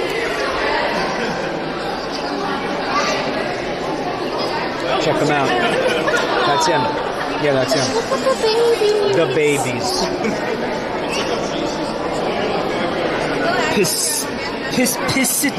Psittacosaurus. I like him. I knew you were going to like this one. Look at the frickin' babies. The dinosaurs hatched from eggs. These skulls, among the smallest dinosaur fossils known, represent very young Psittacosaur hatchlings. Note the large eye sockets and short face. Yeah, that makes them so cute, right? The large eyes.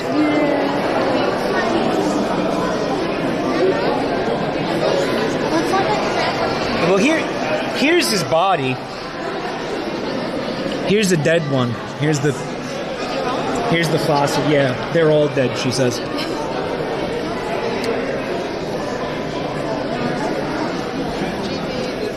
So this was actually a ceratopsian, but it was a very primitive early one. No frills. No frills, right? No frills. But you could see where like the frills would start kind of later on. Can't miss this. Triceratops horridus. This is the big one. I think a lot of dino nerds, this is like, they come to New York to see this fossil right here. Like, I think this fossil is a big, like, kind of an actual, because this is one of the best preserved, one of the most fullest, most complete Triceratops fossils anywhere on Earth. So definitely a lot of people come here for this one. This one, probably the Titanosaur and the Apatosaur too, and the T-Rex, of course. But I think this one definitely draws a lot of people because this one's a little rarer, right? This skeleton is composed of fossils from about 6 different specimens. Well, there you go. It's very hard to assemble these, right?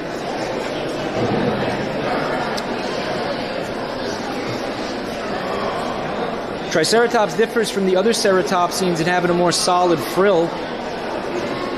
Few complete skeletons are known. I mean, you're going to see a lot of the other ones we looked at, there were holes in the frill, but this one is just a big one big plate with no holes in it, right? Were they lizard-like or rhino-like, although traditionally portrayed as a slow-moving sprawler? Triceratops is now regarded by some paleontologists as an agile, fast-running dinosaur.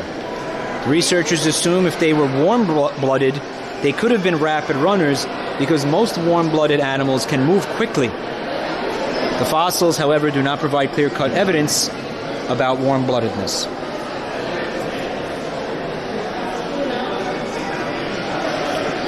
So they don't know.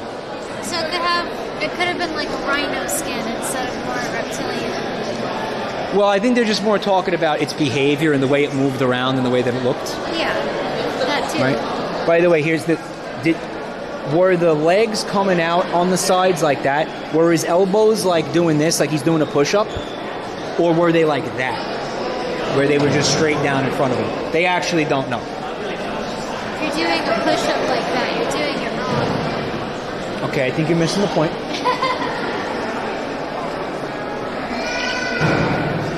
Tiny baby skulls. They're so cute and small. Yeah, we didn't even see the skulls. Here's another I cannot pronounce that. Psittacosaurus. Big. Don't touch. There's so many germs.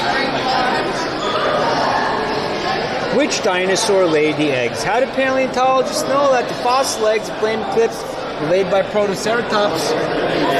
Because they found every single age of the dinosaur. Again, Protoceratops. That's those over there.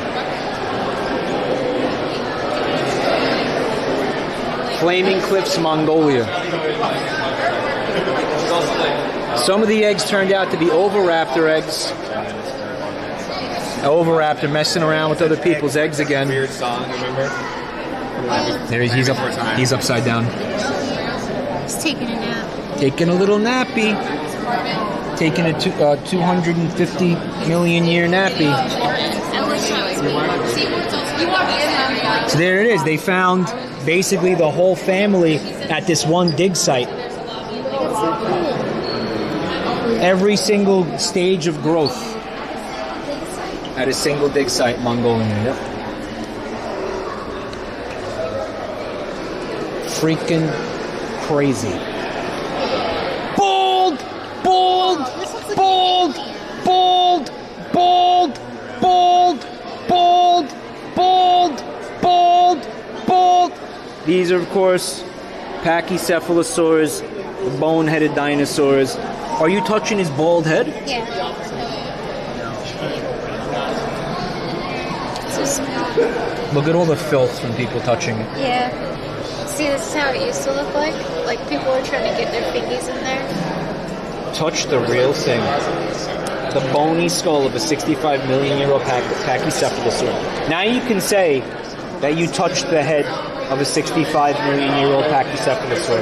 That's kind of cool. It is. I'm going to put that on my resume. Pachycephalosaurus wyomingensis. That's the actual fossil right there. That is insane. And also, look at all the horns and shit, too. Is this like a sculpt? That's a sculpture, yeah. We cannot be sure how they use their... This is the community note right here. We cannot be sure how they use their skull caps because theories about the behavior of extinct animals cannot be tested. They rubbed them together and they smashed them into each other. Okay, they definitely used them to fight, right? Can you look at the battery left on the battery? They push the button and see how much. You might not have to push it. Is there a number on there?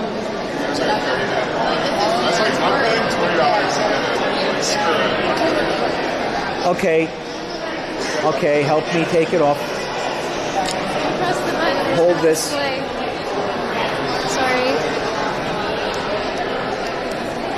Look, it 36 skulls have been used for 21 continues weeks. I'm going to need a minute. You want to talk to them for a minute? Okay. Hey, chat, what's up? Let me pull you up on my phone so I know who I'm talking to. Oops. Oh, boy. Sorry. So, how's the museum? Do you guys like it? I think it's really fun. I love fossils. I'm very hungry. Okay, bye.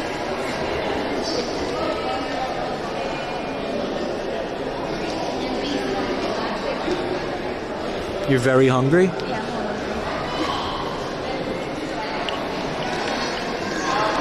I'm gonna put this in my journal. Go eat, girl. Mike was ate by wild dingoes. I'm very hungry, chat. Help me. He's starving me. Help. The camera on the battery was about to die and it would have ended the stream. That would have sucked. Yeah, good thing I remembered. I need reminders like every 2 hours during these that I have to check the battery because I'm too ADHD to remember. All right. I need a reminder every 2 hours. Every 2 hours. Challenging stuff. Okay.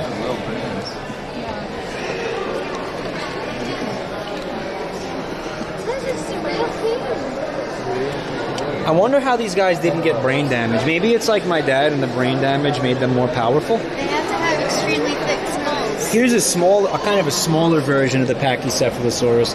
They call him Stegosaurus. Not Stegosaurus, Stegosaurus. He was a little guy, but kind of with the same thing going on, the big bold dome. They got smarter with every hit. Int minus 99. Luck plus 99.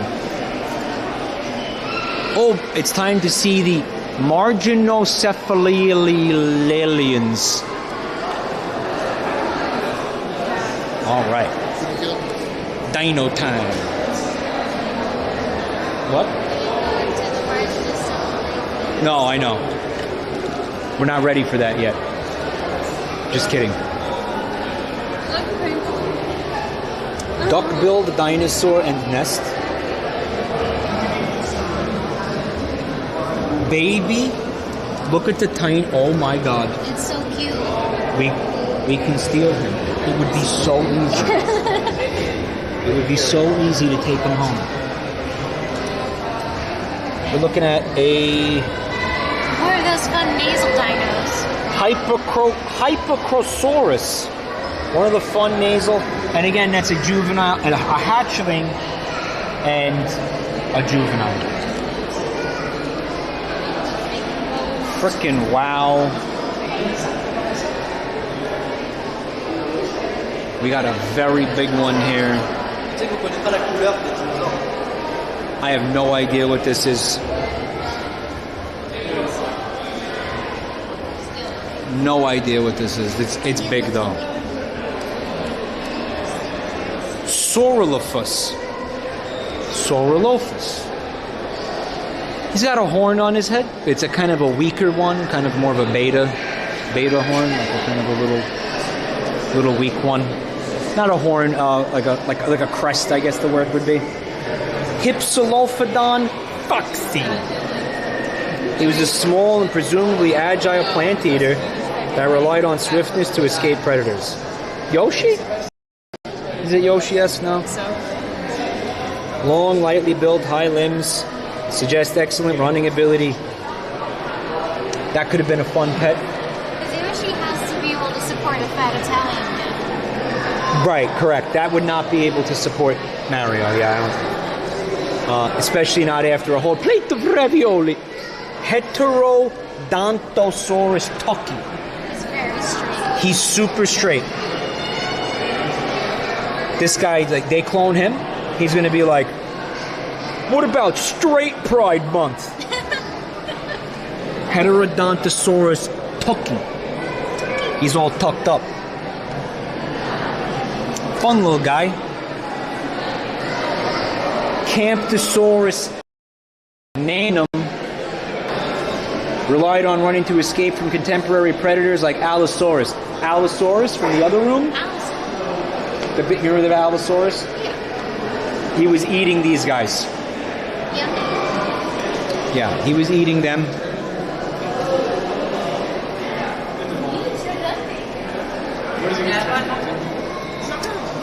I think we gotta go to the other side for this, which is weird because there's a big wall blocking half of it. Oh, he's Tenantosaurus tilleti. Tenantosaurus tilleti. Yeah, there's a pasta named after this guy. Is there? No, why would they name a pasta after a dinosaur? Because it would be cool. It could be Dino Street. It would be cool. I think there's a Chef Boyardee product like that. Here he is. He's just some big duck-billed idiot. Nothing particularly notable about him.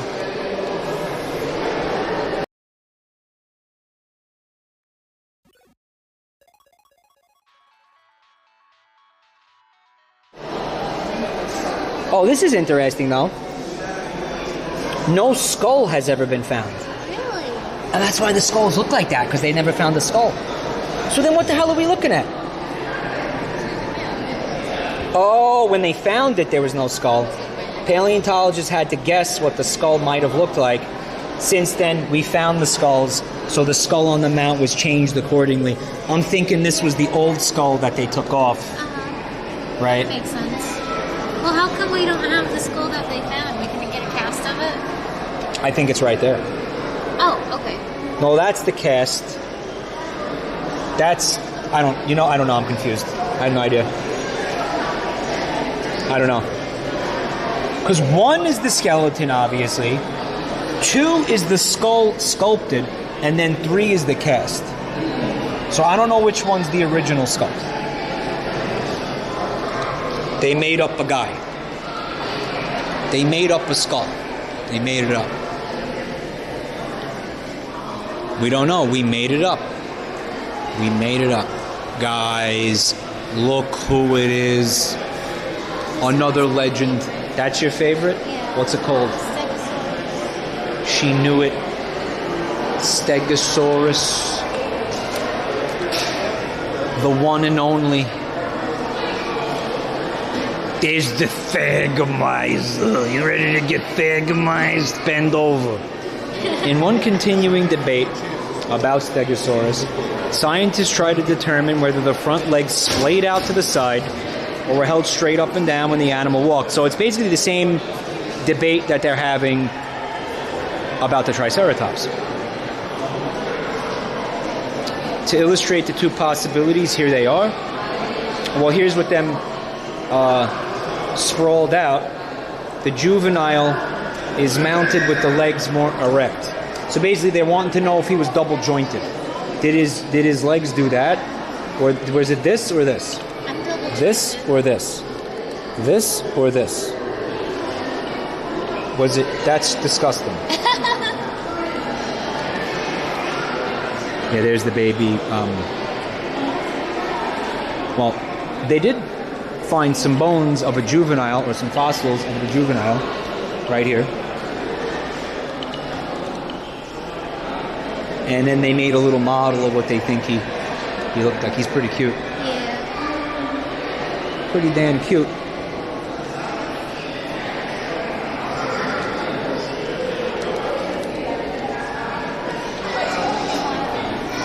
When Stegosaurus was first discovered in the 1890s, O.C. Marsh placed emphasis on the small brain cavity and the expansion of the spinal cord in his pelvis.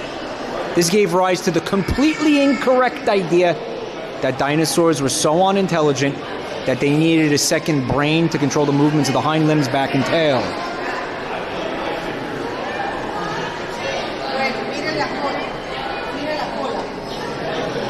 Well, probably still pretty stupid. Yeah, look how small that skull is. Yeah, probably still pretty stupid.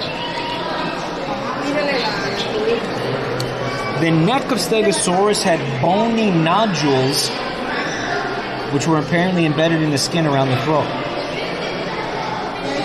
Fossils provide no evidence of what the function might have been, but they may have served as protective armor. Yeah, it was protecting him from getting his neck, but you gotta watch your neck.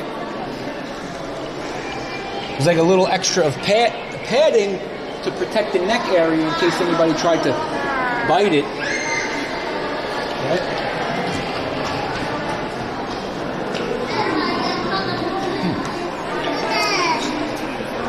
Oh, and here's some of their relatives, like the Nodosaurus, such as Sauropelta.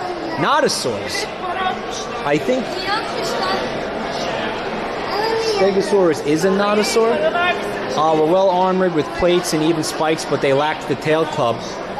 Oh, no, I'm getting confused.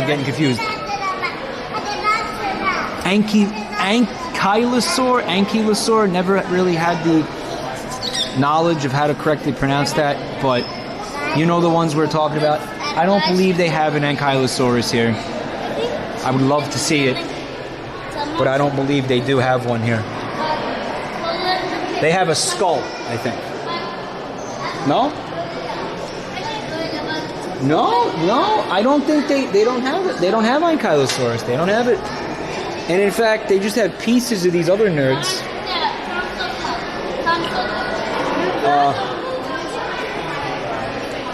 Dude, they touched this so much, there's a hole in it. Oh my god, this is a Stegosaurus plate. 140 million year old Stegosaurus plate. Wow. And for some reason, people keep dropping shit in there. There's probably like, I don't know, $14 in there? How much money do you think's in there? I would say like, yeah, 5 to 7. You know what? Maybe $10. So here is Sauropelta. He was a fun one. Again, didn't have the club tail like Ankylosaurus. Number 8. Do you see 8 anywhere? Oh, it's literally just, the 8 is just what we're looking at. This thing had the tail club. This is the tail club of the Ankylosaurus. There it is. That's the size of Buntime. You want to stand next to that for scale? Yeah, you're not surviving that. That will break every bone in your body in one swing. It kind of looks like a burnt meatball on a stick. Yeah. I want a meatball. What's that thing back there? 13? 13. Oh, that's the tail of the Sauropelta. And yeah, you can see that Sauropelta does not have one of the clubs.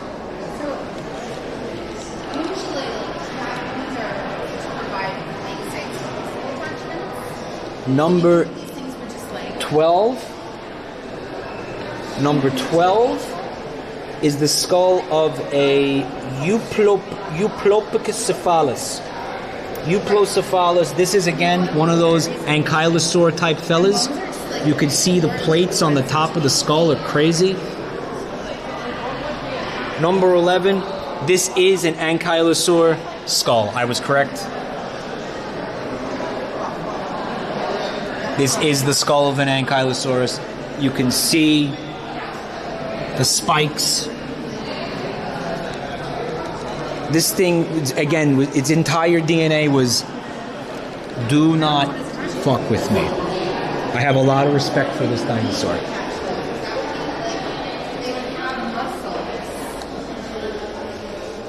Another bony armor plate, Stegosaurus plate, I think. Love this stuff. Okay, so here is a Sauropelta. Oh, this is crazy.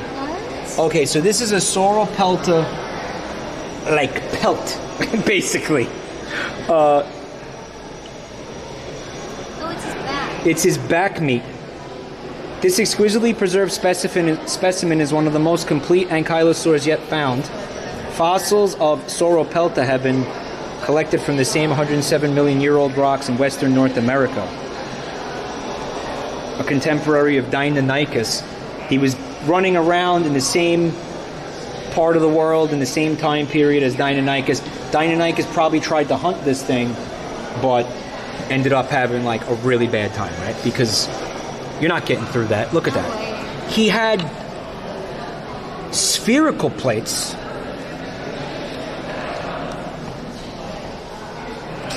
Here he is, Sauropelta, an artist's, paleo artist's He looks so recommendation. cool. You will notice he's not shrink wrapped. He's not shrink wrapped. But what's crazy is you're seeing again all of that back armor. The spikes, the scales, the plates, the little nodule things, right? And there's that tail, probably the one we saw earlier. Right? Sauropelta top view. So that's the part that we're looking at right there. That's crazy. That's skin. That's his skin, basically. Right?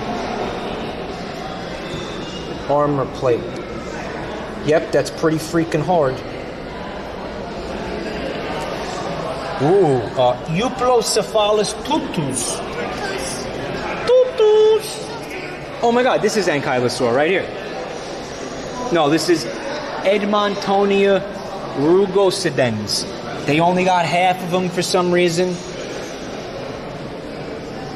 Maybe they were playing Wheel of Fortune, right? Museum edition. They were like, you can win half an Edmontonia fossil, right? We need the island resident to donate the rest of it. We need that.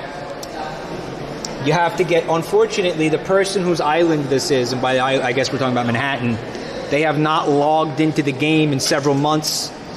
Of course, we're talking about Mayor Adams, who's in prison. Mayor Eric Adams, he hasn't been able to log on to his Animal Crossing island, so we were not able to get the back half of the Edmontonia fossil here. This is the rib cage or something. I can't figure out what that is. It looks like a pelvis. It's a pelvis, number 7. Number 7. Oh, wow, I am so brain dead.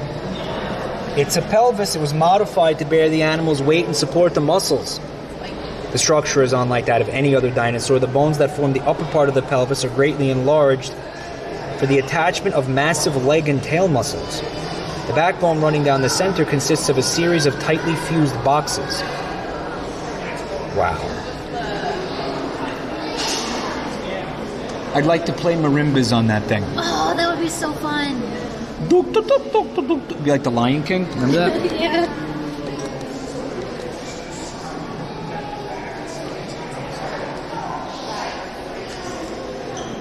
Blathers has been embezzling funds from the New York City taxes. I think Well, that's all the dinos. that might be. We might be done a soar on the dinosaurs. Wow, what do you think of that?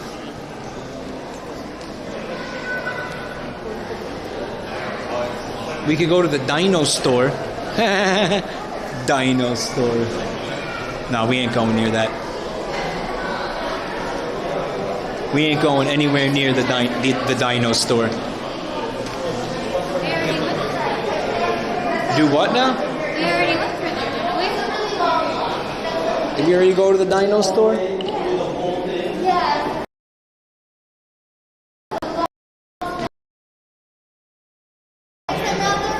That was all the dinosaurs?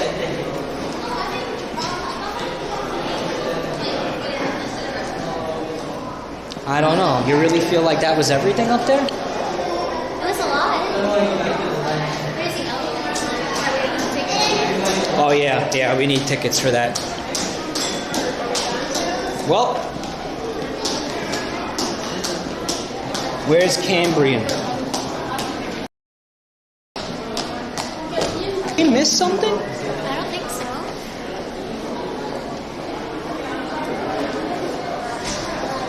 Someone said, you have been walking for almost 5 hours. That's why my feet hurt so much. I was going to say that that's normal, right? And it's not really that excessive. Oh. I have a feeling we're going to lose... Oh, you got to hold this? I'm having a little tech issue here. Thank you.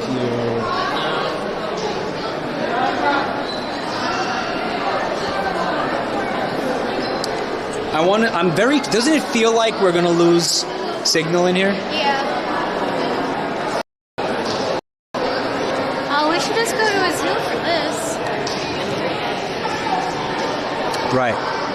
This is a funny part of the museum because all these animals are alive. These are just existing taxidermied animals. Are those dik-tiks? No, they're too big. They're too big to be Oh, wait, no, dik-tiks? the small ones right Yeah, dik-tiks. I still think they're too big to be dik-tiks. No, they're dik-tiks because look at the eyes. They have that weird gland under the eyes. We did this one. It's like a zoo, but fake. Yeah, it's kind of stupid. Like, remember when we went in San Diego and saw actual cheetahs, like not dead ones? Well, actually, if I remember correctly, there was only the one cheetah, right?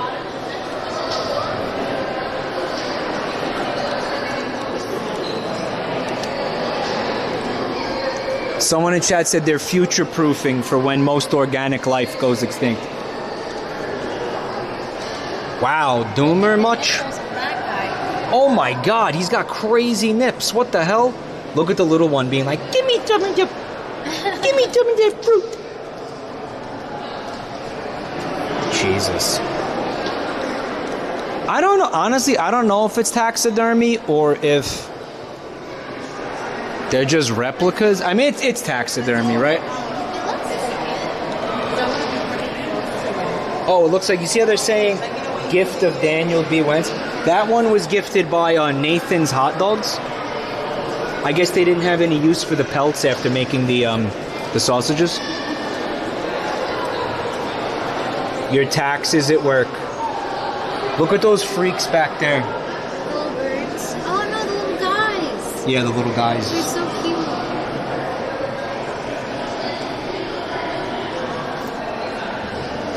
There are birds back there, though. Yeah.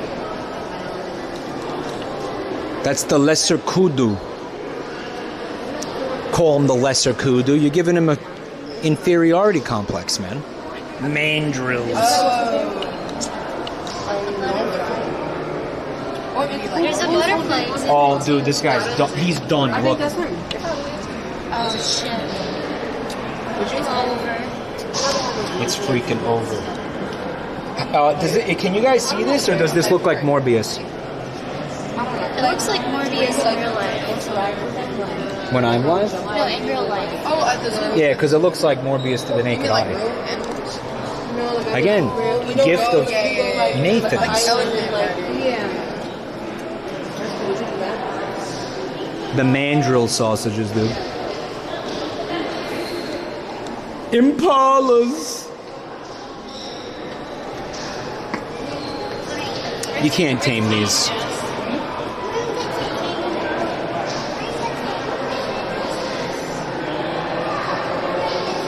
This animal has also inspired a very popular line of luxury vehicles.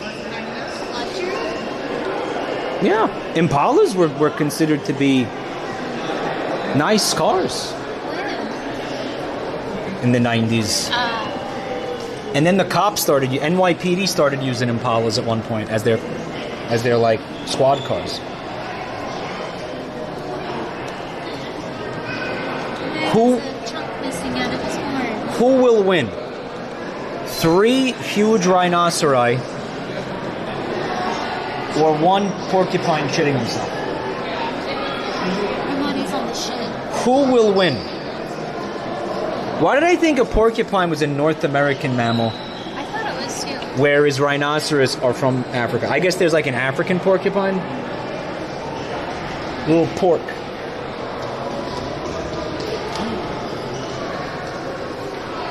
at the skybox. It's kind of cool. Putting all my money down on the pork. Yeah, Abby is saying the skybox looks really, it's like there's a storm rolling in.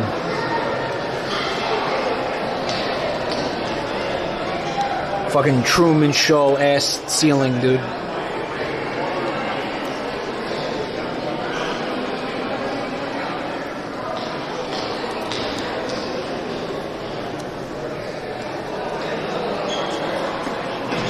Here's the black rhinoceros. Now this is the one where, if I'm not mistaken, there's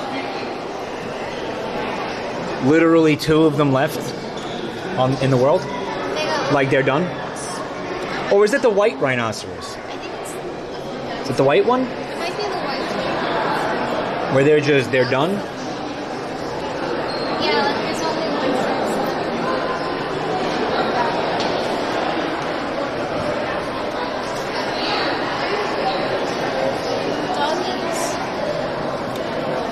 Doggies. These are dingoes?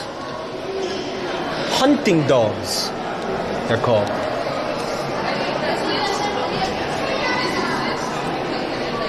Not hyenas. No, not dingoes. African wild dogs. They just call them dogs. They're not wolves. They're not dingoes. They're not anything like that. Or they're not holes. They're not D-holes. African wild dogs. Here's the hyena. Oh my God, what happened here? I'm trying to help you. Leave me alone. Come on, I'm just trying to help you, man. No, I like it like this. No, I want to be like this. No, get away from me. No. No, I'm good. No, if I need your help, I'll ask for it. They're having a fight over the dead zebra. Look at this thing over here. Oh my God. Oh, he's terrifying. He's number 6. Marabou stork. So that is a meat-eating stork, a carnivorous stork that kind of has the same MO as a vulture, but it's not a vulture, it's a stork. Flies around looking for bodies. They don't travel in a flock. You got everything hanging. These are jackals? Are they jackals? Is it a jackal? Is that a jackal? Is it a jackal? That's a jackal. Is it a jackal? I don't know. It's this thing. What do you mean you don't know? Why don't you know? There's the hyena, of course. Is it a jackal?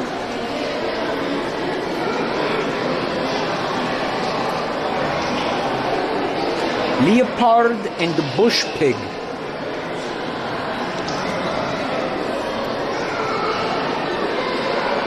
He's a funny little guy. Oh my God, it wasn't a jackal the first time. I like how his friends are just painted on the wall. So he never has to feel like he's lonely. Yeah, this place is wild. Look.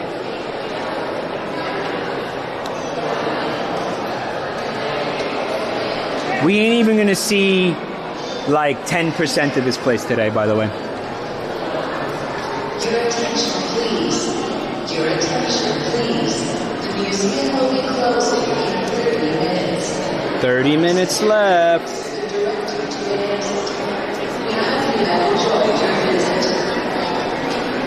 They look so sad.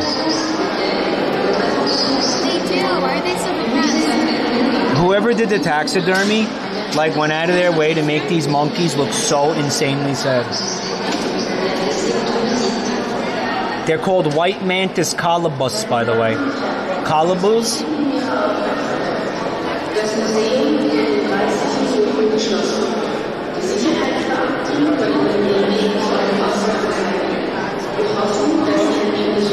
This museum will self-destruct in 30 minutes.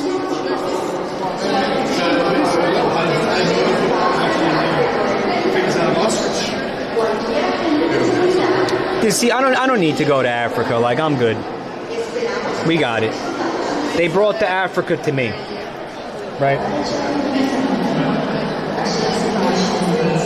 Like, I'm cool. I'm good.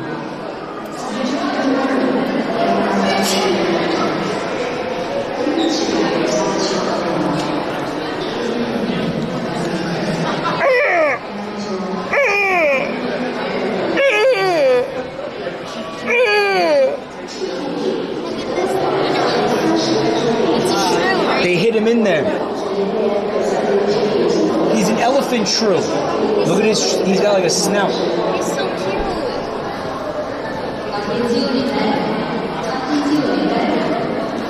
There's some hogs back there. There is a common roller. You can't see it from there.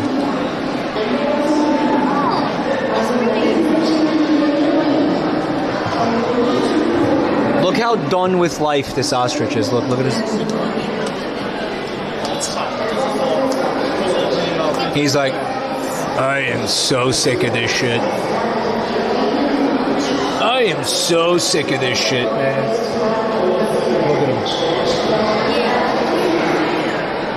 Look at the wings. That's so cute.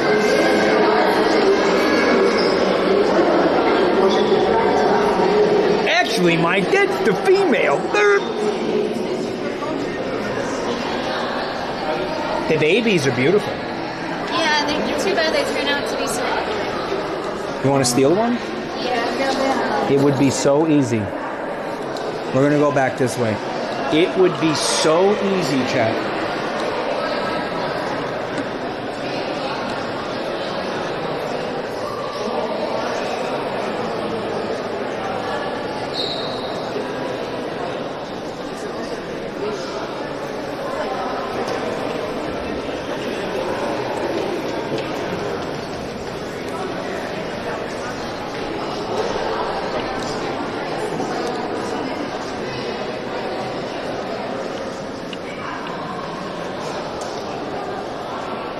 What do you think of this place? You like it? Yeah, it's really cool. You like it here? Yeah. I'd love to go to the space part. Chat, would you like us to come back here one day and check out a different part of the museum?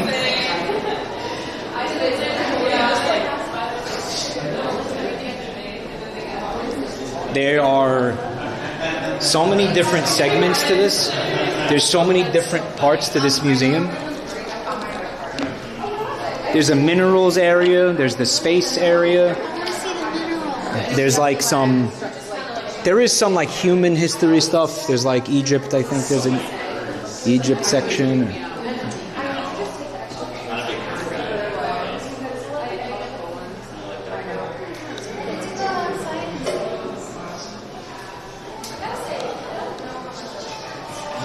Why are they in like a butt plug position? Oh my god, they are. They're all arranged like butt plugs. Why do they do that? Is that what your collection looks like? What? Is that what your collection looks like? I don't have a collection. Buntime. This one has a look of bliss on his face. He kind of does. A look of absolute bliss. Guys. Lobes, loons, grebes, shearwaters, and petrels. Look at this goofball. Look at his hair. Look at that hair. Look at that. He's a red-necked grebe. Red-necked grebe, more like a red-necked dweeb. Ha! Got him. Grebe. Look at this guy. He's also a dweeb.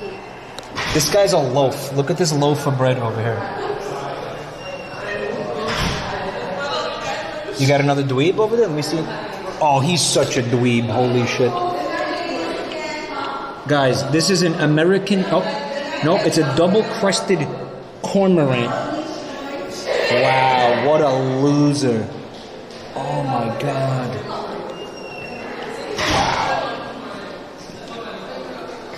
By the way, these are all dinosaurs.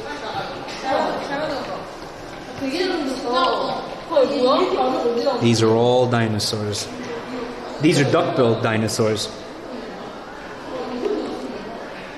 Oh, look at these ducks. A lot of ducks.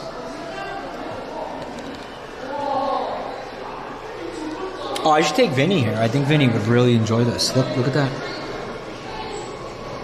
Oh, well, the ducks are kind of dead, aren't they? Yeah. Yeah, I thought you were being sarcastic.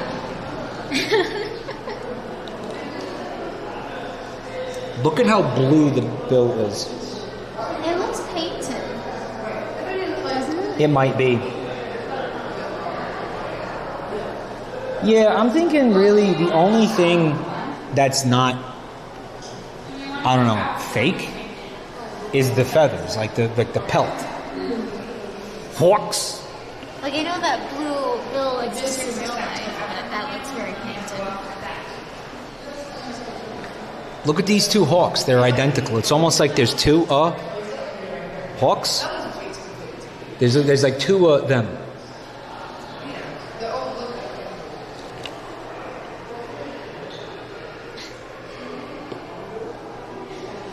There's, wow, look at that. Crazy. Wild. Absolutely insane. Kinglets and pipits and thrushes and waxwings. These are a few of my favorite things. Shrikes. Vireos.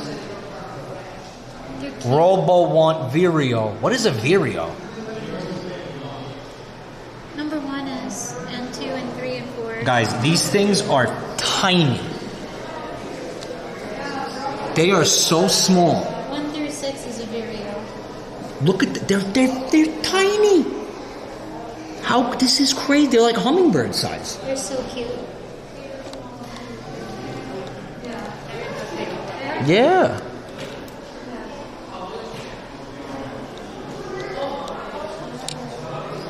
Oh my God. Mice. Oh, they're so cute. Titmice. What's a titmice? Wrens, nuthatches, creepers? Creepers? Look out behind you. No. You know Minecraft? What about Minecraft? Can you tell me about Minecraft? The creepers, the green things that blow up. They blow up?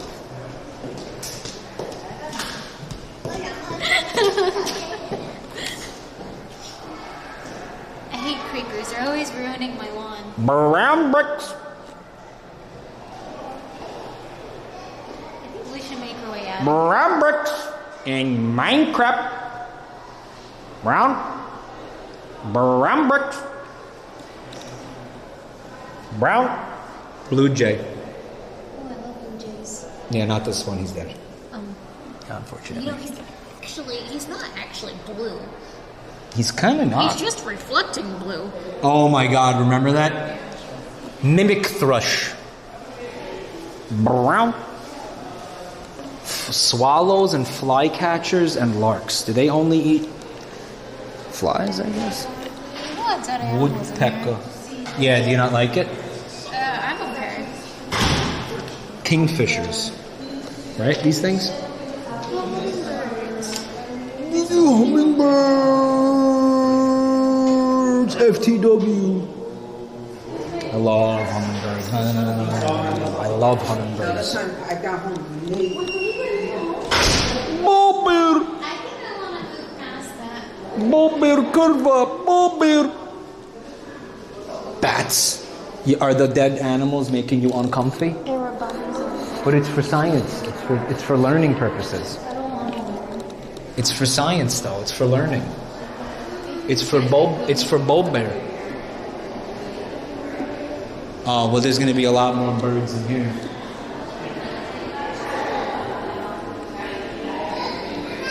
Frank.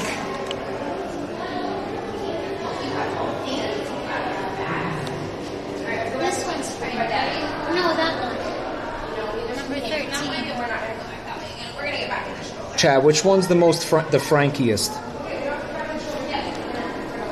smells really bad over here. It smells bad? Okay, Abby said it smells bad over here. What does it smell like? Bad. It smells like bad? I don't smell anything. Maybe it's me? No. Look at these tiny owls. They're so cute. Like I could fit that little guy in my pocket.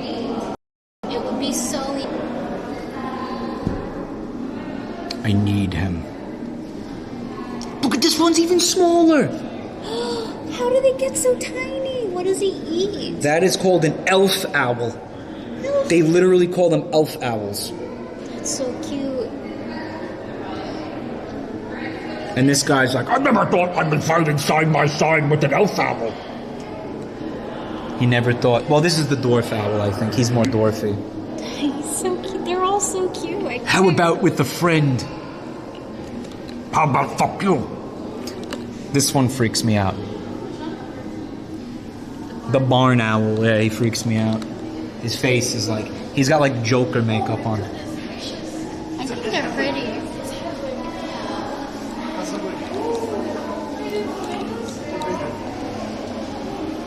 The Harry Potter nerds are coming. We have to leave.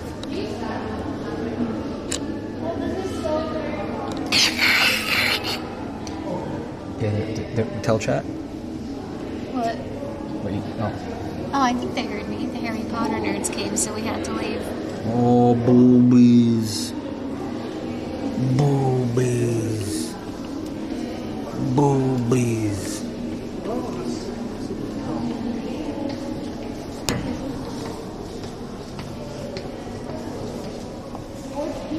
Look at his stupid beak. Oh my God. Look at this idiot's beak. He's like that dino. The duckbill. Yeah. They're called spoonbills.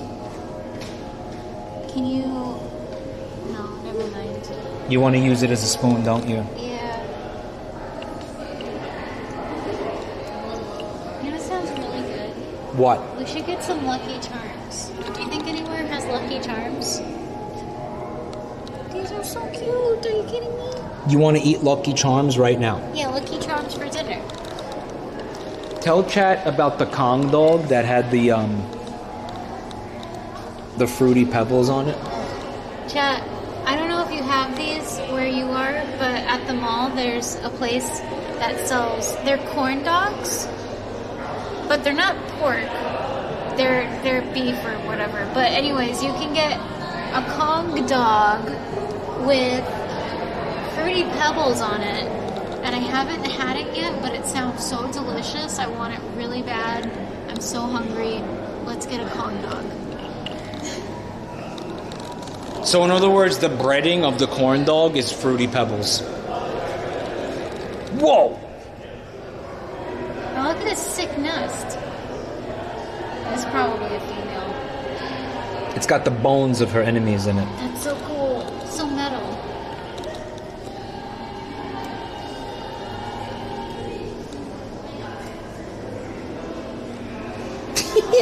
It looks like, I know he's feeding him, but it looks like he's eating him. Yeah. Nyamp! So yeah, chat, I'll tell you what. We got to wrap up really soon because they're going to kick us out. But we will absolutely come back here at some point in the future. Not soon. I'm talking next year. We will come back to this museum. I will try to get my ass up even earlier so we can get here and see more stuff.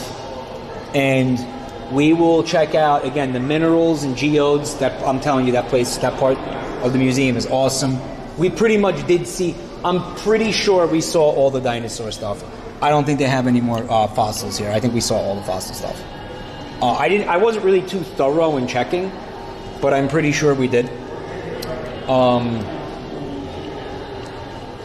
But there are a lot of different segments up on here. They look a little silly, huh? Why is his throat inflating? This is they have like scrotums on their neck, dude. They're fighting. They hate each other? Fossils are only on the 4th floor.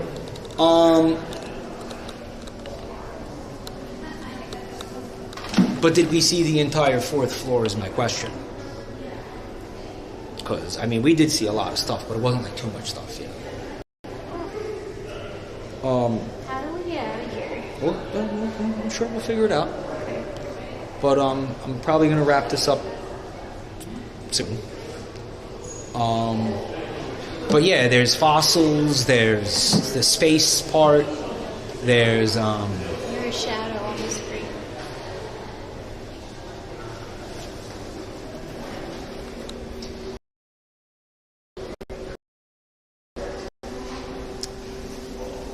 I don't know. There's other stuff to see. There's other things to check out. There's other areas.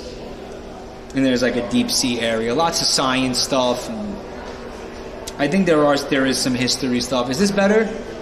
Yeah. It's Mike Melt, apparently. It's Mike Melt.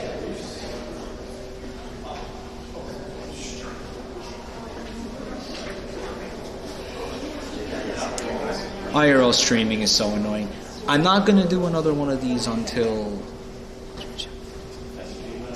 I don't even honestly know. March at the earliest, like at the soonest, probably March. Right. So I want to say thank you to everybody for hanging out today. I hope you enjoyed this. Again, I just like trying to do different things, trying to do different stuff. Going off the beaten path a little bit, making new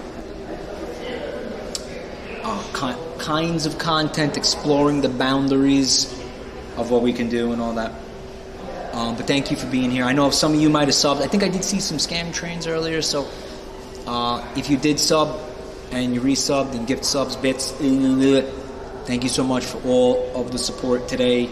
Guys, really means a lot.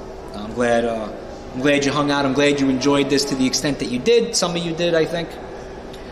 I will see you on Monday, guys. Thank you to the moderators for being cool and helping out today, being here. I know it wasn't really a convenient time for a lot of you, viewers and mods, but you guys came by and checked it out anyway. Someone chat said, I'm glad you're still doing IRL streams. There have been a lot of obstacles to making this kind of content, but I persevered because I really want to make this kind of content. I want to make more of this kind of content.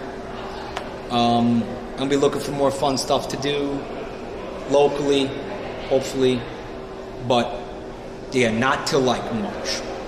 Yeah, I think at the absolute soonest. I definitely need some like time to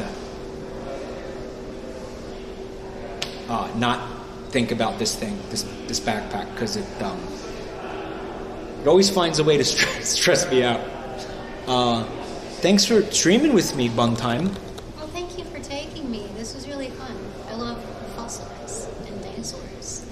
I can tell she's really hungry. She wants to like eat chat. Yeah, a little bit. She's getting like, she's starving. I had such a fun time. You had a good time? You like this? You want to come back here one day? Yeah, I would love to. I'd love to see the minerals. Yeah, the minerals sounds cool, right? I was hoping we would have time to hit up the minerals today, but we probably would have if we didn't get here so late. I wanted to get here a little bit earlier. God, I'm looking at the camp. Please, your attention, please. The museum will be closing in 10 minutes. Any security officer can direct you to an exit. We hope you have enjoyed your visit. Thank you. Votre attention, s'il vous plaît. Votre attention, s'il I'm vous plaît. talking. Le musée va fermer dans 10 minutes. Un agent de sécurité. Buntime, look, I'm looking at her in the stream, and she looks so menacing. You look so menacing and terrifying in the dark. Just now when I aimed the camera, because the lighting is so bad, you look absolutely deranged. It's great. Like, look at this, look. Go. Attention, the dinosaurs have escaped. The dinosaurs have escaped. Attention. The dinosaurs have escaped. Get out. Escape. The dinosaurs are on the loose. They've come to life. Go. If anybody is new to the channel, please use the links in the chat to follow me on social media, Twitter, YouTube. We have YouTube channels, right? Subscribe to them bad boys. There's links in the chat right there. Also, finally, our beautiful Discord server, stream notifications every night. You can take part in all of our fun community projects, all of our fun community stuff. Oh my God. Such a good time. Get notified for streams and events. Participate in all of our community events. Yeah, mic sounds bad. I was hoping to not...